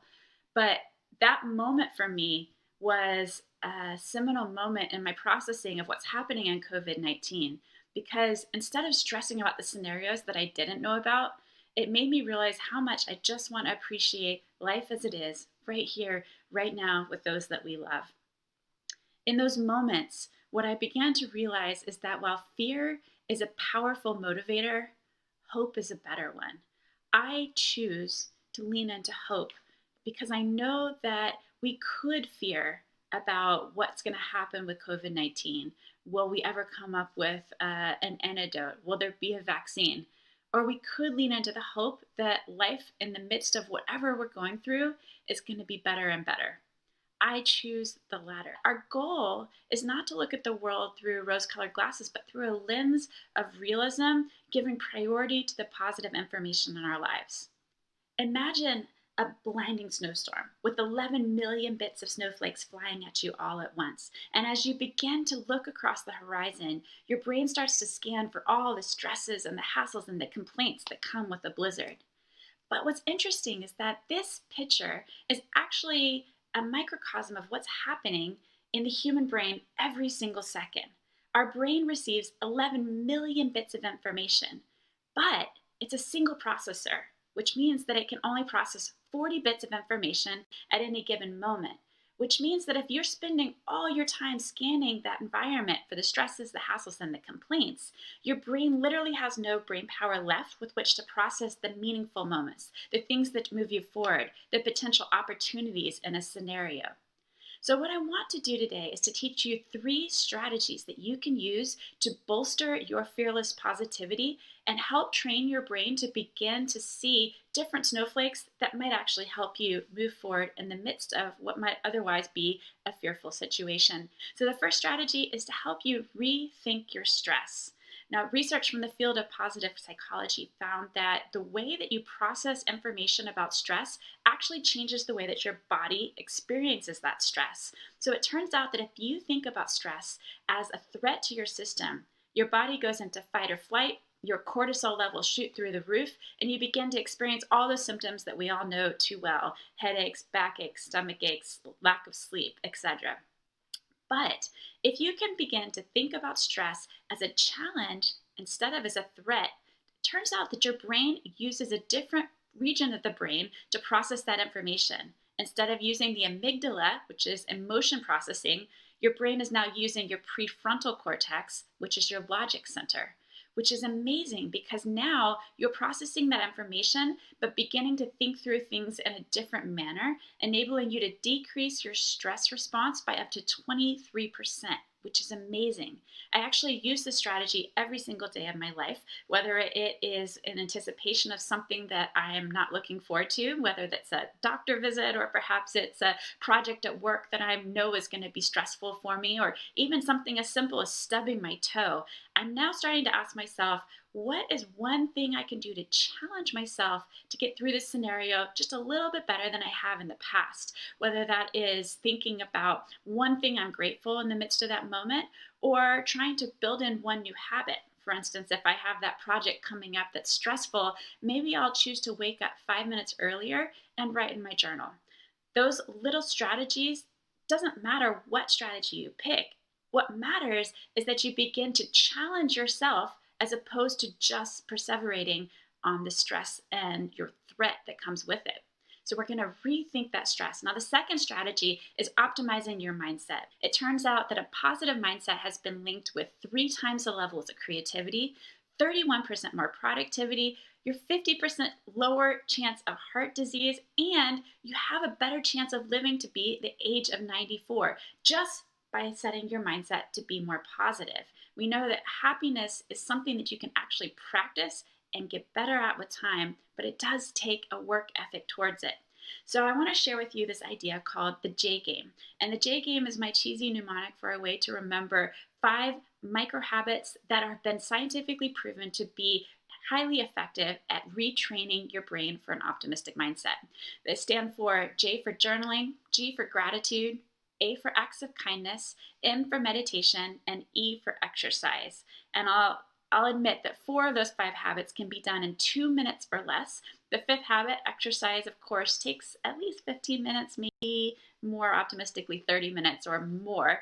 But the idea behind these habits is that each one of them has been scientifically proven to begin to channel more positive mindset and emotion in your brain. So for journaling, you're taking 2 minutes to think about a meaningful moment in the last 24 hours of your life. That for gratitude, you're trying to think of 3 things that you're grateful for and for gratitude, you're trying to think of 3 new and different things every day that you're grateful for to begin scanning for new snowflakes in your environment. For acts of kindness, maybe you send a message to a loved one or colleague or a friend who could use a bit of encouragement. For meditation, taking 2 minutes to watch your breath go in and out before you launch into your work for the day. And of course, E for exercise, maybe taking 15 minutes, 30 minutes to exercise and do something that your brain can begin to record a win throughout your day. These 5 habits help you to buffer yourself from the negativity around you that is so crucial in a time when there's so much negative news that it could overwhelm you and outweigh your positive mindset. The third strategy I want to share with you is giving intention to your attention. As the co-founder of an organization called the Digital Wellness Collective, which is a trade association of more than 100 digital wellness organizations all over the world, we've come together to begin to enact research-based solutions for what's called the attention economy. We know that developers of technology are highly attuned to know exactly how to capture our mindset in the midst of a lot of noise. And it's very difficult to find the signal and stay focused on the task at hand. And sometimes that task is work, and sometimes it's connecting with a loved one. And then you get that one text message that you look down and all of a sudden your focus is broken. 2.2 seconds is the amount of time it takes you to read a text message. In that amount of time, it doubles your error rates on basic math problems. 3.3 seconds, it takes you to write a text message back. In that time, it triples your error rates on basic tasks. But the real problem with the attention economy is that every time you get distracted, it can take you up to 11 minutes to get back into flow with what you were doing before. So being able to train our brains to stay focused on what's most important is crucial because we know that our digital health is deeply tied to our mental health. How we're using our time online. Is it something that's providing and fueling us with meaning, or is it something that is distracting or keeping us from being able to maintain that positive mindset that we so desperately need to be our best selves? So these 3 strategies, rethinking stress, optimizing your mindset through picking a micro habit from the J game, and beginning to give intention to your attention. These are the building blocks of creating fearless positivity during a time when we know that we're full of fear. We know that fear is a powerful motivator, but hope is a better one. Let's lean into hope together to live our best life. Thank you so much. Thank you, Amy, for sharing your view on happiness. And once again, we talked about fear. Fear is false evidence appearing real.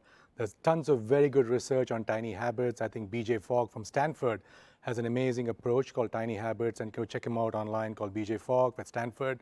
So we have some comments now coming in. Once again, grateful to all the people supporting and sharing this summit online. Nigma Sherpa from Nepal, thank you, hello.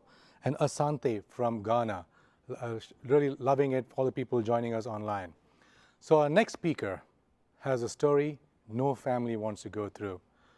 As father of 2 boys, I can tell you that his son, a first-year university student, tragically died from suicide. This father launched jack.org with his wife Sandra and his closest friends. Since then, he set aside business interests and leads jack.org. To inspire a dialogue on mental health and youth, that's jack.org. He's Eric Windler, founder and executive director of jack.org. Eric Windler, jack.org. Hello everybody, it's Eric Windler coming to you from Toronto. I'm the founder and executive director of jack.org.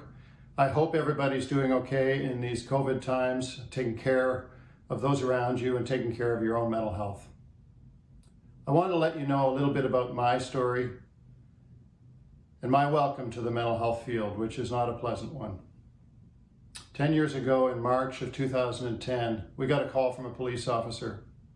We didn't even know our son Jack was struggling. He was away at his first year of university. We hadn't noticed any signs and symptoms, and he hadn't been able to tell us anything. But tragically, Jack was found in his residence room, and he died by suicide. That was not the way you want to be welcomed into the field of mental health and suicide prevention. As we picked ourselves up off the ground, we decided that if this could happen to us, it could happen to anybody. Truly, truly, it can happen to anybody. So we decided we'd do our best to do something about it. And surrounded by our family and closest friends, we decided to launch what has become jack.org. It's a national charity here in Canada, operating in every province and territory, and we focus on youth leadership and youth engagement in mental health. Really engaging young people to revolutionize mental health, because it's that important. It's the biggest health-related issue for young people, and we all need to do something about it. So fast forward to today, our national charity now has a staff of 46, but what's interesting is we don't really do the frontline work. The frontline work gets done by over 3,000 amazing young leaders, age 15 to about 24, 25, who volunteer in our programs across the country. We have a program called Jack Talks, where we have trained and certified youth speakers. There's about 170 of them that go through 50 or 60 hours of public speaking training to learn how to safely and appropriately educate their peers about mental health. It's incredible, they are incredible. We have a Jack Chapters program in over 250 high schools, colleges, universities, and community settings in every province and territory of Canada. And they are educating their peers on a peer-to-peer basis about mental health, connecting them to resources, and making everybody understand the importance of taking care of your mental health and learning how to support those around you. We also have a national and regional and local summit program. In fact, this is Mental Health Week, and Jack National Summit is going on virtually as we speak right now. At those meetups, and there's about 35 of them across the country this year, young people connect, they share their ideas, their inspiration, and they have really created a movement about this mental health topic, and it's incredible. And rather than hear from an old guy like me, I'd love you to hear a little bit directly from them. This little clip I'm about to share is from 5 of our regional meetups in Vancouver, Yellowknife in the Northwest Territories, in Montreal, in Winnipeg, and in Halifax. So from coast to coast to coast, listen to our young leaders and you will be impressed. To have so many youth start to talk about mental health advocacy and what we can do and what we're capable of when we really dig down deep into our souls, what we can achieve when we work together with a common goal. It's just mind-blowing. It's astounding, you know. It's about time that this is happening. Us as the North, we need to start funding those services that are holistic for the person, where they look at our spirit, our body, our mind. As an Indigenous person, we heal with our culture. It's having those people that have that lived experience, that are from the North, that know about the residential school systems that happen up here, that know about, you know, the homelessness that we deal with, the mental health issues that are specific to the North. People will go and make policy and stuff with just a thought in their mind without actually going out and experiencing and seeing what needs to be done. We are able to talk to the government, we're able to talk to change makers, we're able to advocate for these services. Un des obstacles pour ma communauté LGBTQ+ du Québec, c'est encore et toujours des obstacles au niveau de l'inclusivité, de la peur du jugement et de la non-accessibilité à plusieurs services. Si moi je prenais l'initiative puis que j'en parlais à mes amis, bien, par la suite, comme par effet boule de neige, eux aussi ils allaient amener un changement dans la société par rapport à la santé mentale. Donc c'était vraiment personnel et vraiment comme volontaire de ma part de faire ces changements-là, ces choix-là. Being Atlantic Canadian is, I mean, having compassion for your neighbors, looking out for each other. So we're kind of having this generational gap of knowledge and people are being left in the dark. So by having these discussions and inviting all of these people to the table, it's how we can start combating that issue.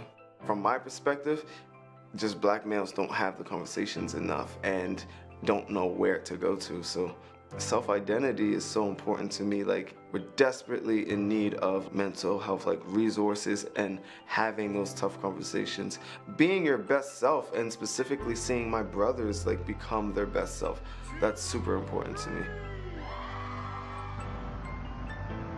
We're forgetting all of these surrounding rural communities, and they are just as important, if not more important, because they don't have the same ease of access. You wouldn't make somebody from a small town drive 3, 4, 5 hours to reach a hospital, so why do we do that with our mental health care?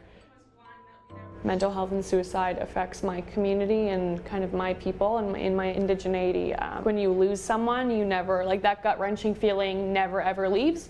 And despite how like dark and gut-wrenching all of that is, you want to ensure it doesn't happen again.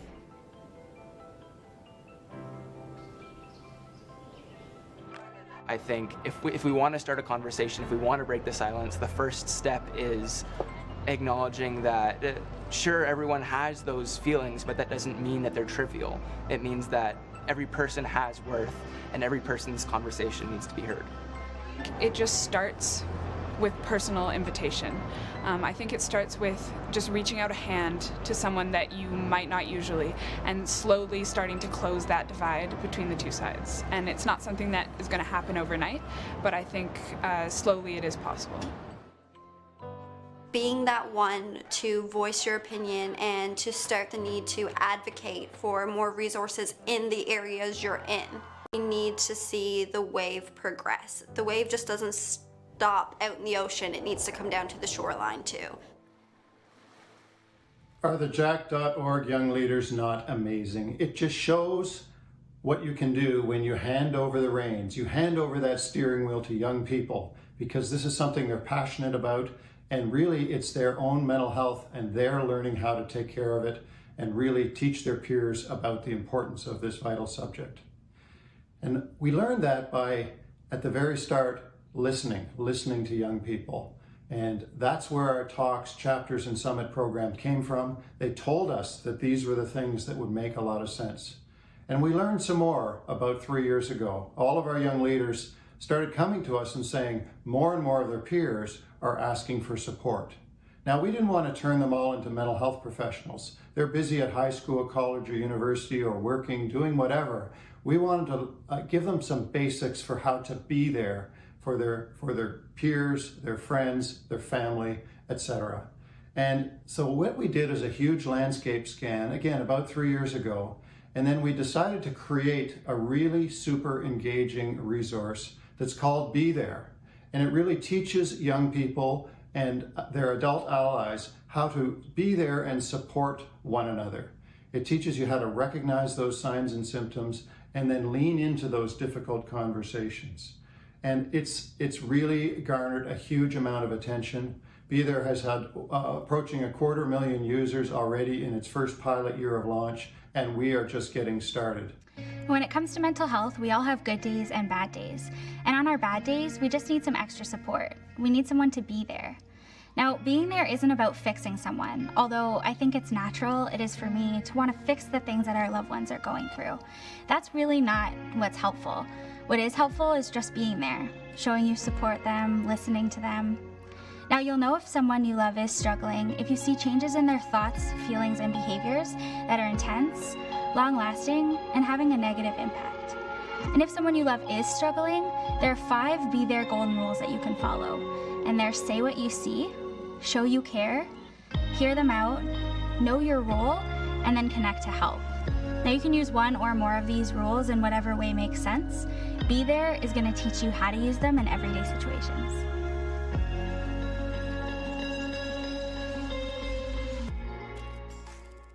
That'll give you just a sense of what Be There is like. It's a beautiful digital resource with all kinds of these educational videos filmed by young people showing how they've learned how to support one another. And it's really incredible. I highly recommend it for anybody, and especially anybody who is worried about someone in their close circle.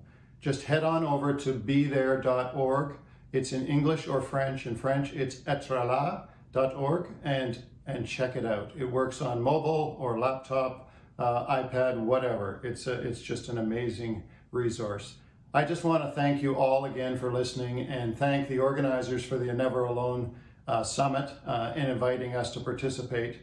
I hope you've learned a few things about mental health. I just wanted to share the importance of giving voice to our young people for really any reason, but especially this important reason of mental health. And I also wanted to share this amazing resource, Be There, with you, because in these times, more than ever, we all need to understand how to reach out, support, recognize those signs and symptoms, take care of our own mental health, and truly to be there for one another. If you have some more time and you want to learn more about jack.org, head over to our website. There's all kinds of tremendous content there. And what we're doing now in these COVID times is we're making a huge pivot into digital. That's how we're going to reach young people. Young people that maybe aren't ready to reach out, we find them with engaging content. We bring them in, we share the knowledge that we have learned, and really it can be transformational. We love working with international partners. We attended the International Association of Youth Mental Health Conference for the last several events. We have partners and allies all across the world in youth mental health organizations. We learn from them, they learn from us, and together we will make a huge difference in mental health across the globe. Take care, everybody. Be safe. Thanks again for having me. Jack.org signing out. Thank you, Eric, so much. And thanks to everybody at jack.org. And make sure to go to bethere.org. What an incredibly inspiring organization and such great work from the young people. Thanks so much. I just wanted to say that we've been talking a lot about positivity and meditation and all of the positive intentions that we can put into the world. And there's a few people on our feeds who are talking about really struggling, feeling suicidal, feeling extremely down. I just want you to know, even though the way we're talking about mental health is very holistic, it's no walk in the park when you're going through an incredibly dark time. So do not hesitate to call your doctor, go to the emergency room, call the suicide prevention hotline, go to the crisis intervention hotline. If you broke a leg, if you couldn't breathe, if you had a heart attack, you would do it in a second. So do the exact same thing when you're feeling broken, and people are there to help you. Do not hesitate. There was also someone who wrote in, Cindy, what is one thing I can do to challenge myself to do better than I have in the past during a time like this? And at the end of this summit on Sunday, we'll have a bunch of resources, free resources for all of you to access. And I just wanted to say in the meantime, think about all the different areas of your life, eating well and nutrition, sleeping, exercise, movement, contemplation, meditation, your spirituality or your meaning seeking. and see if you can choose just one practice from the summit in each of those areas and integrate it into your life over the next few months. That's what I would say about challenging yourself in this time. So it's my great honor now to introduce Floyd Tompkins, who I've had the pleasure of working with in the area of theology and religion and mental health. He's been working very hard to bring together faith leaders in the community with the mental health care system, because the fact that the mental health care system doesn't always recognize the importance of spirituality to most people's mental health sometimes is a barrier to people actually accessing care. He's the CEO of the Foundation for Justice and Peace. He's an ordained minister and pastor, and he was the Associate Dean of Religious Life at Princeton and Stanford Universities. Please welcome from San Francisco, Floyd Tompkins. Thank you very much, Cassie. I sure appreciate you letting me be here today. This is an important space because things are changing, and we're all trying to figure out exactly what we should be doing and kind of how to contextualize all that's going on in our lives. A few days ago, actually about a month ago, we got together a bunch of African-American pastors from places that had experienced profound and multiple deaths. At the time, there were 17,000 deaths. Now there's over 80,000 deaths. And after the conversation, all of these faith leaders were struggling with, what do we say? How do we do? How do we stay hopeful? And we're all still struggling with that because at difficult times, unfortunately, and I think surprisingly, it can be harder for people of faith than people who don't have spirituality and faith, because we tend to hope that this will help us through. And what do you do when you can't figure out how to get through? And so we began to have conversations with these folks, and then another conference. And finally, we began to see a way out and a way to think about, how do we do this? How do we go forward? We started looking at the ancient texts, and one became very clear.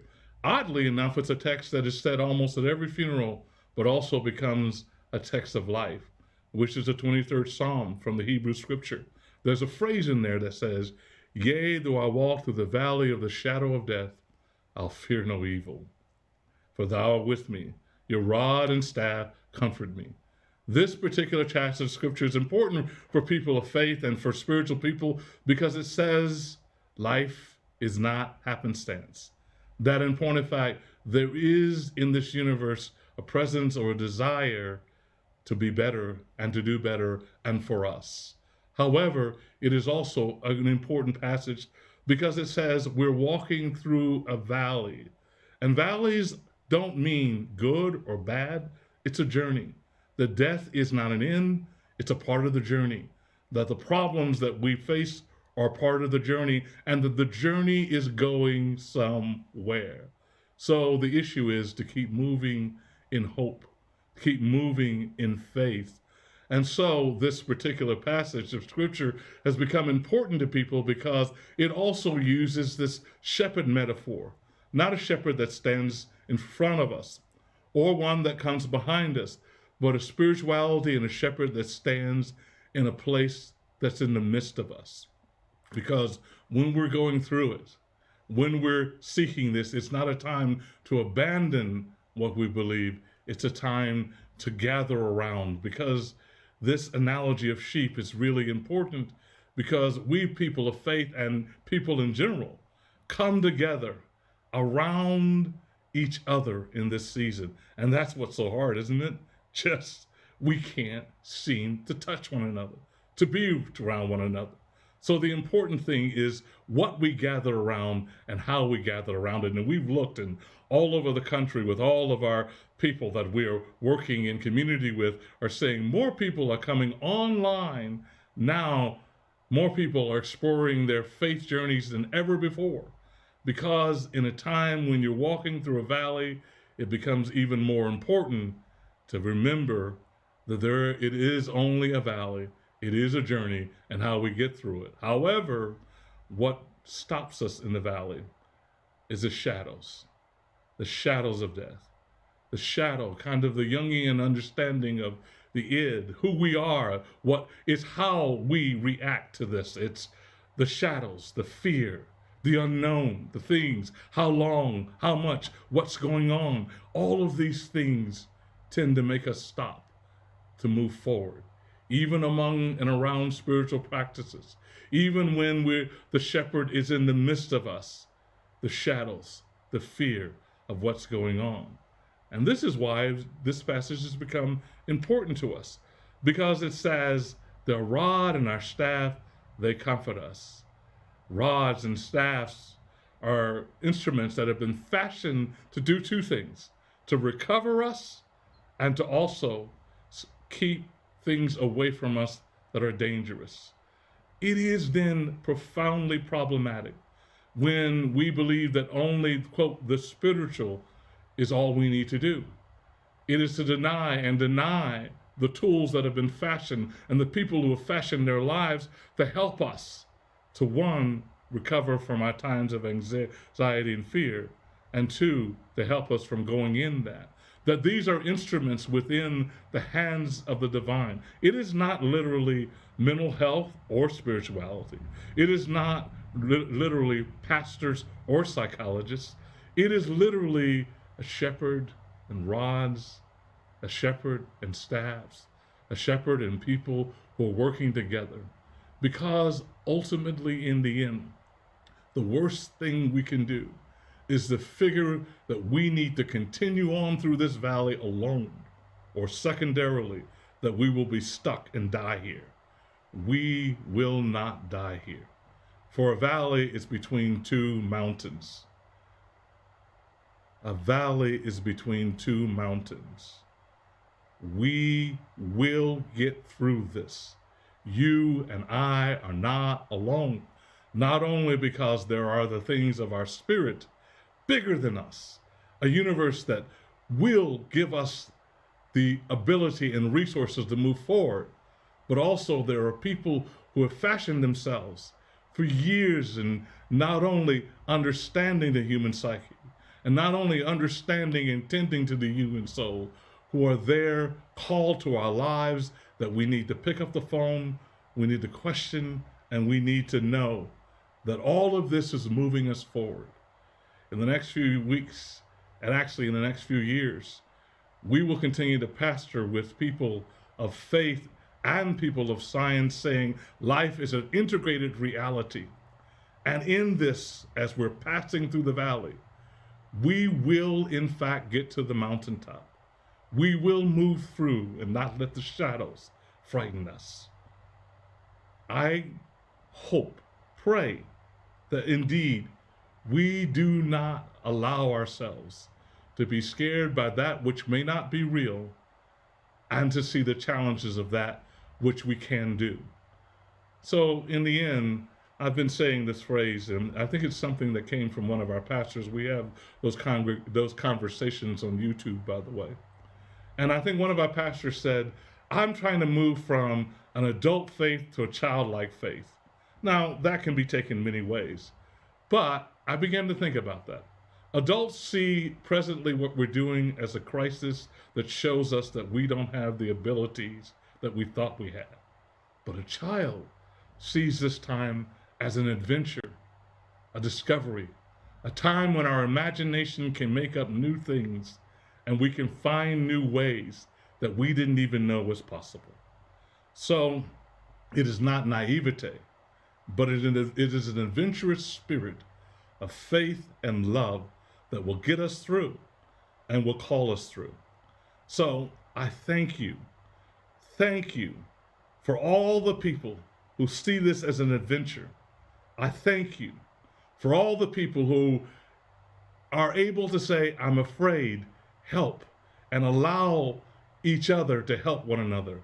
I thank you for all the folks who are faithful, who are saying not that we have the answer, but that we will keep asking the questions and allow the creator of the universe and our sense of connection to one another to heal us and bring us in new ways, in new wounds. I thank you for beginning to hold and to discover how powerful our humanity is, how amazing our family that we get to live on this earth with, and how good and strong this God wants for us to be. So I would invite you to go to jpf.world, which is our website, and see what we're doing. And we have resources there that you can download that gets you through this time. Shalom and God bless. Amen. Thank you so much, Floyd. It's so wonderful to hear your perspective. And I know, hearing you, it just puts a new light on Psalm 23. I really appreciate what you brought. Before I came as executive director at the John W. Brick Mental Health Foundation, who, along with the Chopra Foundation Neveralone initiative, has put together this summit, I was at the Institute of Noetic Sciences for 18 years. It's an amazing organization. I highly recommend that you check it out. It's a leader in consciousness research. And our next contributor is the Director of Research at the Institute of Noetic Sciences. She's an adjunct assistant professor at Oregon Health and Science University as well as a clinically trained naturopath and an expert in integrative medicine. Now she directs a research team investigating the further reaches of consciousness. Please welcome Helene Waba. Hello, everyone. It's wonderful to be here with you today, sharing about mental and emotional resilience. I'm sharing with you from a perspective of being human with emotions, from being a naturopathic physician, a clinician, and also as a researcher. I'm the director of research at the Institute of Noetic Sciences. I think my first awakening to emotions and mental health was when I was in my early 20s and started having incredibly intense panic attacks that would come out of nowhere and were so debilitating. I felt in those moments that I was going to die, and that was my reality. These were happening every day, and I became pretty dysfunctional very quickly. I was able to reach out and get support, even though that felt uncomfortable to me and I didn't really want to do it, but I did reach out and get support and learned that in my case, my panic attacks were driven by emotion that I was not aware of, that I was not tuning into or processing. And that was my introduction to realizing how much emotions played a part in my life. Fast forward to naturopathic medical school, where I was introduced to meditation and began a lifelong personal practice of meditation. Meditation and meditation training has taught me that I am actually not my emotions, that my emotions are part of me, that they are temporary and they move through me. So if I'm able to get into a place of stillness and quiet, I'm able to observe those emotions, to name them, to own them, and watch them. And what has been incredible is that even though in those moments, sometimes it feels like that emotion is so intense that it's never going to go away, it always does. It always passes. It always shifts. So as a researcher, I also know that there's a great deal of evidence around meditation and that it can improve people's health. There's improvement in pain and anxiety and depression and cancer symptoms and post-traumatic stress disorder. I did a large study with combat veterans with post-traumatic stress disorder, and you can imagine how intense it might be for some of these veterans to sit with themselves and their emotion and their severe trauma, and yet we coach them, nurture them to do just that. Even if it was for 30 seconds a day, it doesn't take that long. If I invite you to play with meditation and mindfulness in your daily life, take a minute, 30 seconds, whatever you feel comfortable with, to bring an awareness to yourself and what's happening in the moment. Take some nice deep breaths. Check in, what are my thoughts right now? What are my emotions right now? What sensations am I feeling in my body? What sounds do I hear around me? And allow that awareness of observing what is to be at the forefront and everything else to be in the background. Our attention and our ability to focus in that way is just like a muscle, and it needs to be worked out, just like going to the gym. And it just takes small little baby steps to support yourself, to be able to increase that resilience, to be with you in the present moment.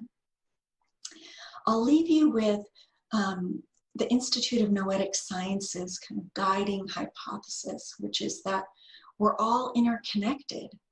And we have research in quantum physics, quantum mechanics, cosmology to show us that we were all interconnected during the Big Bang.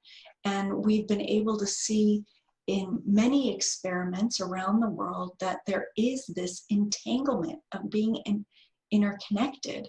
And so while it might seem like we are all alone and separate, in fact, we are interconnected and we're not alone. And finally, I will just invite you to, whatever you do, to bring an attitude of loving kindness and compassion towards yourself and towards your others. You're in a process, we're all in a process, and that process is perfect exactly as it is, and it's ever changing. With that compassion and love, we can be gentle and loving with ourselves as we take it one step at a time to be in that place of awareness and step into our magnificence. Thank you. Thank you, Helene Waba. That was beautiful, stepping into our magnificence. So as we step into our active magnificence, we're going back to Lynn Brink. She's incredible. You saw earlier, she's the founder of Planetary Fitness. We've got a new medical discipline, okay, which we're all experts at, which is the science of inactivity. So now we're going to change that, okay? We know that the fact of moving the body, you're able to move and create a healing aspect on your mind for our mental health. So we're going to walk the talk here. And so we're taking the stretch and break, led by Lynn. She is the co-founder, as you know, of the John W. Brick Mental Health Foundation. She sits on the Johns Hopkins Department of Psychiatry and Behavioral Science Advisory Boards. And she's, like I said before, she's also the franchise owner of Planetary Fitness. And she's an advocate for women and health. So bring on the stretching. Hi, I'm Lynn Brick. I'm the co-founder of the John W. Brick Mental Health Foundation. Welcome to your energy break. Experts say that movement is medicine, so it's time to get up off your seat and get up on your feet. Join me now. If you prefer to stay seated, that's fine too. Let's go ahead and get started. Start with great posture. Feet underneath the knees, underneath your hips and your shoulders. Relax. Focus on your breath. Brace your core. Just simply tilt your hips side to side. Sometimes I feel a snap, crackle, and a pop when I do this. Maybe you do too. And you can move at your own pace. There you go. 4, 3, 2, and just take your body side to side. Relax your head and neck. And now isolate your shoulders. Lift and rotate back. Helps to improve your posture and also helps to bring more oxygen to your brain. Lift your elbows a little higher now. And now have your eyes follow your hand all the way around behind you if you can. Good. A little higher with the arm and the hand now. Rotating through your spine, feeling your entire body get energized. Let's do 4, 3, 2, and 1 more. Good. Just keep the hips going side to side. And now you're going to try to push your hips to either wall. Push the hips to the wall. There you go. Great job. Really push it out. Push it out. 4, 3, 2. Now when you're ready, give me double. 2 of them and 2 of them. And feel the rhythm of your body and your breath working together here. Add some jazz hands if you want. Make it feel good. 4 more, 3 more, 2 more. Last one. Relax. Okay, now working down toward the lower body. Here we go. Add a kick if you want. Kick, kick, kick, or you simply can tap your toes side to side, whatever feels best for you. Here we go. 4, 3, 2, switch sides. Start low, and then you can gradually raise it up a little higher. Ah, it feels so good. Kicking away those bad habits. 4, 3, 2, now I just want you to simply move. Move your body any way you want. You've warmed up your entire body, so it should feel ready to move, ready to groove. Do whatever feels good for you. Love yourself. Give me some arm circles if you want, or big circles if you want. Whatever feels good for your body. Dance as if no one's watching. Yeah. Feel the rhythm of your body. Feel the rhythm of your breath. Perfect. Slow down. Take a nice deep breath. Inhale and exhale. One more time. Inhale and exhale. And give yourselves a big hand. Great job. Let's take a moment to celebrate the voices of children in song. Sometimes we ask ourselves a difficult question. What are we doing to our beautiful planet? Sometimes it seems like music is the only thing that makes any sense. So let's change things. Let's join together in music, coming together as one voice. We want a better world. Let's make a difference. What kind of world are we trying to make?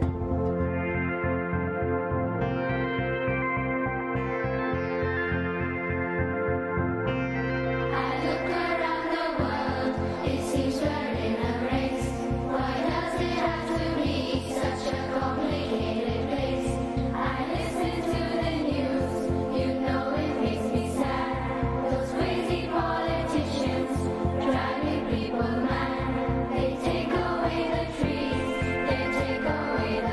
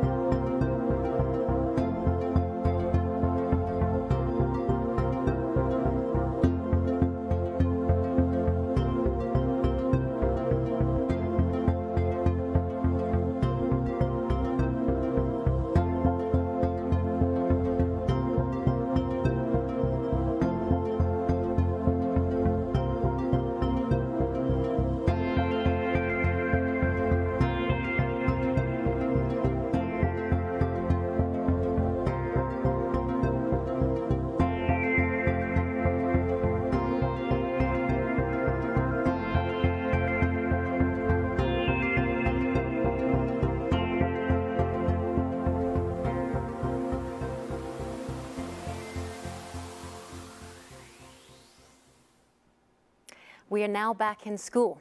You know, after seeing that huge list, let's just remind ourselves that any school is possible wherever we are. You know, this is the school of life. So I wanted to thank the beautiful children.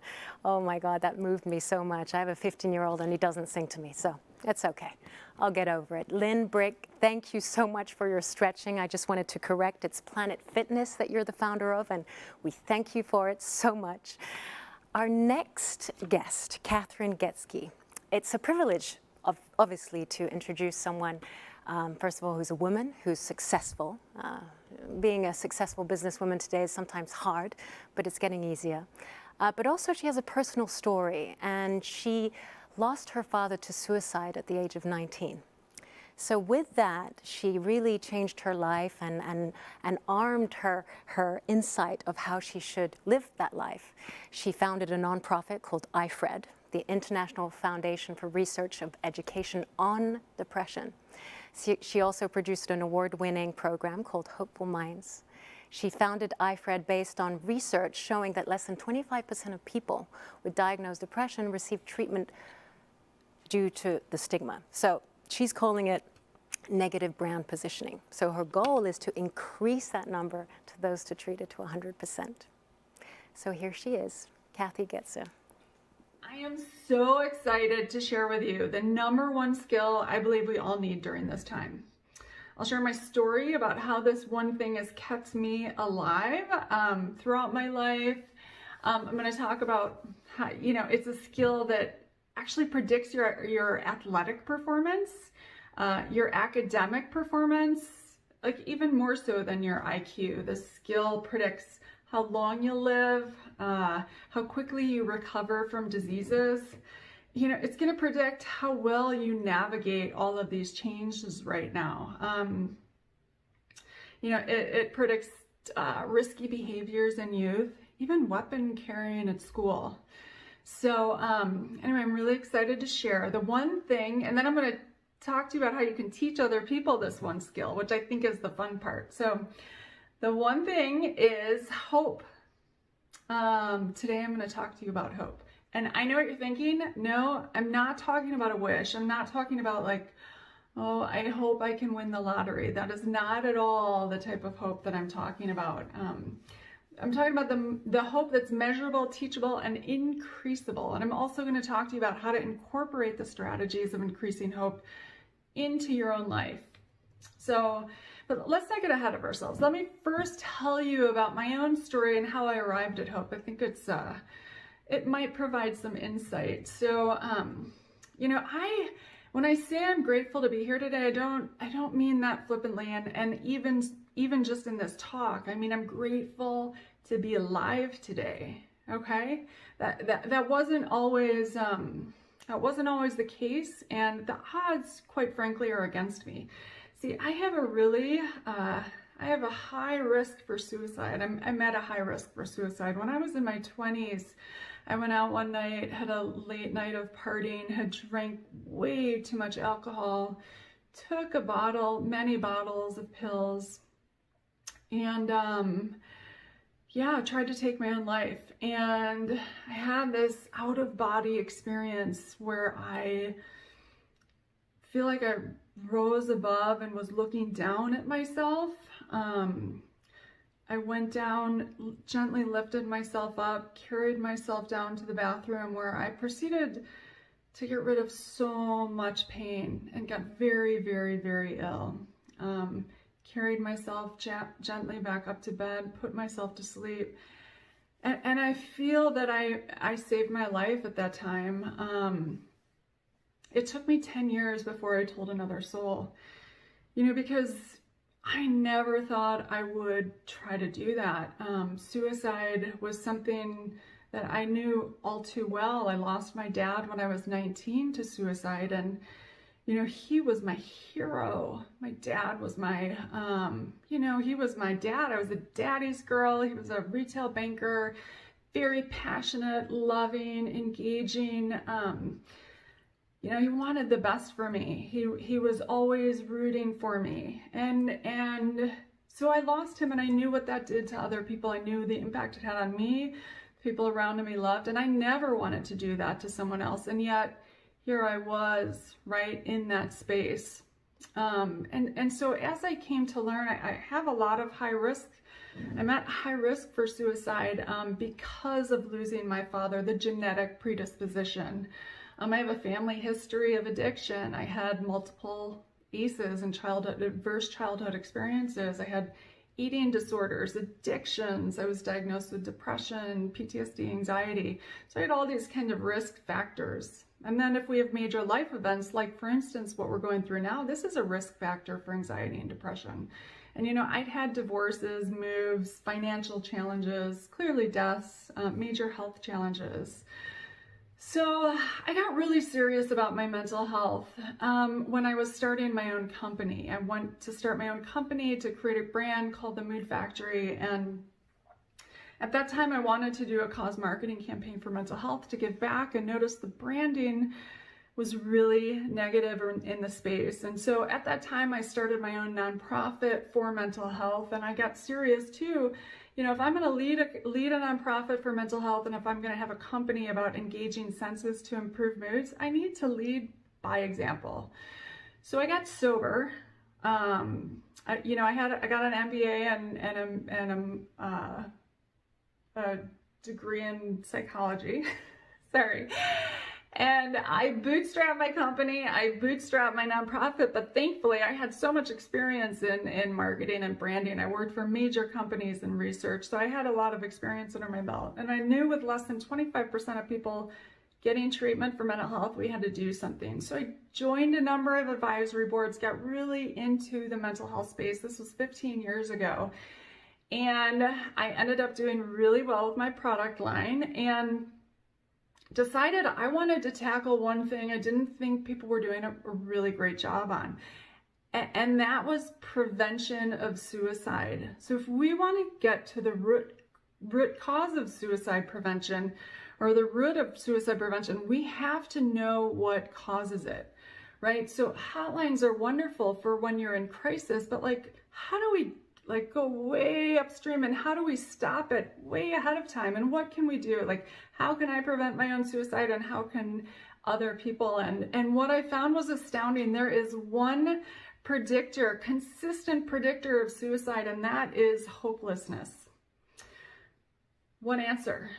I mean, I was excited. You know, I was inspired because I thought, okay, if we have one answer, then we reverse hack hopelessness. We figure out what hopelessness is and what causes it. And thankfully, a ton of brilliant researchers had already done this.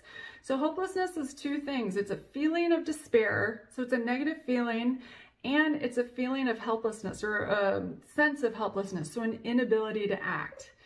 And so, great. If we want to prevent suicide, we need to look at the opposite. We need to look at how to create positive feelings and how to take inspired action. So, I mean, think about it. Have you ever felt hopeless about anything?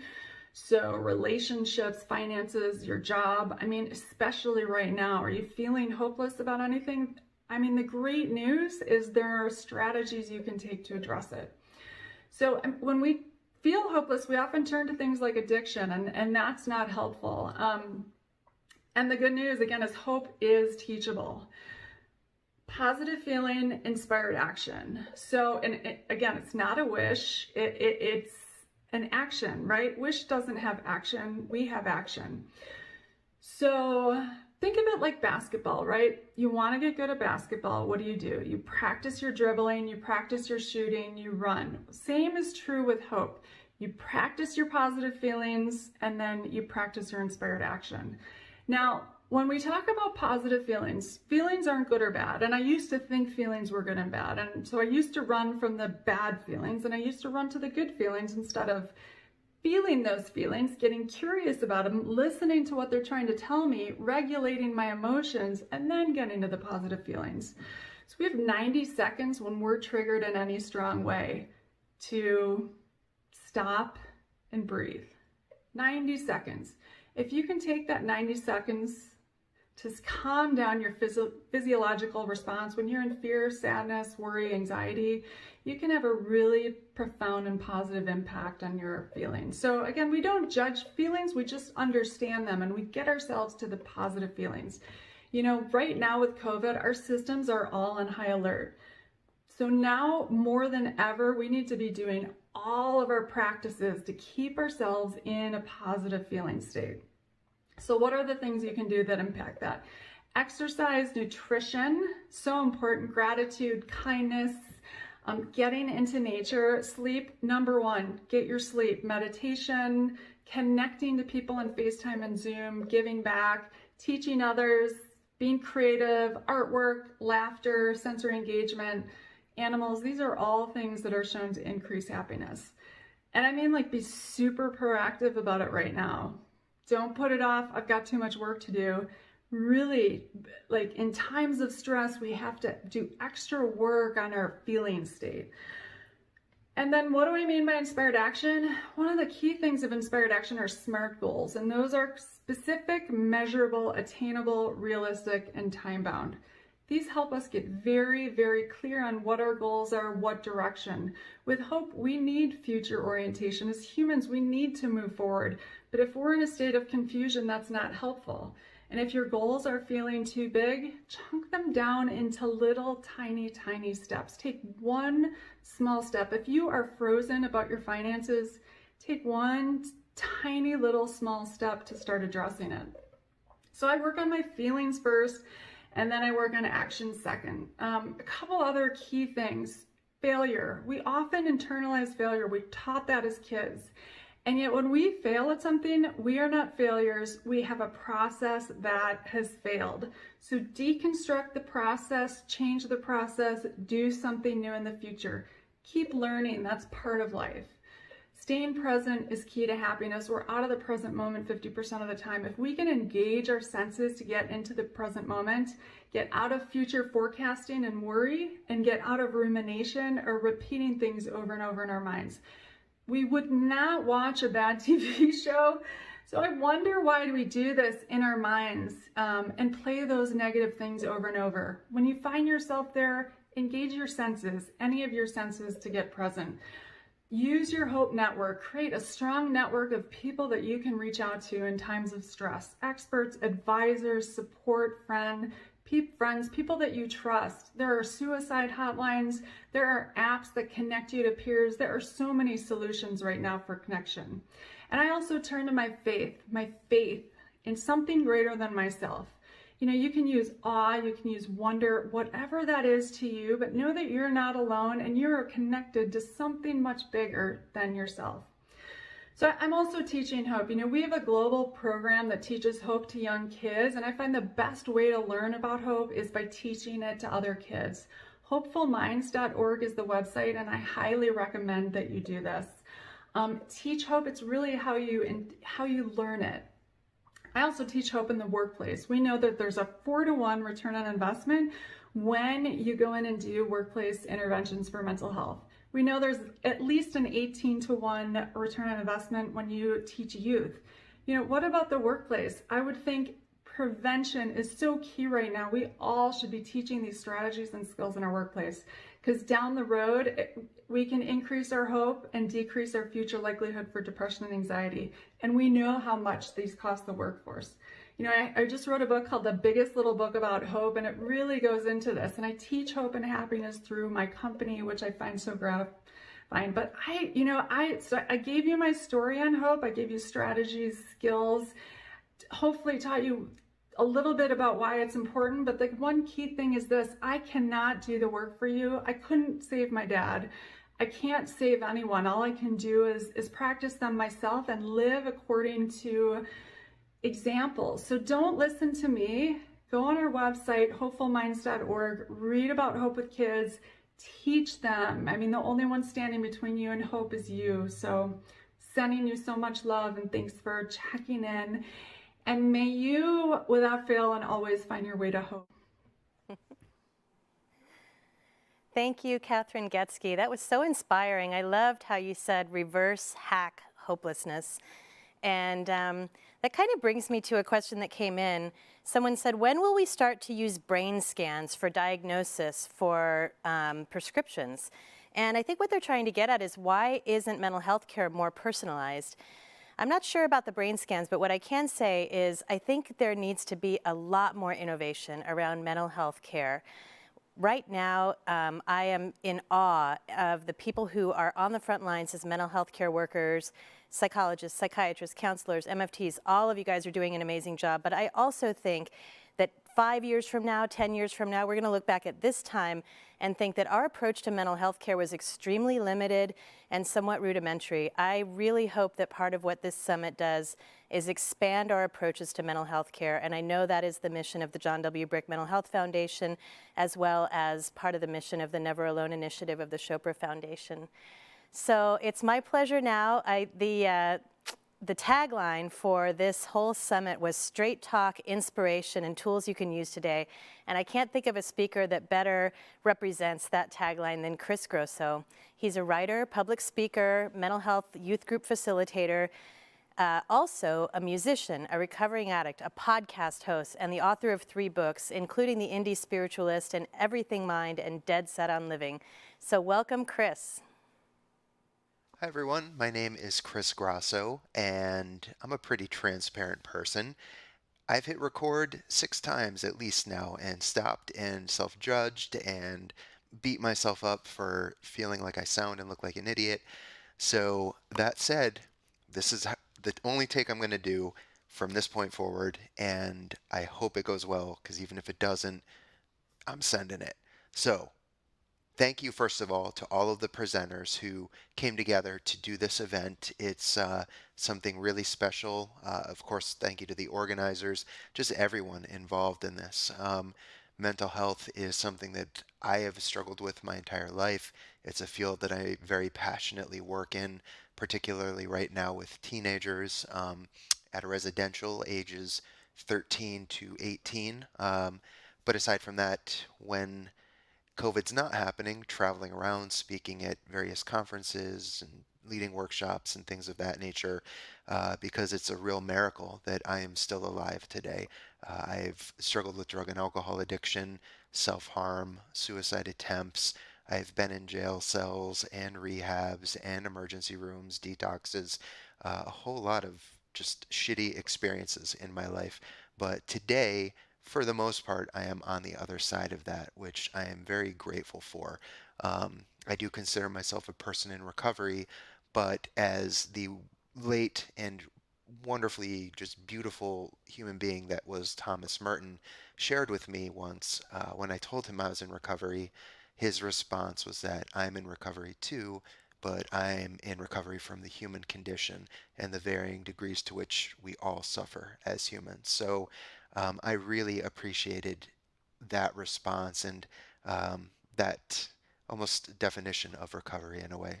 So that said, what I wanted to share with you today, and I'm just making sure I'm still recording, which I am, is a morning ritual that I do that I've done for several years now. I find that it is very helpful for me and my mental health, my state of well-being.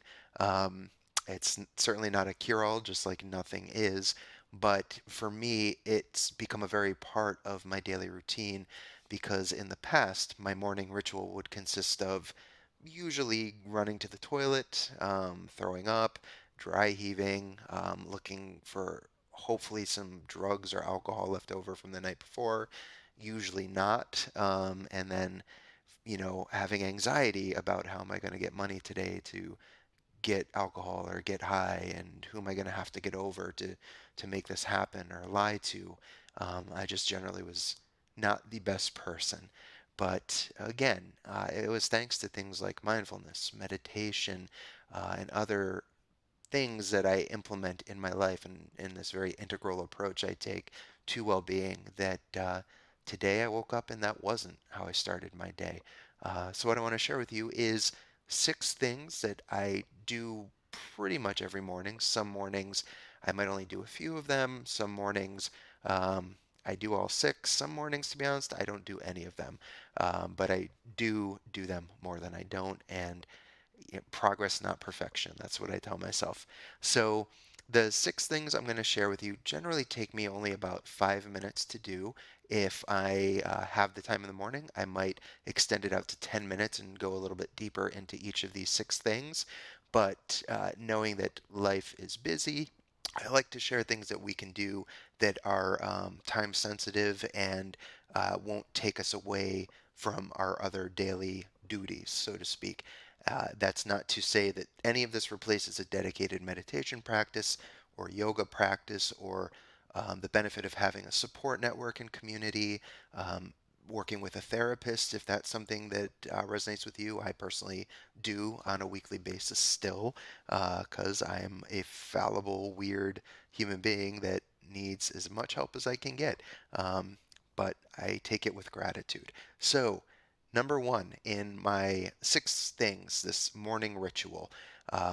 First thing I do when I wake up is I take at least 10 seconds to smile. Even if I'm not feeling well, I smile. And the reason I started doing that was I read several years ago some articles that had science-based research along with them that says when you smile for 10 seconds or more, it begins to shift the neurochemistry in your body and just tricks your body into really thinking you're happy. And I'm definitely skeptical when I approach practices and I hear things like that. I'm not into, just woo-woo type things. And this kind of started to fall in that category for me. But honestly, I still approach things skeptically, but with an open mind and an open heart.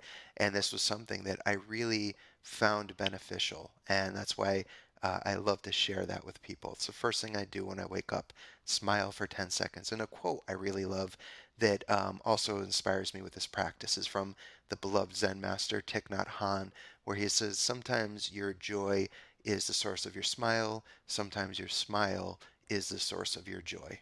So the second half of that is very relatable to me when I intentionally start my day with smiling. The second practice, as I'm sitting up, I tend to do these sitting up because when I used to try to do them laying down, I had a habit of falling back asleep. So go for it if you want to try these laying down. Just a note that I find sitting up keeps me from falling back asleep. Most days it has happened. But anyways, so second thing I do is a body scan, which simply consists of bringing my awareness to the top of my head and not thinking about that area, just becoming aware of it and any sensations that may be there.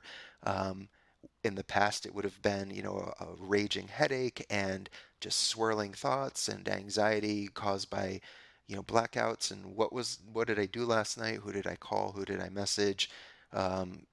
Just, unpleasant things. But today, most days, it's just a sense of a relative calm, contentment. And so what I look for is as I scan down my body, any areas of tension and tightness I might be holding. So, for example, as I'm scanning down, maybe I still have anxiety related to other things, and I will catch myself often with my brow furrowed like this. So when I become aware of that, I just simply relax that area, let go of it. And same can be said as you move down to your cheeks, your mouth, your jaw, any areas you might be holding tension. Your teeth might be clenched, or maybe none of this, and that's wonderful.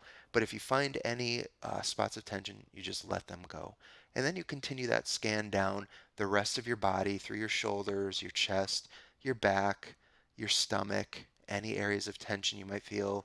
If it's in your stomach, you can just take a deep breath, deep inhale, and then an exhale. Relax your stomach. If there's anything in your shoulders, you just drop your shoulders. You can roll them. You can put them out and roll them like this. Shake out your arms and your hands. And just keep scanning down through your pelvic area into your legs, your thighs, down through your knees, your shins, your calves, and then into your toes. Sometimes our toes might be scrunched up or holding tension. And that's the body scan. If you like, you can scan back up from your toes back up to your head, just doing a bit more of a thorough scan to see if there's any areas you may have missed on the way down, or if there were areas you recognized and let go of. There's always a chance that they might have started tensing up again. So that's the body scan, very simple. Number 2. Number 3 is a practice of just forgiving myself. So what I do is I scan the day prior and I look at ways that I acted unskillfully, whether it was towards myself or another person. And there are some days where it didn't happen. I didn't, I take an honest look at my day, the day previous, and I don't feel like I acted in a way that was, again, for lack of a better word, unskillful towards someone else or myself. But if I do become aware of that, let's say it's something I did to myself, I recognize whatever that might be, and I do my best to truly forgive myself. Recognizing that, okay, I could have done better, I could have treated myself better in this way, and acknowledge it and move on with the intention of not doing that again. If it was a way in which I acted unskillfully towards someone else, I make the appropriate amends. If it's something just as simple as, hey, I shouldn't have said that, or I approached this in a way that I was projecting my own stuff onto you, just owning my shit, to be honest. That is huge for me. And that way I know my side of the street is cleaned.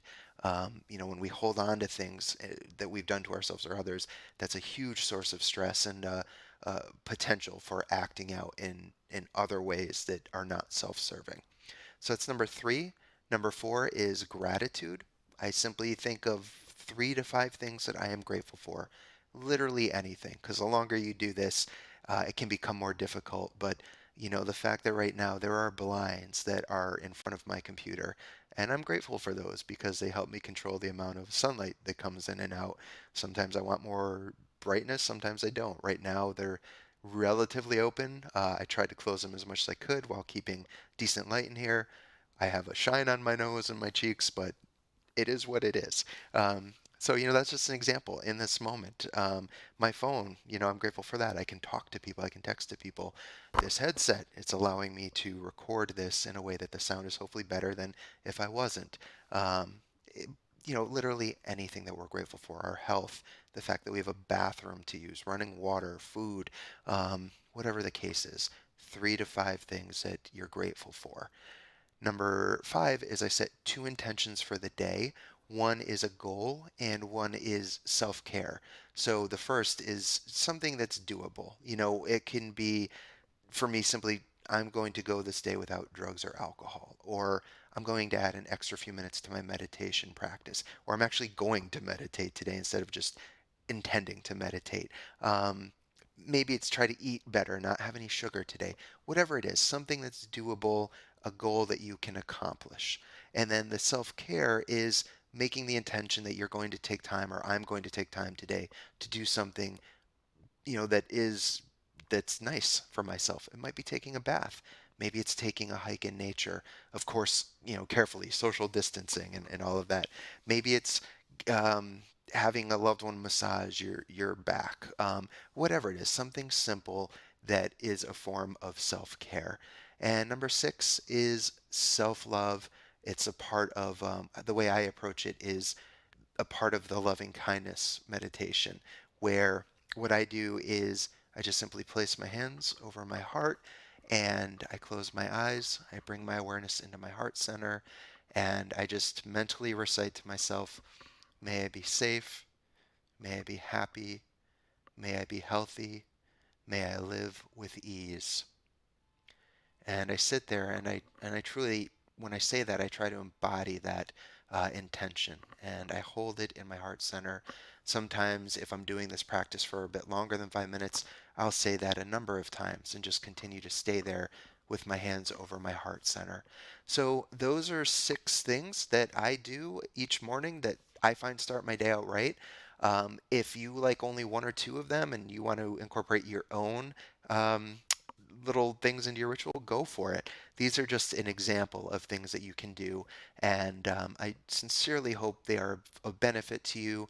I'm right there with you in this COVID-19 day-to-day life. I am struggling with depression and anxiety at times, but it is thanks to things like this, like a morning ritual or mindful breathing throughout the day. I'm sure plenty of other exercises that are being shared in this summit that get me through that day in a way that I am not experiencing as much pain or suffering as I otherwise could be if I was just going through the motions. So I wish all of you the best health possible, all the joy and love to you, and I just hope that your loved ones are well. And again, thank you to everyone that came together to do this summit. Please take good care of yourselves and others. Rock on. Thank you, Chris Grosso. You put a smile on my face. Once again, thank you for your transparency. Thank you for sharing your 6 tips. I think this is really important. People listening to us, this particular symposium has got a lot of talks, a lot of speakers with very practical, actionable items like Chris Grosso's 6 steps. And once again, now we're getting to the final step. Our final speaker of the day is internationally known physician and researcher, and his focus has been how we understand and treat depression. He's also studied physical and behavioral effects of compassion training. He's posed questions about how we can seek happiness. Could it be that compassion training is a path to genuine happiness? You may know him as the mental health expert for CNN. Welcome, Dr. Charles Raison. Thanks. I'm really glad to be here today. I'm glad we've got a little bit of time to talk about some practices that have potential to really help us deal with depression, anxiety, and enhance our well-being during this very difficult COVID pandemic period. So I want to talk about things that I know well, and I know well for 2 reasons. First off, I and my colleagues have studied many of the things I'm going to talk about.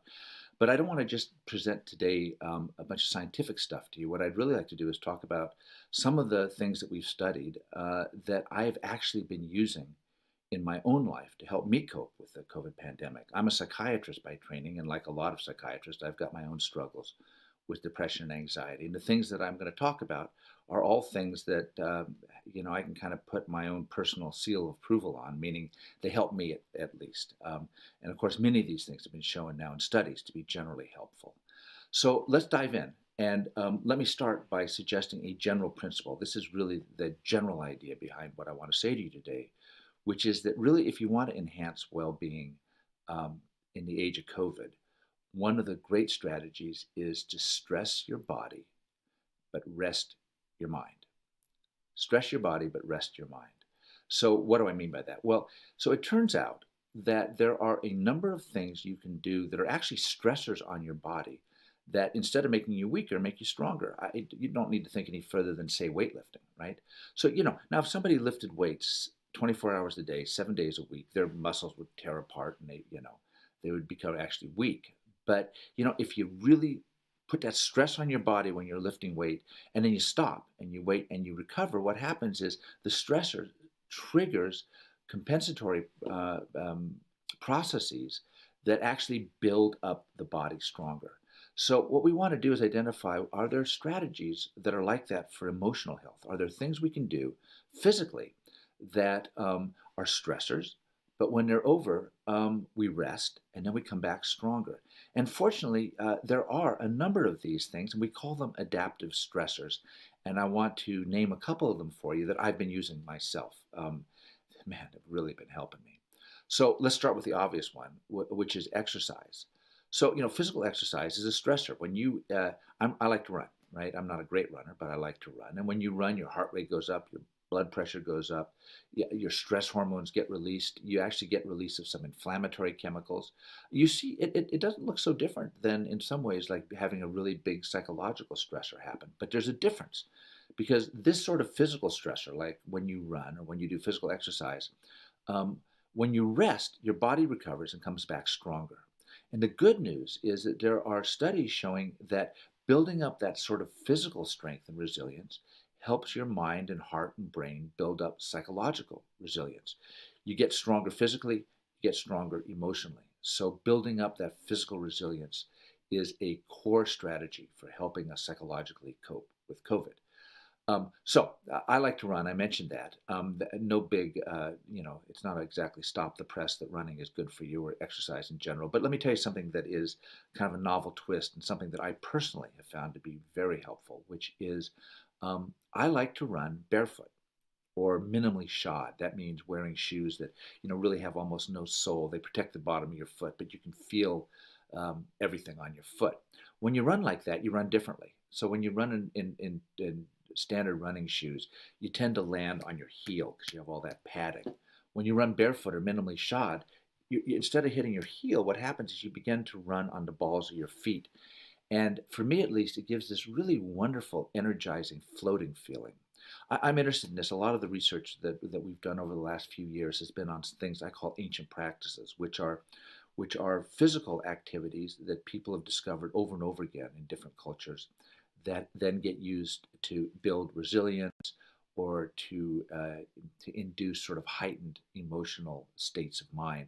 Running is one of them, especially long distance running. And in a lot of indigenous cultures scattered widely around the world, there's reports of expert runners being able to skim or kind of float across the landscape. I find it fascinating that completely disconnected cultures seem to report this phenomena in their expert runners. The physics of that are hard to wrap one's head around. But I think what's interesting, and the reason I bring it up, is that when I run barefoot or minimally shod, I get that same skimming feeling. You really feel like you're floating, and it's a wonderful feeling. So let me recommend that to you. At the very least, really you want to be getting aerobic exercise on a very regular basis, now more than ever. Try the barefoot running if you're interested. It gives it a nifty little twist. The next thing I want to recommend to you is something that we've studied fairly extensively, and our colleagues are studying it even more extensively now, which is the use of heat, hyperthermia we call it, as a treatment for depression and anxiety.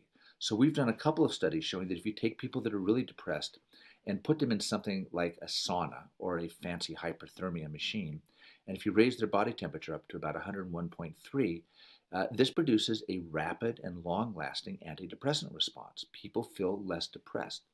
So if you have access to a sauna, let me encourage you to explore using it on a daily basis and staying in there long enough to really get your core body temperature up. Now, saunas are not so easy to come by, but there are now studies showing that hot baths, 45 minutes in a hot bath can do the same thing. It raises up your body temperature and you get those same benefits.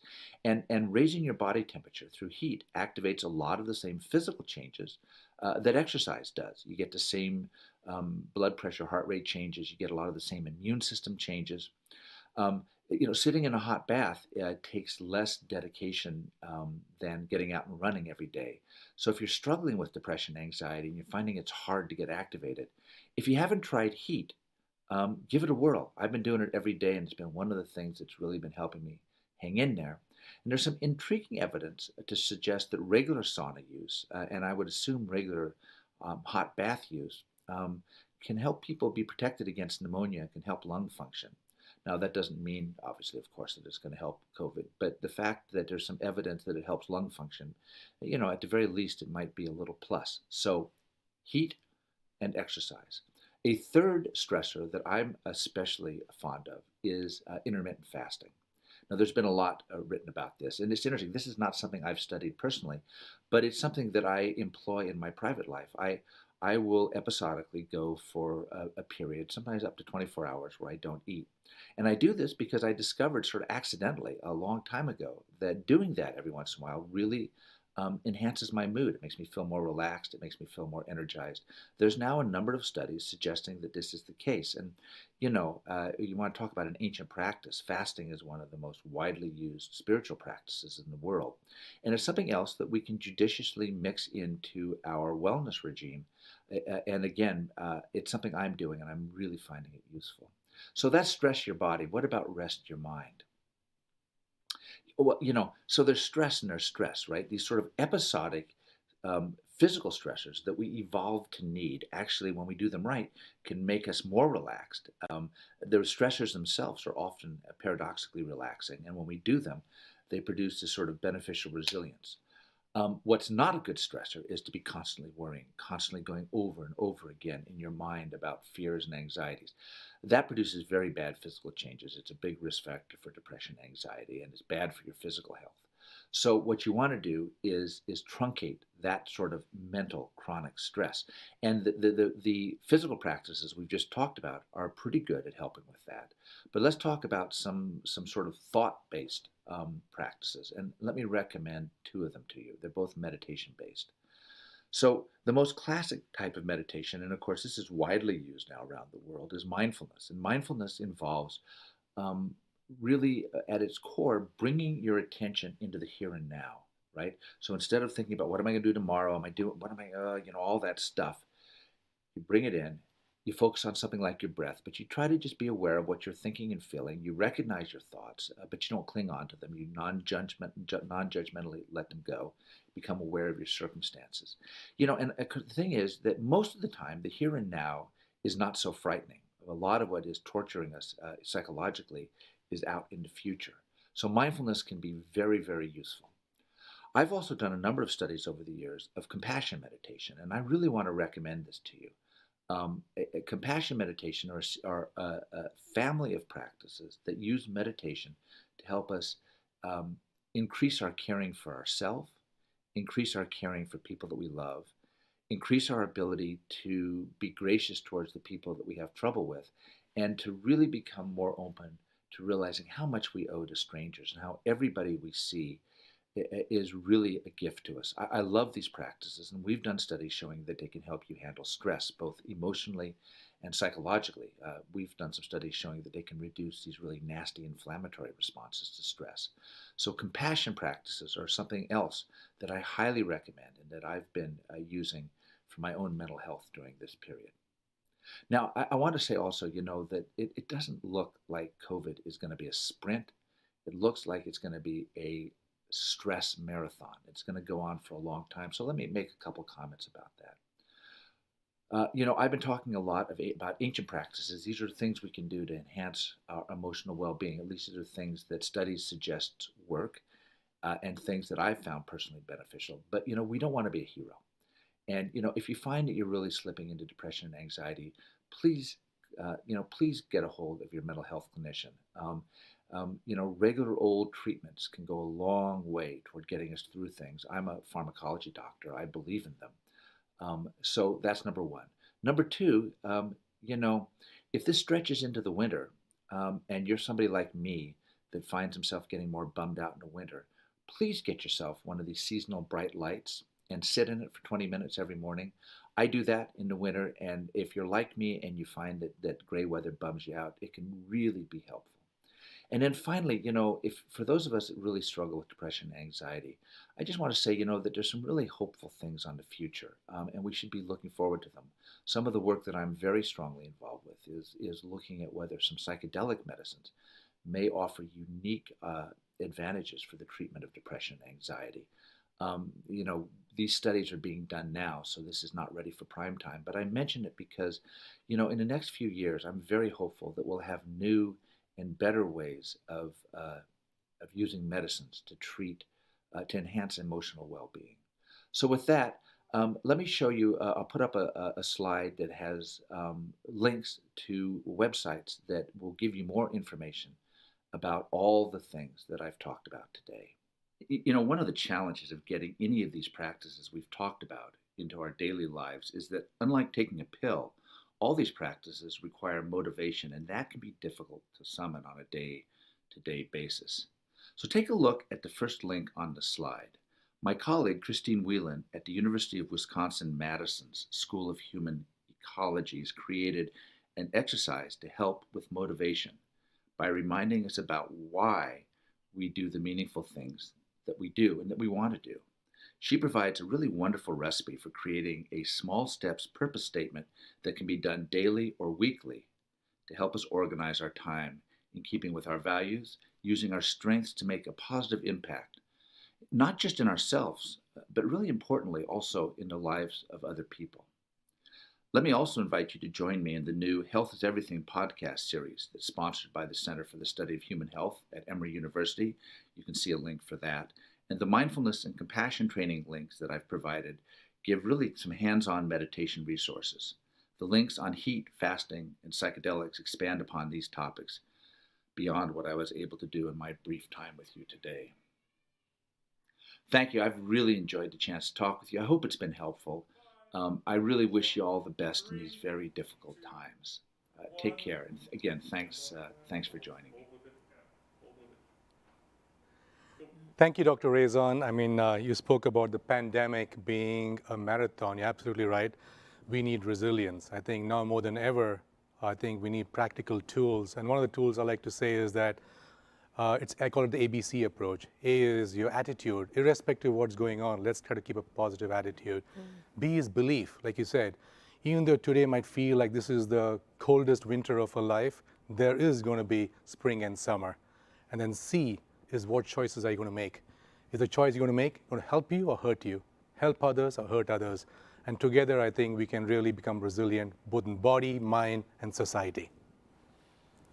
It's true, Poonacha. And there's, you know, all of this stuff, I want to just say, sounds so simple, right? It's so many relatively easy, free things. And I just want everybody to know that we know how hard it is. We know how hard it is even to integrate the smallest simple thing into your daily life. So be easy on yourself, but do it. It's kind of like that tension between be accountable, also have self-compassion, and see if you can take some of these practices and integrate them into your life over the next few months.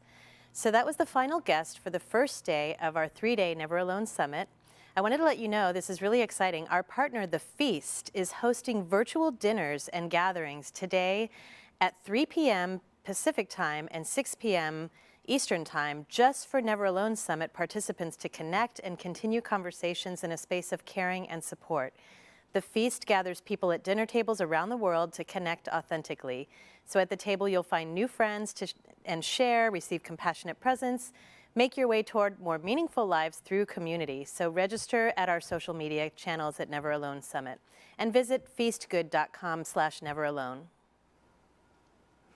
I just want to thank all of our speakers and all of our audience online. You know, it's so important to stay connected, and I think the whole message here is to just you're never alone. You're just not. And I feel that if you create that self-awareness with yourself, you know, that self-love, that self-listening, that relationship with the infinite within, and if we create love in action, as Deepak said earlier, starting the day, we really can experience the responsibility that we have for one another, the sense of community, and the fact that we're all in this together and we are going to succeed, because I know we shall succeed together. So our recording of the entire day is available shortly on our website, on our YouTube channel, and on Facebook. So we encourage you to go back to what means most to you, pass it on to your family and friends. It's all free as a gift from our hearts to yours. And so it's viewable, evergreen, on demand. Definitely go back and take a look and share it with your friends. We invite you to join a global community of people who are changing the way the world treats mental health on our website. And once again, the Never Alone Summit is a gift, but we do invite you to donate to our research on expanding approaches to mental health and for our mental wellness and suicide prevention programs as part of the Never Alone initiative. You can contribute on our website, www.neveralone.live/give. And we'll be back tomorrow, live streaming for our second day of the Never Alone Summit, starting at 8 a.m. Pacific Time, 11 a.m. Eastern Time, and times around the world are on the website. So a few highlights for day 2. We'll be leading off with Don Miguel Ruiz, author of the 4 Agreements. Our speakers will also include Wim Hof. I love him. I was there with him in San Francisco attending one of his events. He's a founder of the Wim Hof method for building strength and sustaining health. And performer narrator Peter Coyote. We'll also have Zach Williams, son of Robin Williams. He'll be joining us to speak, and he'll also be a host with us on day 2. We also have speakers that include NFL tight end Hayden Hurst and many experts in psychology, medicine, and wellness. So we look forward to seeing you back for day 2 of our summit on mental, emotional, and spiritual resilience in today's world. Be well, and thank you so much for joining us. Thank you.